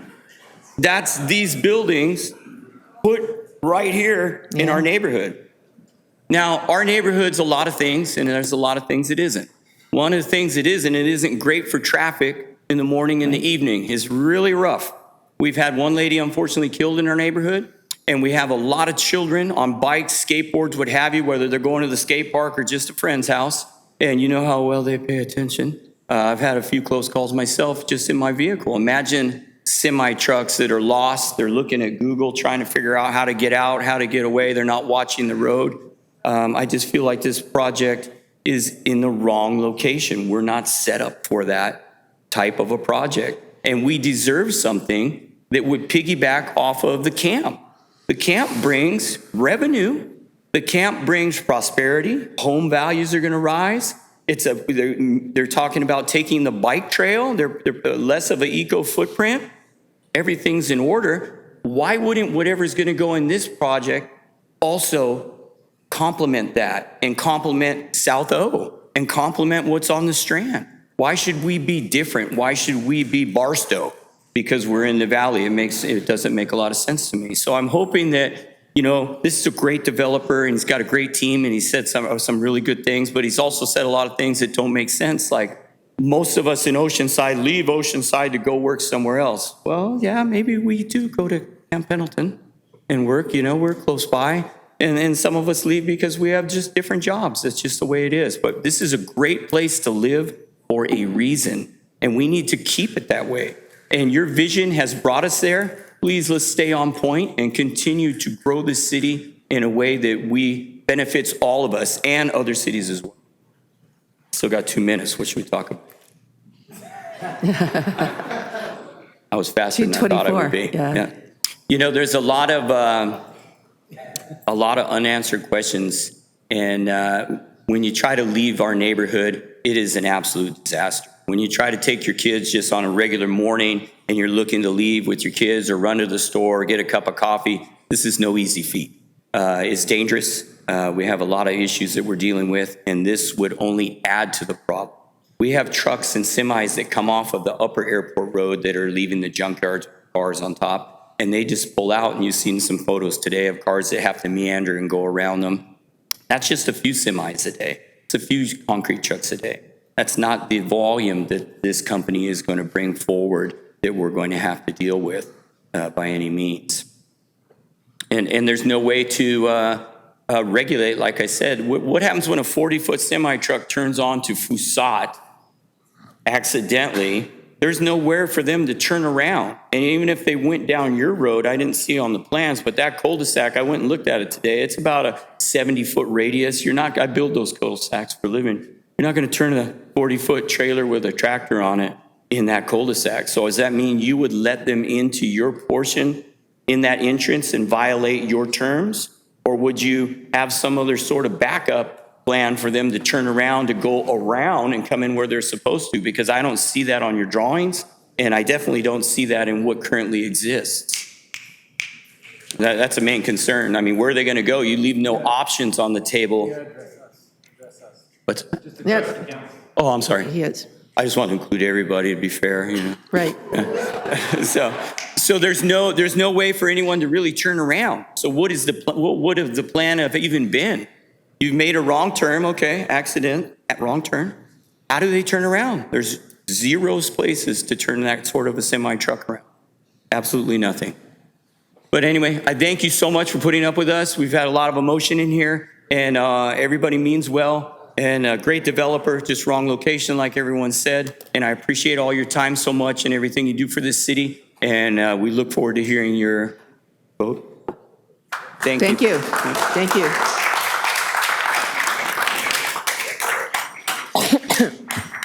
All right, so it's to the council. Obviously, it is a completely discretionary project, completely. Several issues: air quality, definitely; traffic, access to 76. There's only two ways out, and one of them is going to be significantly impacted once the drive-in theater project is completed. Significant expansion issues. So definitely a much bigger and more complicated and more impacts than the one in District 4. Deputy Mayor Joyce. Thank you. I wanted to thank the development team first for working on a project that did get better over time. I also want to thank the workers of Local 89 and Teamsters Local 542 who showed up tonight, and those that stayed, especially. I know the morning can come very early. We absolutely need to invest in more jobs and prioritizing those local jobs here in our community. Cannot say that enough. However, this is a major intensification from the previous industrial usage, 172,000 square feet to now 497,000 square feet. The sound, the soil, the safety, the clean water, air quality, and as Father Charles said, peace itself is at stake. I believe it's clear that the number of approved truck doors will not limit the eventual truck bays, that even if we were to say 36, it is a number that could shift without our approval. Per the report, it could be brought back by ministerial approval. Something will be built there. Something needs to be built there. It is light industrial, and I think we need to find a proper and balanced use. So CUPs are utilized to regulate uses which we know are more intensive in impact and that require more scrutiny for that very reason. So I would motion to grant the appeal and deny the CUP per Article 4105, our comprehensive zoning ordinance. And I would include, but not limit that to 1.11 of our general plan, balanced land use, 1.14, the noise control, 2.1 in the industrial use generally, 2.12 light industrial, which does not include warehouse uses in the language itself, both A and E. I also did not find that the EIR adequately describes the environmental context of the nearby nature preserves and the total environmental context of the area. And for that reason, I would support the appellant. I'll second your motion. Councilmember Robinson. Thank you. I was kind of hoping, Mayor, that staff would try to answer some of the things that were brought up, would save some time, but typically that was what you would do. But, so, yes, we got a lot of emails, we got a lot of and I think a lot of the information that was given to us, one of the things that I did ask when I first met with folks was, if you don't want this, what do you want? And I never really did get a good answer, and then it went back, comes back with reduced truck bays, and then I talked to some folks, and well, that wasn't good enough. And I'm not 100% convinced that if there was, because the signs say no trucks, so I don't know if they, this one gentleman recommended, I don't know if it's a 3-parcel piece of land or 2, I don't know, but, say it was reduced to 18 bays, if that would even make people happy. I don't know what's acceptable. I've never really got that. What I have heard tonight, and it is a not in my backyard commentary tonight. It's very clear you don't want it in your backyard or your front yard, but you're okay with it going in the middle of the city in another district somewhere else. You're okay with it. Somebody said 15 miles away. Send it to Temecula, send it to Fallbrook, send it to somewhere else. You didn't mind that. You just don't want it in your backyard.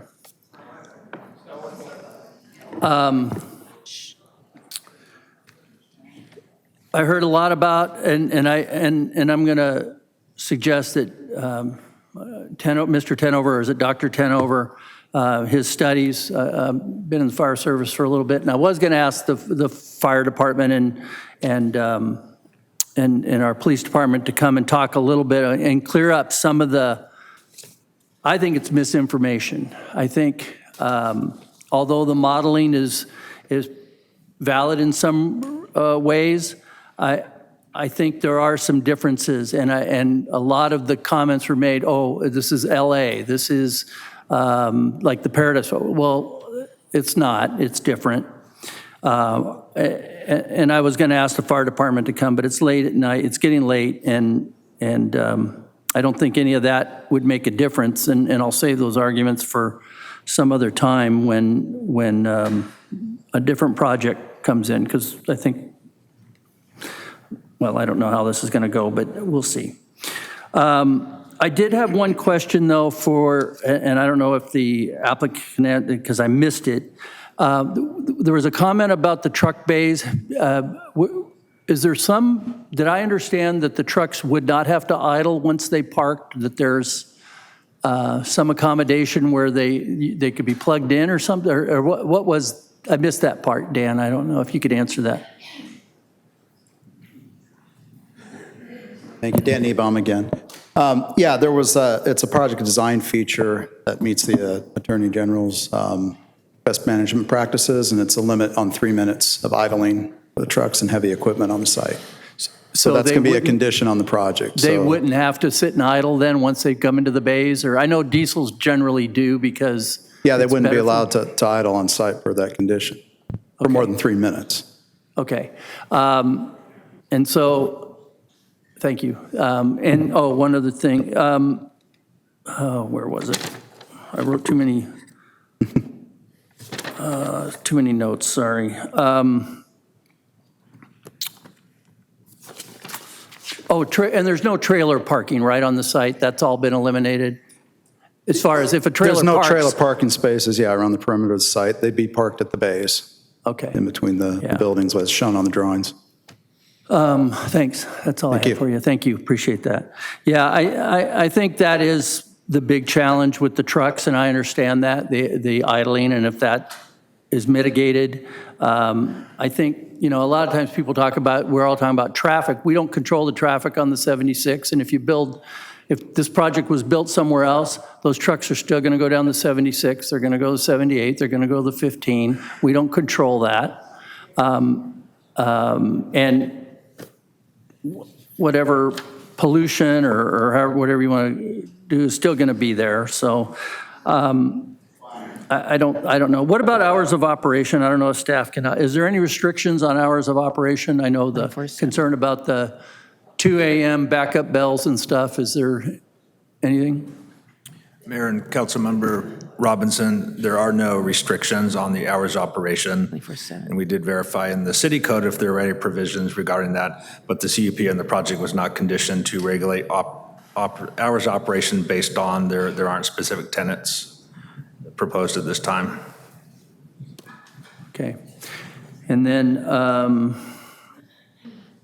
related to traffic and the trucks coming in and out, I think there is a way that you can regulate the trucks leaving with signage, with security, with things like that. I don't know if any of that would be planned. And I get it, things happen. Somebody can make a wrong turn or do something, and that's fine. I did find it interesting, you know, you show pictures of a truck and how bad it is and a vehicle driving around it on a blind curve, and then you blame the truck. That's not the truck's fault, that's the driver's fault. When you talk about traffic, those things exist now. And the one thing I will say about the fire hazard, it exists today. And the one question I maybe would ask the fire chief or somebody to come talk about is, does this building in any way create additional fire hazards? I think they have one chief. Sorry, and this is why I wanted the clock to stop when they're answering. So they have an existing fire condition, correct, Chief? Councilmember Robinson, Blake Doris, Division Chief, Fire Department. To answer your question, you are correct. It's in a very high hazard severity zone. That's not going to change with or without the project. Very high severity zones don't indicate whether to build or not to build. They condition the build with certain restrictions. In this case, it would be Chapter 7A of the building code, which requires wildfire-resistant materials to be used in the exterior. It also requires 100 feet of defensible space. So this project in itself isn't going to create a greater hazard? Correct. The building itself is not going to create an additional hazard to the already existing conditions. But so if the issue, well, now we got an evacuation issue if we want to talk about that. Law enforcement does our evacuations. They're in charge of evacuation, but maybe you can address it from a evacuation perspective. I see the captain coming down. That's correct. The police department, per the county emergency operations plan, Annex Q, which is on evacuations, which we utilize within our jurisdiction, does indicate that law enforcement has the main responsibility for the operations of evacuations. And I'll let Captain Nunez talk about that. Captain Nunez, the quick question is, because the clock's running, from an evacuation perspective, if you were going to evacuate that area, would you control all the truck traffic? Would you control, how does that work? So if we were to evacuate that area, what we'd probably do is switch all lights along the 76 to flash, man those with officers, and so that way we could just have a steady stream of traffic going either eastbound or westbound. Obviously, if there was an issue that was identified that was clogging or prohibiting vehicles from getting out in a timely manner, we could set up additional traffic posts there to regulate it and manage that issue better. And you can work with other agencies, CHP, whatever. Yes, sir. Oftentimes, depending on the size or nature of the emergency, we'll call in, request mutual aid from neighboring agencies, whether it be CHP, Carlsbad, Sheriff's Department, to assist in those evacuations. Real quick, Chief, are you familiar with the Annex Q for the county on evacuation? Yes, sir. In that annex, and that's a countywide annex that helps fire departments develop plans, evacuation plans and stuff. Sheltering in place, are you familiar with that term? Yes. Sheltering in place is an option that we can utilize when effective and appropriate. I think to get to your point quickly, in this scenario, we could, in theory, shelter in place in certain areas. This project would be one of those areas with regards to the 100 feet of defensible space so that we could prioritize evacuating the residents. All right. Well, the clock says I'm out of time, so I'm sorry I didn't get to ask you all the questions I want, but it's okay. Did you want a couple of extra minutes? No, that's okay. All right. That's okay. Thank you. Councilmember Weiss?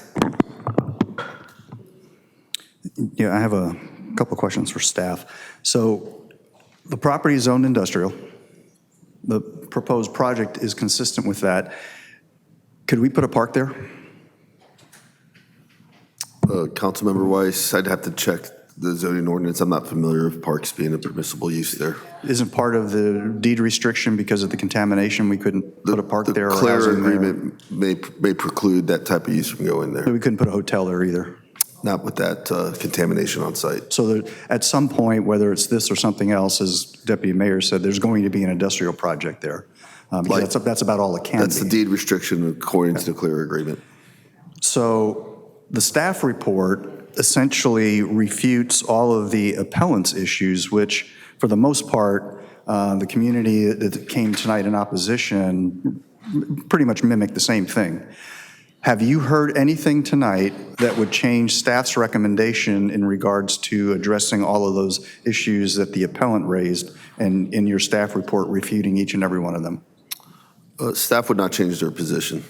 Okay, thank you. So I have a question for the applicant.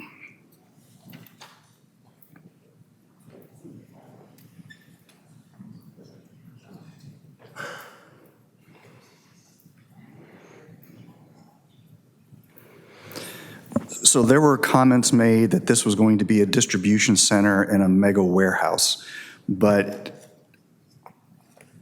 it's also going to include manufacturing and office.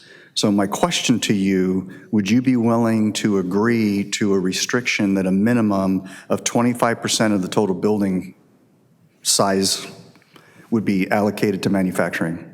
Yes, we would agree to that. And we would actually go a step further because I have told the community many times that this won't be Amazon. We'd be willing to have a condition of approval that we cannot lease to Amazon. I'm not as concerned about that. I just want to make sure that at least to say 25% of that of the total building is going to be used to actually make something. That's correct. Okay. And there were comments made by the labor group. Would you support during construction that whichever contractors you use, they actually adopt a formal hire local program? Well, the only way to do that is with a PLA, a project labor agreement, which we have signed with LIUNA, who has approximately 400 Oceanside employees that would then be working at the site. So you already have that? So we have it, yes. We did that after Planning Commission, just listening to what people were saying and what they wanted. So we put that into place after. Okay, thank you. Thank you. That's all I have, Mayor. Right, well, but did you sign any contracts with any other of the unions, building and trades? The LIUNA covers multiple trades. Right. It doesn't usually. Thank you. It does. Thank you. All right. I am urging a vote of no on this project. This project could have come to the council a lot faster. There was a lot of pushback, I feel, by the applicant against the community. And I mean, there was a lot of pushback. And I think that the only reason why we saw finally some movement from the applicant was because Planning Commission, which I'm not really sure it's a job of the Planning Commission to change the project that they're listening to. That's not what our job is up here. We don't have those backgrounds. We're supposed to review the project and see how it applies, the laws apply, and see if this is a good project for the City of Oceanside. This one does have discretion. I would love to see better jobs at that site, whether it be industrial. I would like to see maybe pharma there. I don't know what else could be here, but certainly there are opportunities. The City of Oceanside has its fair share of warehouse, especially, big warehouse. And we are changing. Look to the update to the general plan. We're actually in 24, 25 years, we've had a renaissance in Oceanside. Things that made sense, like, what was it, 40 years ago that was mentioned, don't make sense now. So this is something that is, I don't think it is part of the vision. Someone said, good project, but maybe not at that site. I agree. We do have a big project coming in to where the theaters are, the WAVE project, 600 homes, hotel, boutique hotel. I mean, it's just so much that is going to be built there. And one of the conditions of that for the community that lives behind it, along Paula, is that the Paula extension would not happen, so there would not be all this cross traffic. It doesn't exist. The Paula extension does not exist. So there's only really, a Fusat, and there's just two ways in and out of there for the entire area there. And it's just not enough. So that was my concern about access is if something happens to Fusat, then what happens? Benet is all you have and I recently drove around the neighborhood looking for an address. This was in December. I saw all the signs. I know your whole entire community is against this project. I think it's true. I think mostly folks who don't live in Oceanside stated that they supported it, but I don't think that they actually have driven around to see the issues on 76. They're significant, and I hear from people, when council are you going to fix 76? I unfortunately have to tell you there's no funding into 2050 that 76 is going to change. So we need to be very careful about what we have along 76 and ensure that we have the best projects within at least our discretion. So I do support the motion, and Councilmember Figueroa. Thank you, Mayor. Thank you to staff for all your hard work on this, the developers for putting everything together, Local 89 for being here. I know many folks from Local 89 that are from Oceanside that are always hoping to have jobs closer to North County, having jobs closer to Oceanside.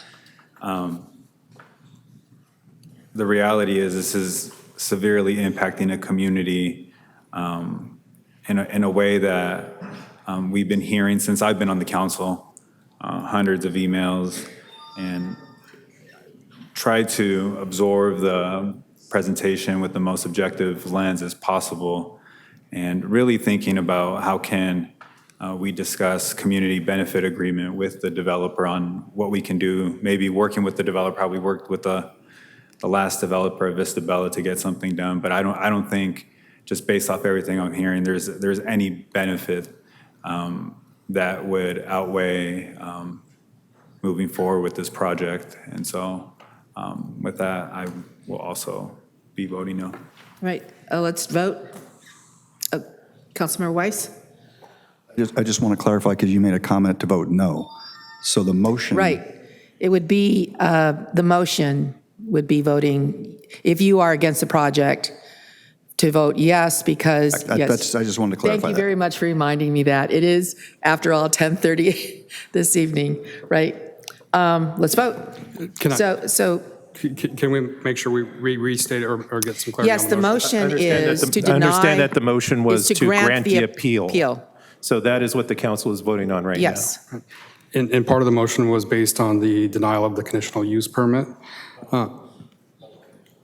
The conditional use permit and the development plan, is it? Both of them, both elements of the conditional use permit. And I definitely was persuaded by some of the comments, especially Ray Kapahi, Michael Tenhover. Just to clarify, Article 4607 of the zoning ordinance on the granting of an appeal effectively has a one-year bar. Is there any consideration of without prejudice on the denial? No.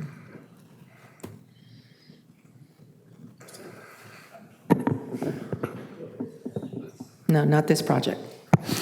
And then, so we'll vote on the appeal and the land use entitlement. Because effectively is a denial on the project, we would take no action on the CEQA element of it. Right. All right, let's vote.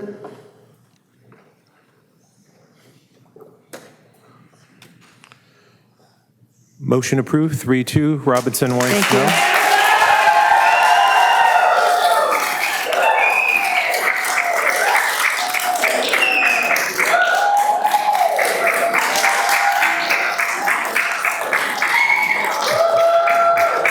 All right.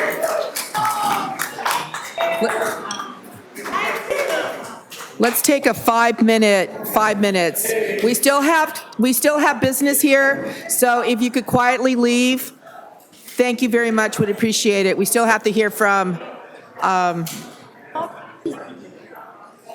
over 15 people.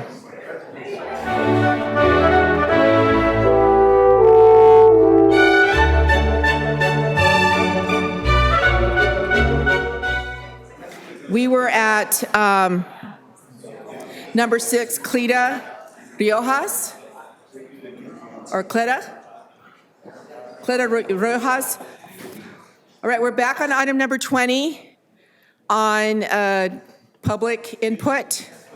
This is an item from the consent calendar. So Cleta Riojas, followed by Jason Gilbert. Is Jason Gilbert still here? Okay, Tony Hernandez. Is Tony Hernandez still here?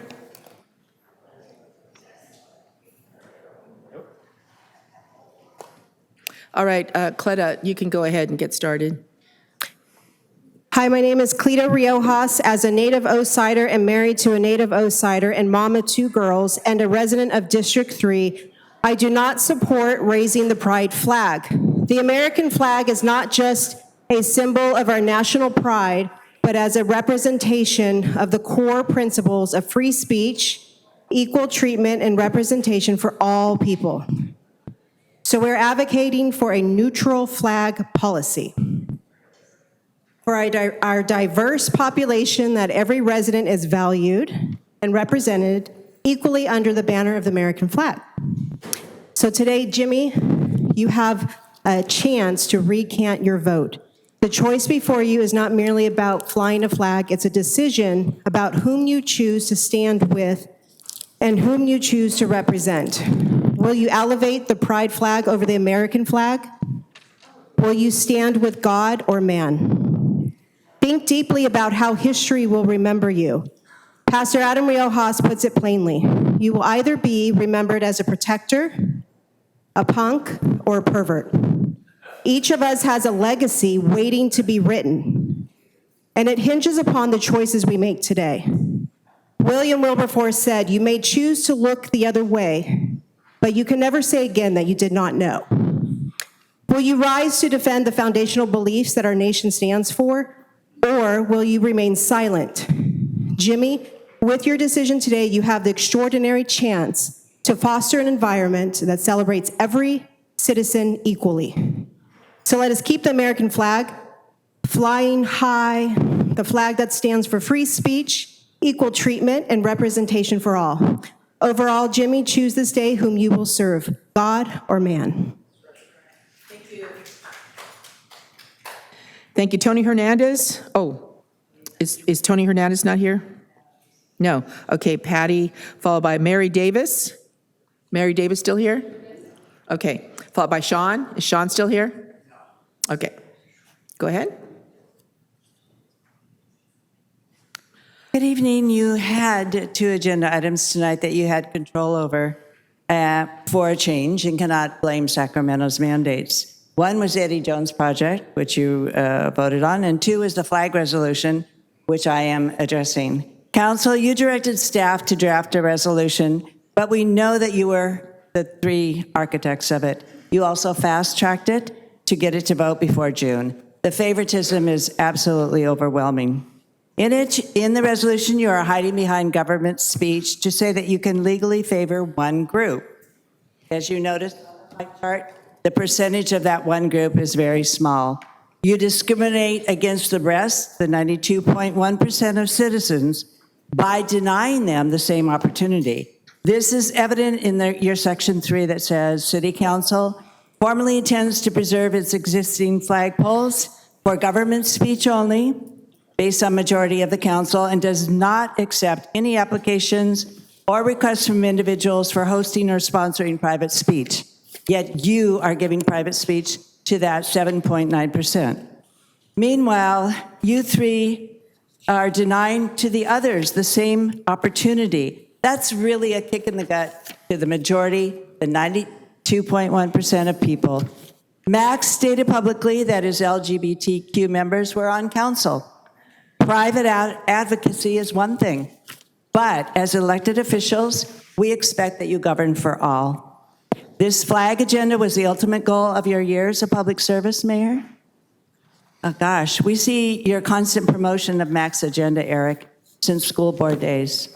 Councilman Figueroa, exactly how does disregarding all the other minority groups in favor of one help your cause? Let it be stated, those that vote for this resolution favor the LGBT community over Marine, Hispanic, Filipinos, Asians, and all civic and social ethnic groups. There is no other way to interpret this. We do not want to hear any more talk of equity and inclusion from any of you again, as this resolution shows your true colors.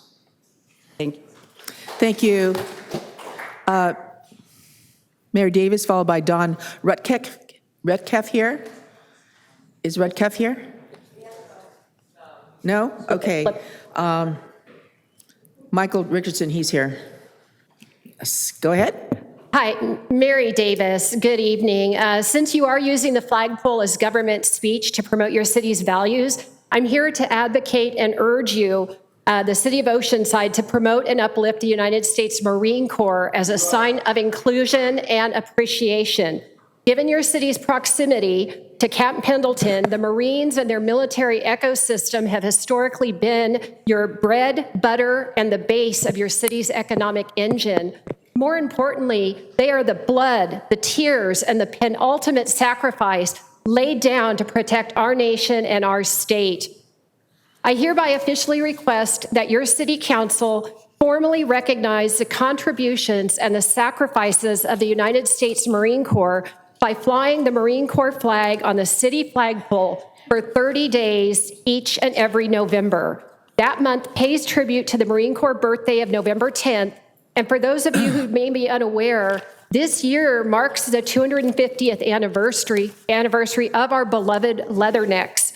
This item you put forth tonight sets the stage to publicly demonstrate what values and populations the City of Oceanside chooses to uplift and honor. Your choice to selectively laud one group while seemingly locking out so many other deserving ones seems, shall I say, for your city attorney, downright arbitrary and capricious. Our military is a foundational bedrock of our national security. Their sacrifices allow us to all sleep comfortably and obliviously in peace at night, while they bear long deployments away from family, sacrifice their body and the primacy of their lives, and too often pay the ultimate sacrifice with their lives.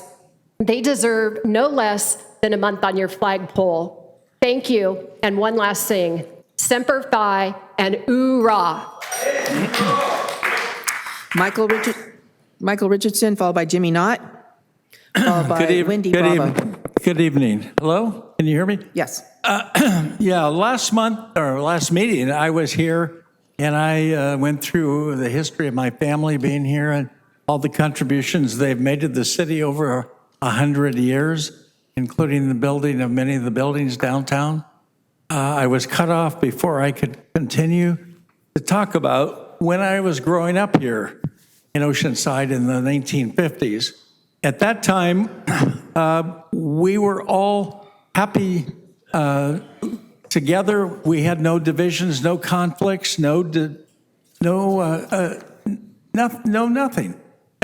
Everybody got along with everybody, and it didn't matter. I had many black and brown friends. We were all together. It was only in the 80s and 90s when the militant ideologues decided that we needed to be separate and different. And that's when this whole idea, especially the militant gay rights movement, came in.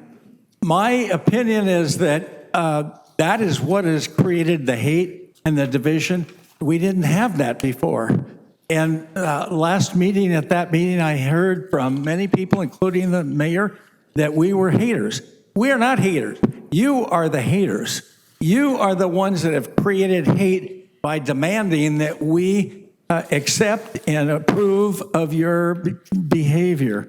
We do not, and we will not. That's malicious behavior, and we don't approve of it. This flag should never be flown because it's divisive. It is not inclusive. You think you're in favor of inclusivity? You're not. You're in favor of division and conflict and. Thank you. Jimmy Knott, followed by Wendy Bravo, followed by Allison M. Are you here, Allison? Okay. Go ahead. Mayor, council members, Jimmy Knott, 127 Cherry Lane. I'm exclusively speaking on the resolution. You're excluding the public from the determining of the flag. This is supposed to be a government of, by, and for the people. We must incorporate a system of citizen input into this decision-making. We are not a dictatorship, monarchy, Politburo, mafia, or Taliban. If you wish to establish government speech, we are the citizens of that government, not you, the public servants. If you alone choose to be the decision makers, you choose to be tyrants, anarchists, usurpers against our Constitution, our democratic republic. Therefore, you must establish a methodology of selection of appropriate government speech as empowered by the people. Maybe an idea for doing such is to establish an special advisory committee to assist you, composed of citizens. Thank you. Thank you. Wendy Bravo, followed by Allison M., followed by Sandra Martinez. Is Sandra Martinez here? Okay. I don't see my timer. There it is. How do I say this? The flagpole, it's already a talking flagpole. And it talks about our nation, and it talks about our state. And I'm the granddaughter of a grandma from Dundee. She was so proud to become a citizen here. And when I see those two flags, my heart is open. And it's open to a lot of people that have fought hard for civil rights here, that don't have government flags.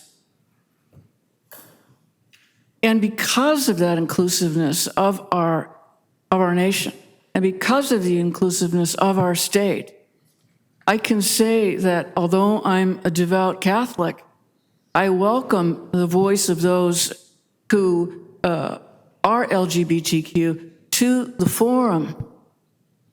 But I cannot condone homosexual unions or homosexual acts.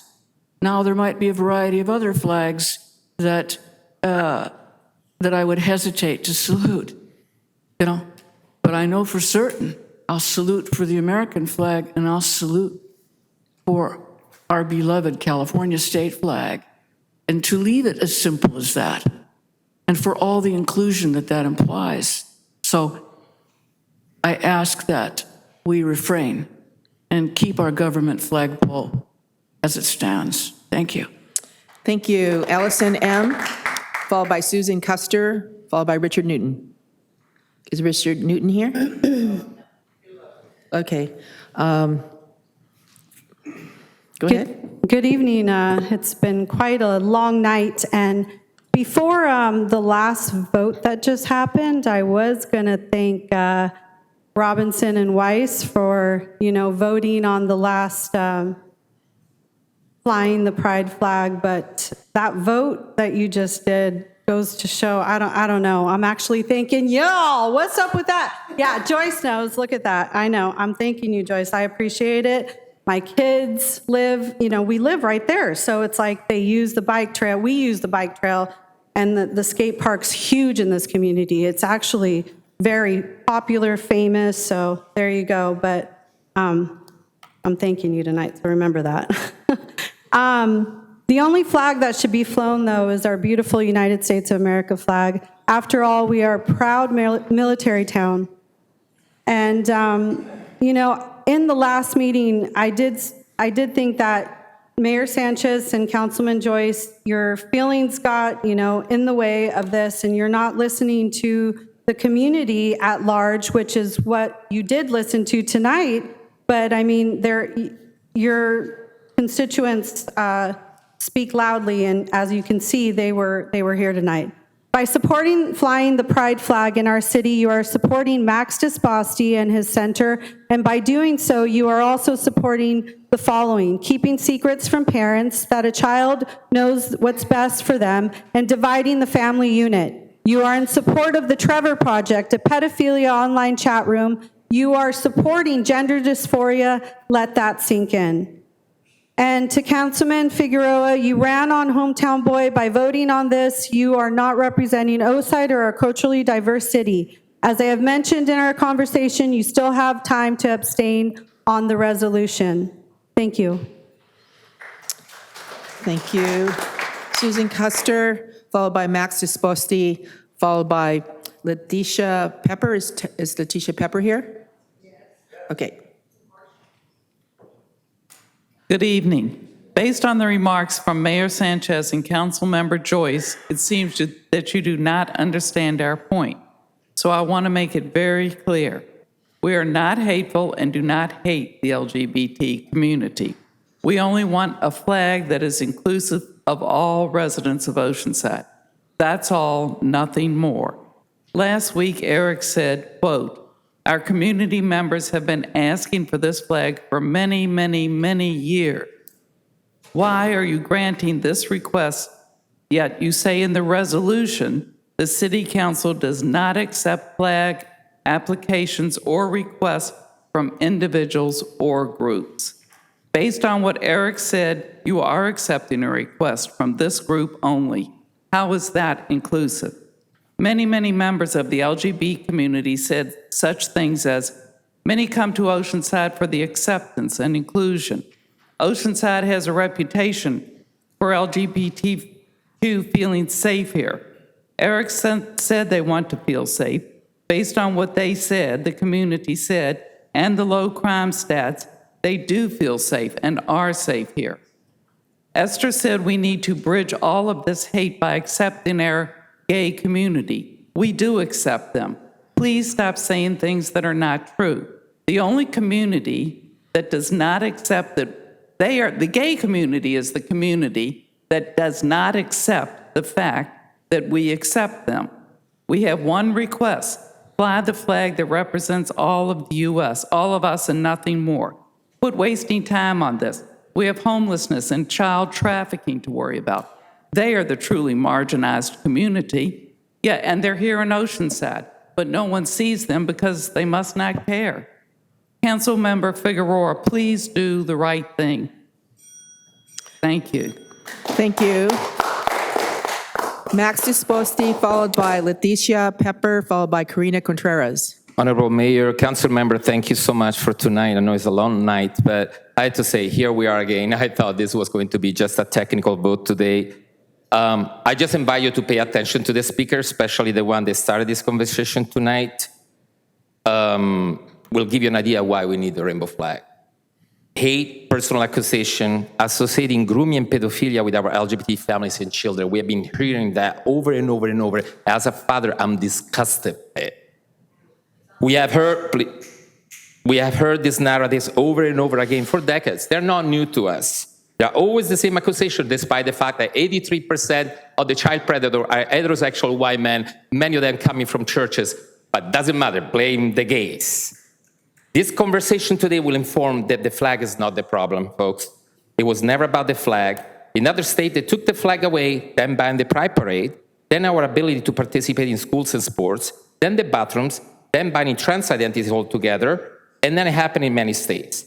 560 anti-LGBT bills were passed since day one on January 2025, as today. So 70 years later, I waited 70 years later for this agenda item. 70 years later to have the courage of my city to fly the rainbow flag, despite the work we do in the city. It's shameful. And I know many of you have received a lot of pressure. Council member Jimmy Figueroa, I love you. You're an amazing human being. But I have to tell you, your 2 weeks pressure from the last meeting to today, it might change your mind, is our life every day. So let's take the courage of our trans youth, our LGBT youth. They are risking their life to come out. They are rejected by their family, but they had the courage to be authentic to themselves. Don't let 2 weeks of hate, pressure, limit your heart today, and be the one to open the door to a different Oceanside. Thank you so much. Thank you.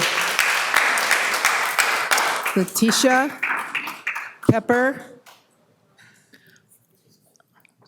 followed by Karina Contreras, followed by Katie Melendez.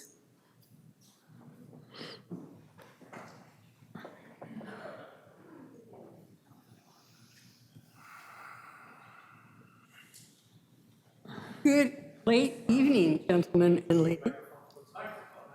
Okay, good late evening, lady and gentlemen, and audience. My name is Letitia Pepper. I went to Oceanside High School, and the last part of it, I graduated when they had just made El Camino. So, and I'm an attorney, and I became an attorney, and I'm a lesbian. I'm a lot older than some of the gay people in this audience, and they don't remember when it was actually legal to discriminate against people. You could be denied housing, you could be denied a job, you could be denied child custody, you could be denied going and visiting your loved one in the hospital. That was legal to do. And so that's what we fought for. We fought for equal rights with everybody. Everybody who was straight.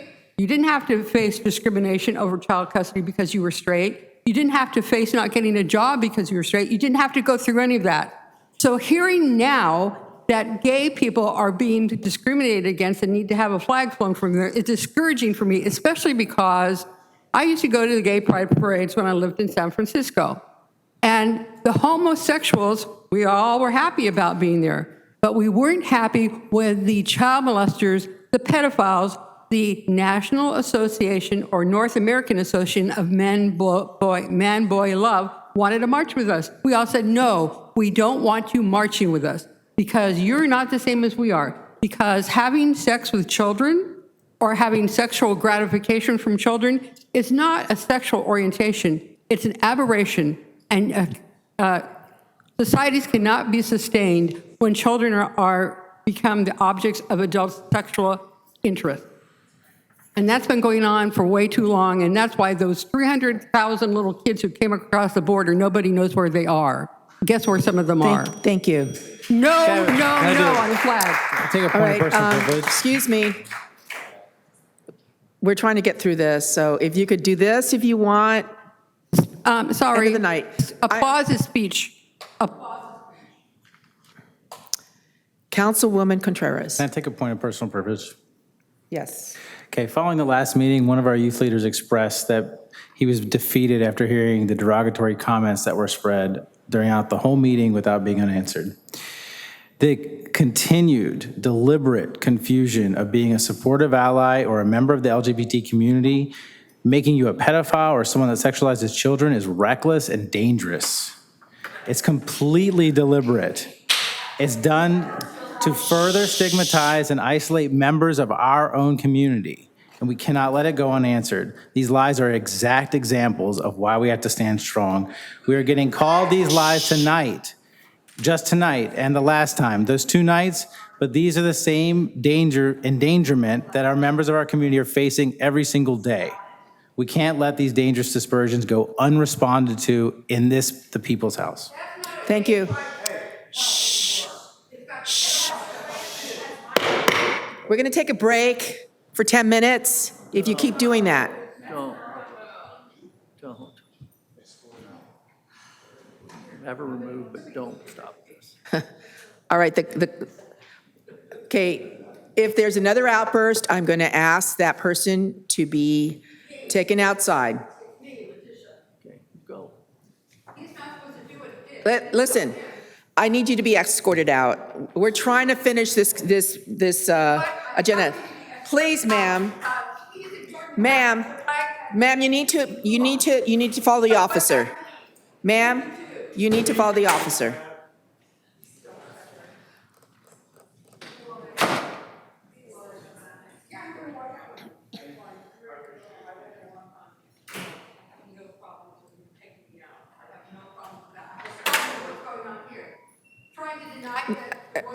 Okay, I'm going to take a 5-minute break. We're taking a 5-minute break.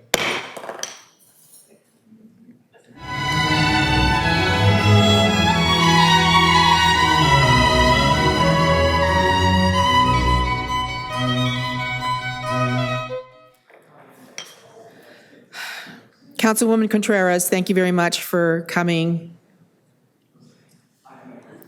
Yes, thank you so much for having me here. First of all, I just want to say here. Oh, sorry, hold on. I had turned the... I don't want to be getting extra time, so. All right. Well, I really sincerely appreciate being here. I can tell you firsthand, I know it's difficult to make decisions for the public, because not everybody is going to agree. You're going to get yelled at. You're going to be called names. And that's what comes with this position, sadly. But we are on the precipice of human rights violations with the current administration. We are seeing people in our community disappeared. People's civil liberties are non-existent in the eyes of some. And we have a responsibility as elected officials to ensure that our community is safe. And I will tell you, in the years that we have been flying our pride flag in the city of Vista, people feel safer because of it. We are demonstrating the strength of our unity because the pride flag doesn't supersede the United States, our beautiful red, white, and blue flag.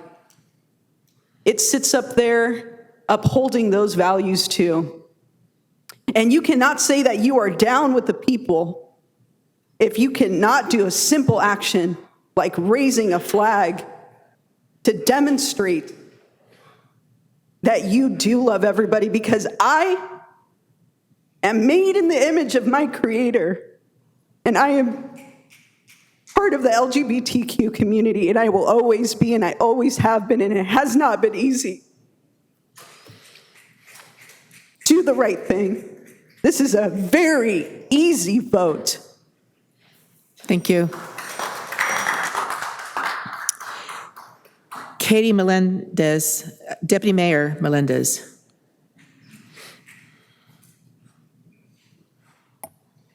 Thank you for having me. Great to be here with you, Oceanside, Mayor and council members. I'm here to speak on your action to raise the rainbow flag underneath the American flag. Under the city flag. Under the city flag.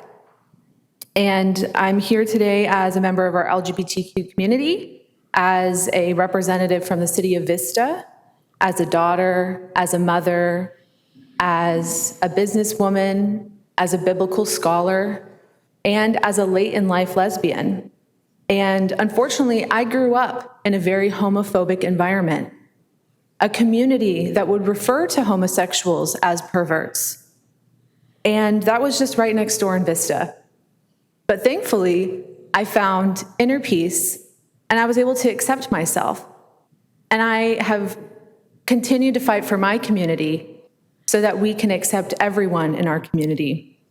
Unfortunately, for much of our nation's history, LGBTQ people have been legislated against, from laws that made same-sex relationships punishable by prison to federal government's ban on LGBTQ employees during the Lavender Scare, to the refusal to recognize same-sex marriages until just a decade ago.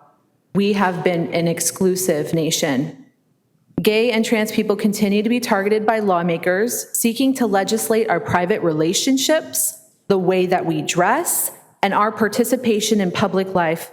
Today, these divisive laws are what's hurting our community. So when you raise the flag under our great American flag, under our California flag, under the Oceanside flag, and you recognize LGBTQ people as fully integrated and included as part of our society, that is when we will have unity. Thank you. Thank you. Maricosta trustee Heather Conklin. Thank you and good evening, council members. I'll keep my comments short here given that it's quite late tonight. My name is Heather Conklin and I'm a resident of Oceanside and a trustee for Maricosta Community College. I'm also a member of the LGBTQ community. I want people who live, study, work, and visit the City of Oceanside to know that they are welcome and safe here, no matter who they are. An inclusive community demonstrated quite simply through displaying the pride flag is essential for showing support for all people in this city. It also acknowledges the social and economic benefits from strong supportive institutions and a local economy, including the Pride by the Beach event that brings over 20,000 people to this city every single year. Through embracing diversity, equity, and inclusion, not fearing it. I respectfully ask the council to affirm your support for the constituents and the whole community that you serve and vote to approve the resolution to raise the pride flag in recognition of Pride Month. Thank you. Thank you. That's it for the comments, correct? All right. This is a consent item number 20. I'm going to move approval. Is there a second? All right. Councilmember Robinson? Thank you. At the last meeting, there was a kind of a tangential issue that came up that I asked for a pass-through memo related. It had to do with the rate of hate crimes here in the city. And so just real quick, so everybody knows, and you can ask for this, it's a public document, but I just want to share the numbers that were given to us. In 2022, there were a total of 8 classified hate crimes.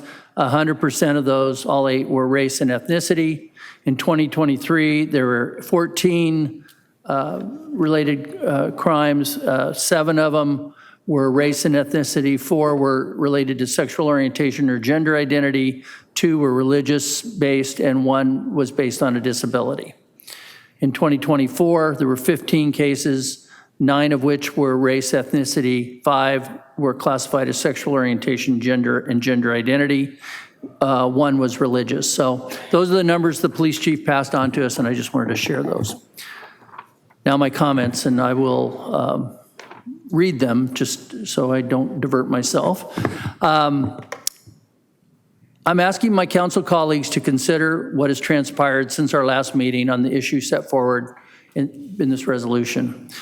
The objections voiced at council meetings and the emails received prove that this resolution, by its very nature, is divisive, not inclusive. The City of Oceanside flagpole should remain a symbol of unity, not a platform for expressing selective viewpoints. When we choose to fly one group's flag over another's, we are inevitably excluding some members of our community. That is not the role of government. We are here to represent everyone, not to single a particular beliefs or cause, no matter how worthy they may seem to some. Rather than move forward with this resolution, which would create a nexus of division in perpetuity, I suggest instead that we direct staff to develop a simple, neutral, and unifying flag policy to fly only the flags that represent all of us, those being the United States, California, and City of Oceanside flags. These symbols bind us together and do not give reason for division. We currently also fly an MIA POW flag, and given our historical relationship with our military, I would consider this an appropriate addition to be flown. This is not about denying expression. As I've stated before, the city allows for the flying of flags and banners at special events. There is no restriction on the flags one flies at their home, and the city also allows for employees to show support for the special interest groups and messages that they choose by wearing certain pins and patches. The city flagpoles should stand for all citizens and not be used to make political or cultural statements that divide. And I'm talking about all other flags that would be flown. I encourage my fellow council members to vote with me to keep our flagpoles what they are meant to be, a symbol of shared identity and unity. Vote no on this resolution. Thank you. Thank you. And I actually left someone out. I'm going to go ahead and let her speak. Carol Kim. Good evening, Mayor and council members. It's good to see all of you. Thank you for staying here so late to address this issue. I'm here in support of the Pride Flag resolution.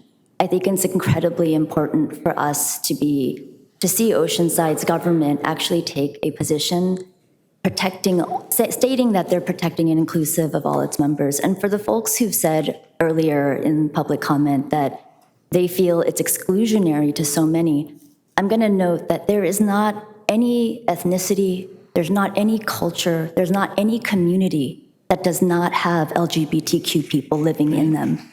I personally am an ally. I'm a heterosexual woman, and I'm an Asian American woman, and I want to say that when I hear the kinds of comments that were made by those who were opposing this resolution, it made me feel unsafe.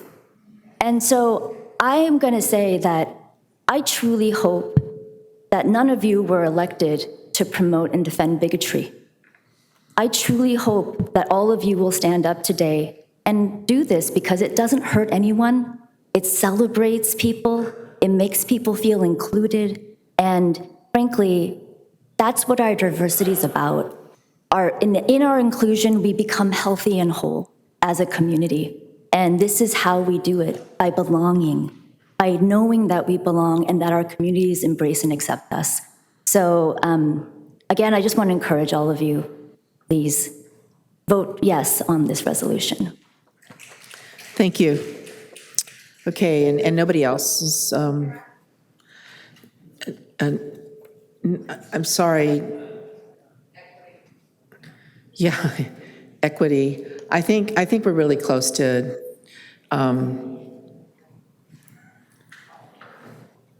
you know what, go ahead and come and speak. I think it's one on each side, probably, so.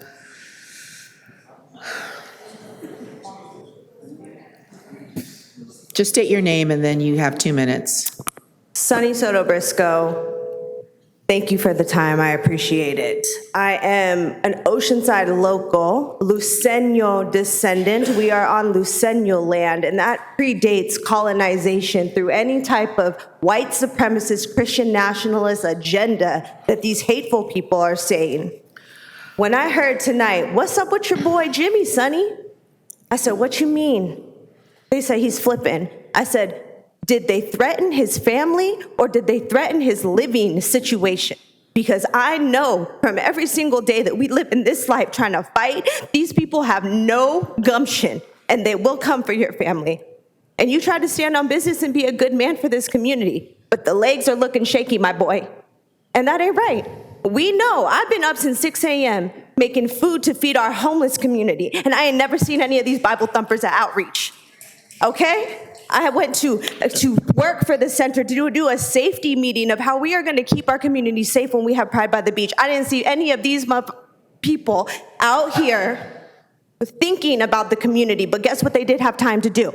Canvass your apartment building to make you feel unsafe.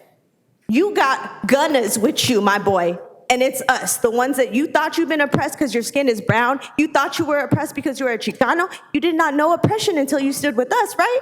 We do this every single day. My 7-year-old daughter was here after her bedtime because that's the person I'm fighting for. She has two mothers, and that's not her choice. Whether her sexuality or her gender becomes into play later, she still has to live a life where we are visible here for our community. That's the little girl that you are fighting for, that you stand on business for. Thank you. Sir? Mayor Sanchez, council members, my name is Omar Hashimi, and I'm here tonight. I got a million things to do right now. I'm getting ready for a training exercise with the United States military. I'm also getting ready to go on a 400-day deployment. And I just want to remind everyone here that when we put on that uniform, we put that on to protect the lives of all Americans, not just certain groups. And so I stand here before you as a minority, as a person of color, as someone who's been discriminated against growing up my entire life, the community I come from, very familiar. And some people who maybe don't look like me, who maybe don't have the same skin color as me, might not have faced those discriminations growing up, but they're very serious. And the LGBTQ plus community has been facing discrimination from the very first day that this nation was constituted a nation.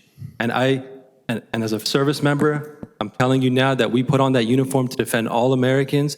And when I come here and I see that my city is getting ready to do the opposite of what I put my life on the line for, it's a problem. And it is no longer just a city issue. It's an American issue. And I stand behind my LGBTQ plus community, and I think this council has an obligation to its residents and fellow Osiders to do the same. Thank you. Thank you. All right, Councilmember Figueroa.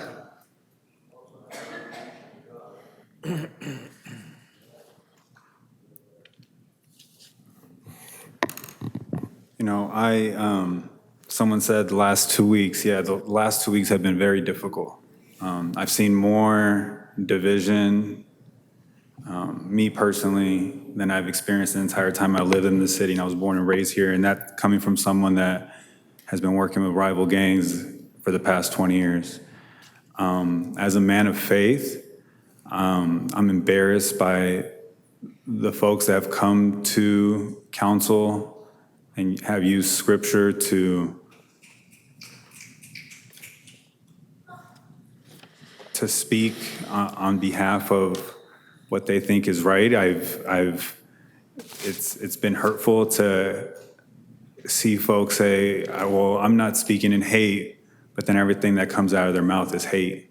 It's like when someone says, I don't mean to offend you, but then they just offend you. I do not align or condone the things that have been said here by many people who have come here in the name of their faith. I think that is, it's been hurtful, and it's been very hurtful to see. In the past 2 weeks, I've had conversations with many folks in our community that are not here, that didn't come to the last meeting, are not here today, and trying to figure out how I can help increase unity. That was my whole thing when I decided to run for office, was unity. And that's not what I've been experiencing the past 2 weeks.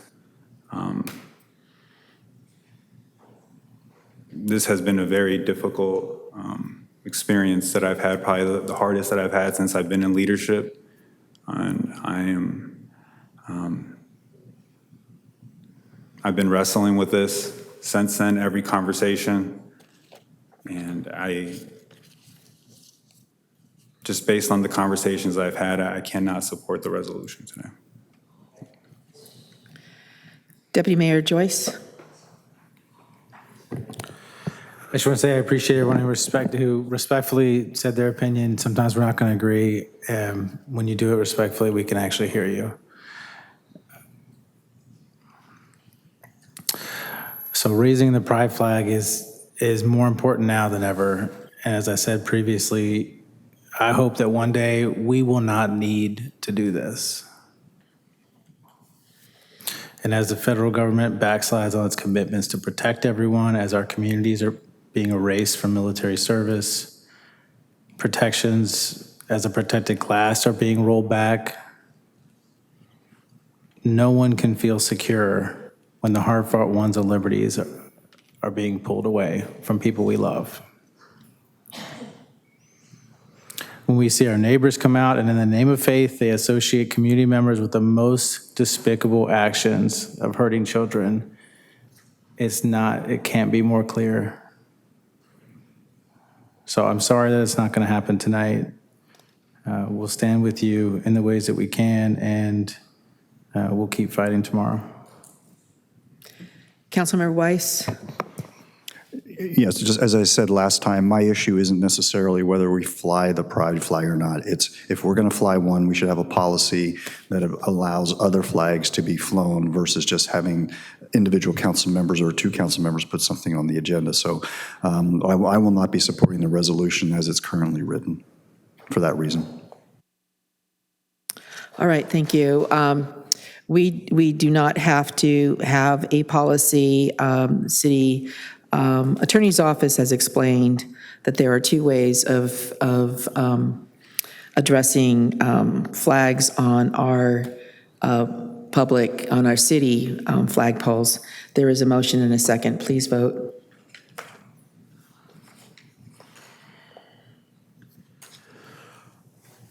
Motion fails, 2-3. Figueroa, Robinson, Weiss, no. All right.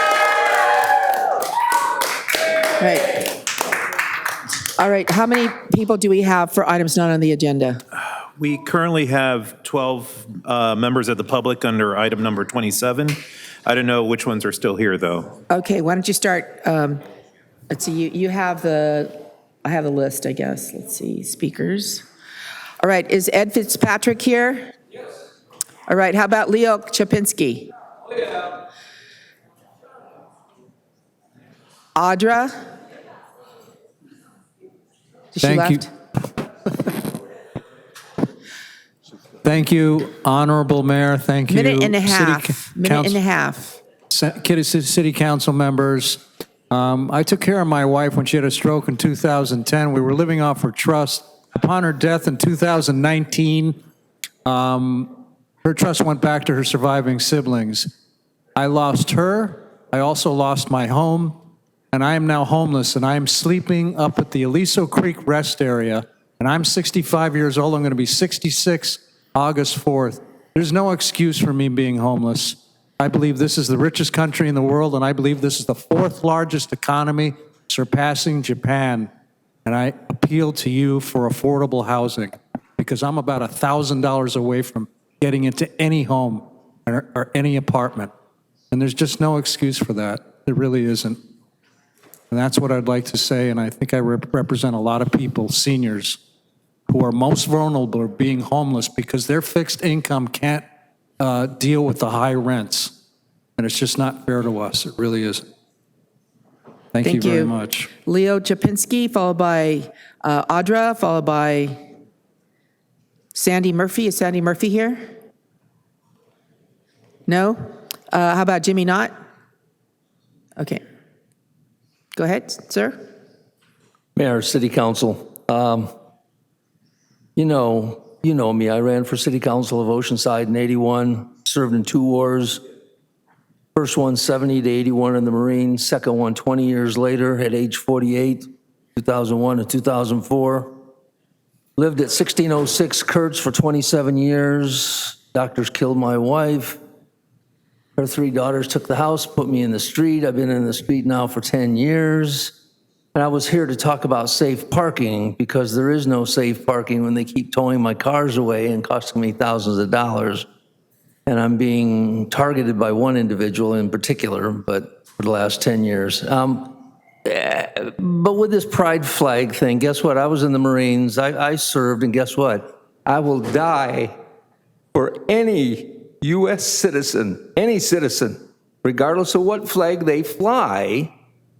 Let them fly it at home. Let them fly it on the car. Let them fly it wherever they want, but not under the flag of Washington, Jefferson, Truman, Eisenhower, Kennedy, Martin Luther King. No. There's only one flag, just like there's only one God.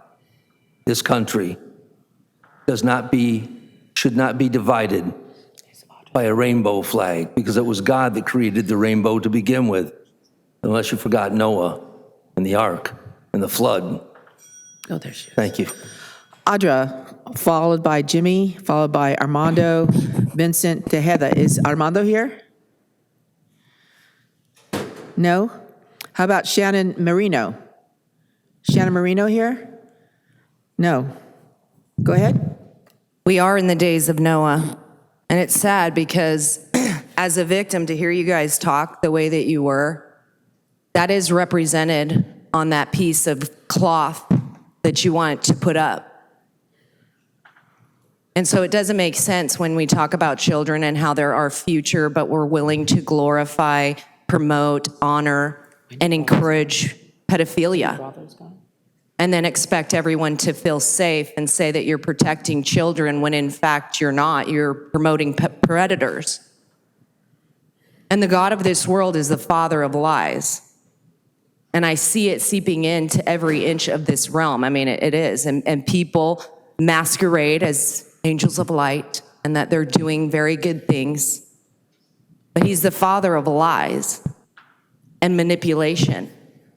And that's what takes place when you talk like that and you say that it isn't pedophilia when it is. And we shouldn't even be promoting sexuality like that. But that's what's happening with children. Why are we teaching kids about incest? And then when a little girl who is talking about her dad sticking his dick in her mouth, she gets placed with her abuser. That's the kind of stuff that takes place. And she's been with him for 6 years because people don't want to believe that kind of stuff happens. Thank you very much. Jimmy Knott, followed by Karina Delgado. Is Karina here? No? Wendy Bravo? She's gone. Okay. Robert Lodge Vardy? Okay, go ahead, Jimmy. Mayor, council members, Jimmy Knott, 127 Cherry Lane. I first want to make an apology to you and point to the person who's actually doing something, and that is packing the agenda, and that is at the feet of our city manager. I was corrected at it as I talked to our dear city clerk and earlier in this evening. I also want to let you know that if you try to read onto our position papers that you would submit to you, there are conflicts into the timing. One page tells you you have to take and turn it in at midnight, before midnight. The next page tells you it has to be in by 4 o'clock. Another page tells you, well, you have to do it before council. So there's a lot of conflicts that need to be resolved. With the city clerk, I checked with him, and he said there was a change into the policy, and that needs to be worked upon. I encourage you to take and work on both of these problems. Thank you. Thank you. Robert Lodge Vardy? Yeah, thanks for the opportunity. Thank you, everybody. I've spoken to almost all of you. I'm here representing 3698 Vista Way and what happened during the last workshop during the Forward Onward Oceanside project. You know, we saw 2 big projects here tonight in the last 7 hours, the Bella Vista and the big warehouse. We had no opportunity, we had no idea that there was going to be a motion, that they were going to carve out our projects. We've had countless discussions from all the way from the beginning with Ross Cunningham, with Mr. Borrego, Sergio. We were sort of under the impression that we were just, you know, and I've talked to all of you of how we progressed, how our project progressed from the assisted living that we were trying to build, all the stuff that we went through. So I asked if it's a proper procedure to have a request made by somebody on the council to put us back on the project so we can have a fair shot. We can present our side. Why should our parcel not be carved out of that onward project? It's just not fair the way it went down. There was significant amount of misinformation. I've met with most of you. I think we were so flexible with what we tried to propose with assisted living, and then Thank you very much, sir. Yeah. Saeed Baha, followed by James Massey. Saeed? Is James Massey here? No? Okay, you're our last speaker. So we are asking that the sport corridor to be reconsider our motion to put that on the agenda again, to see if this can be why our property is getting carved out. And we asking the council to consider our request to put this on agenda so it can be discussed.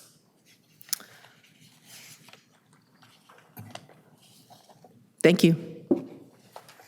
Thank you. All right, so the last thing that's here is a council comments. Are we going to skip that for tonight? Yep. All right. So we're going to go ahead and adjourn. Our next meeting is June 4th, 2025, 3:30 p.m. for closed session. Thank you. Good evening. Thank you very much for your consideration. It's now 11:35. Thanks.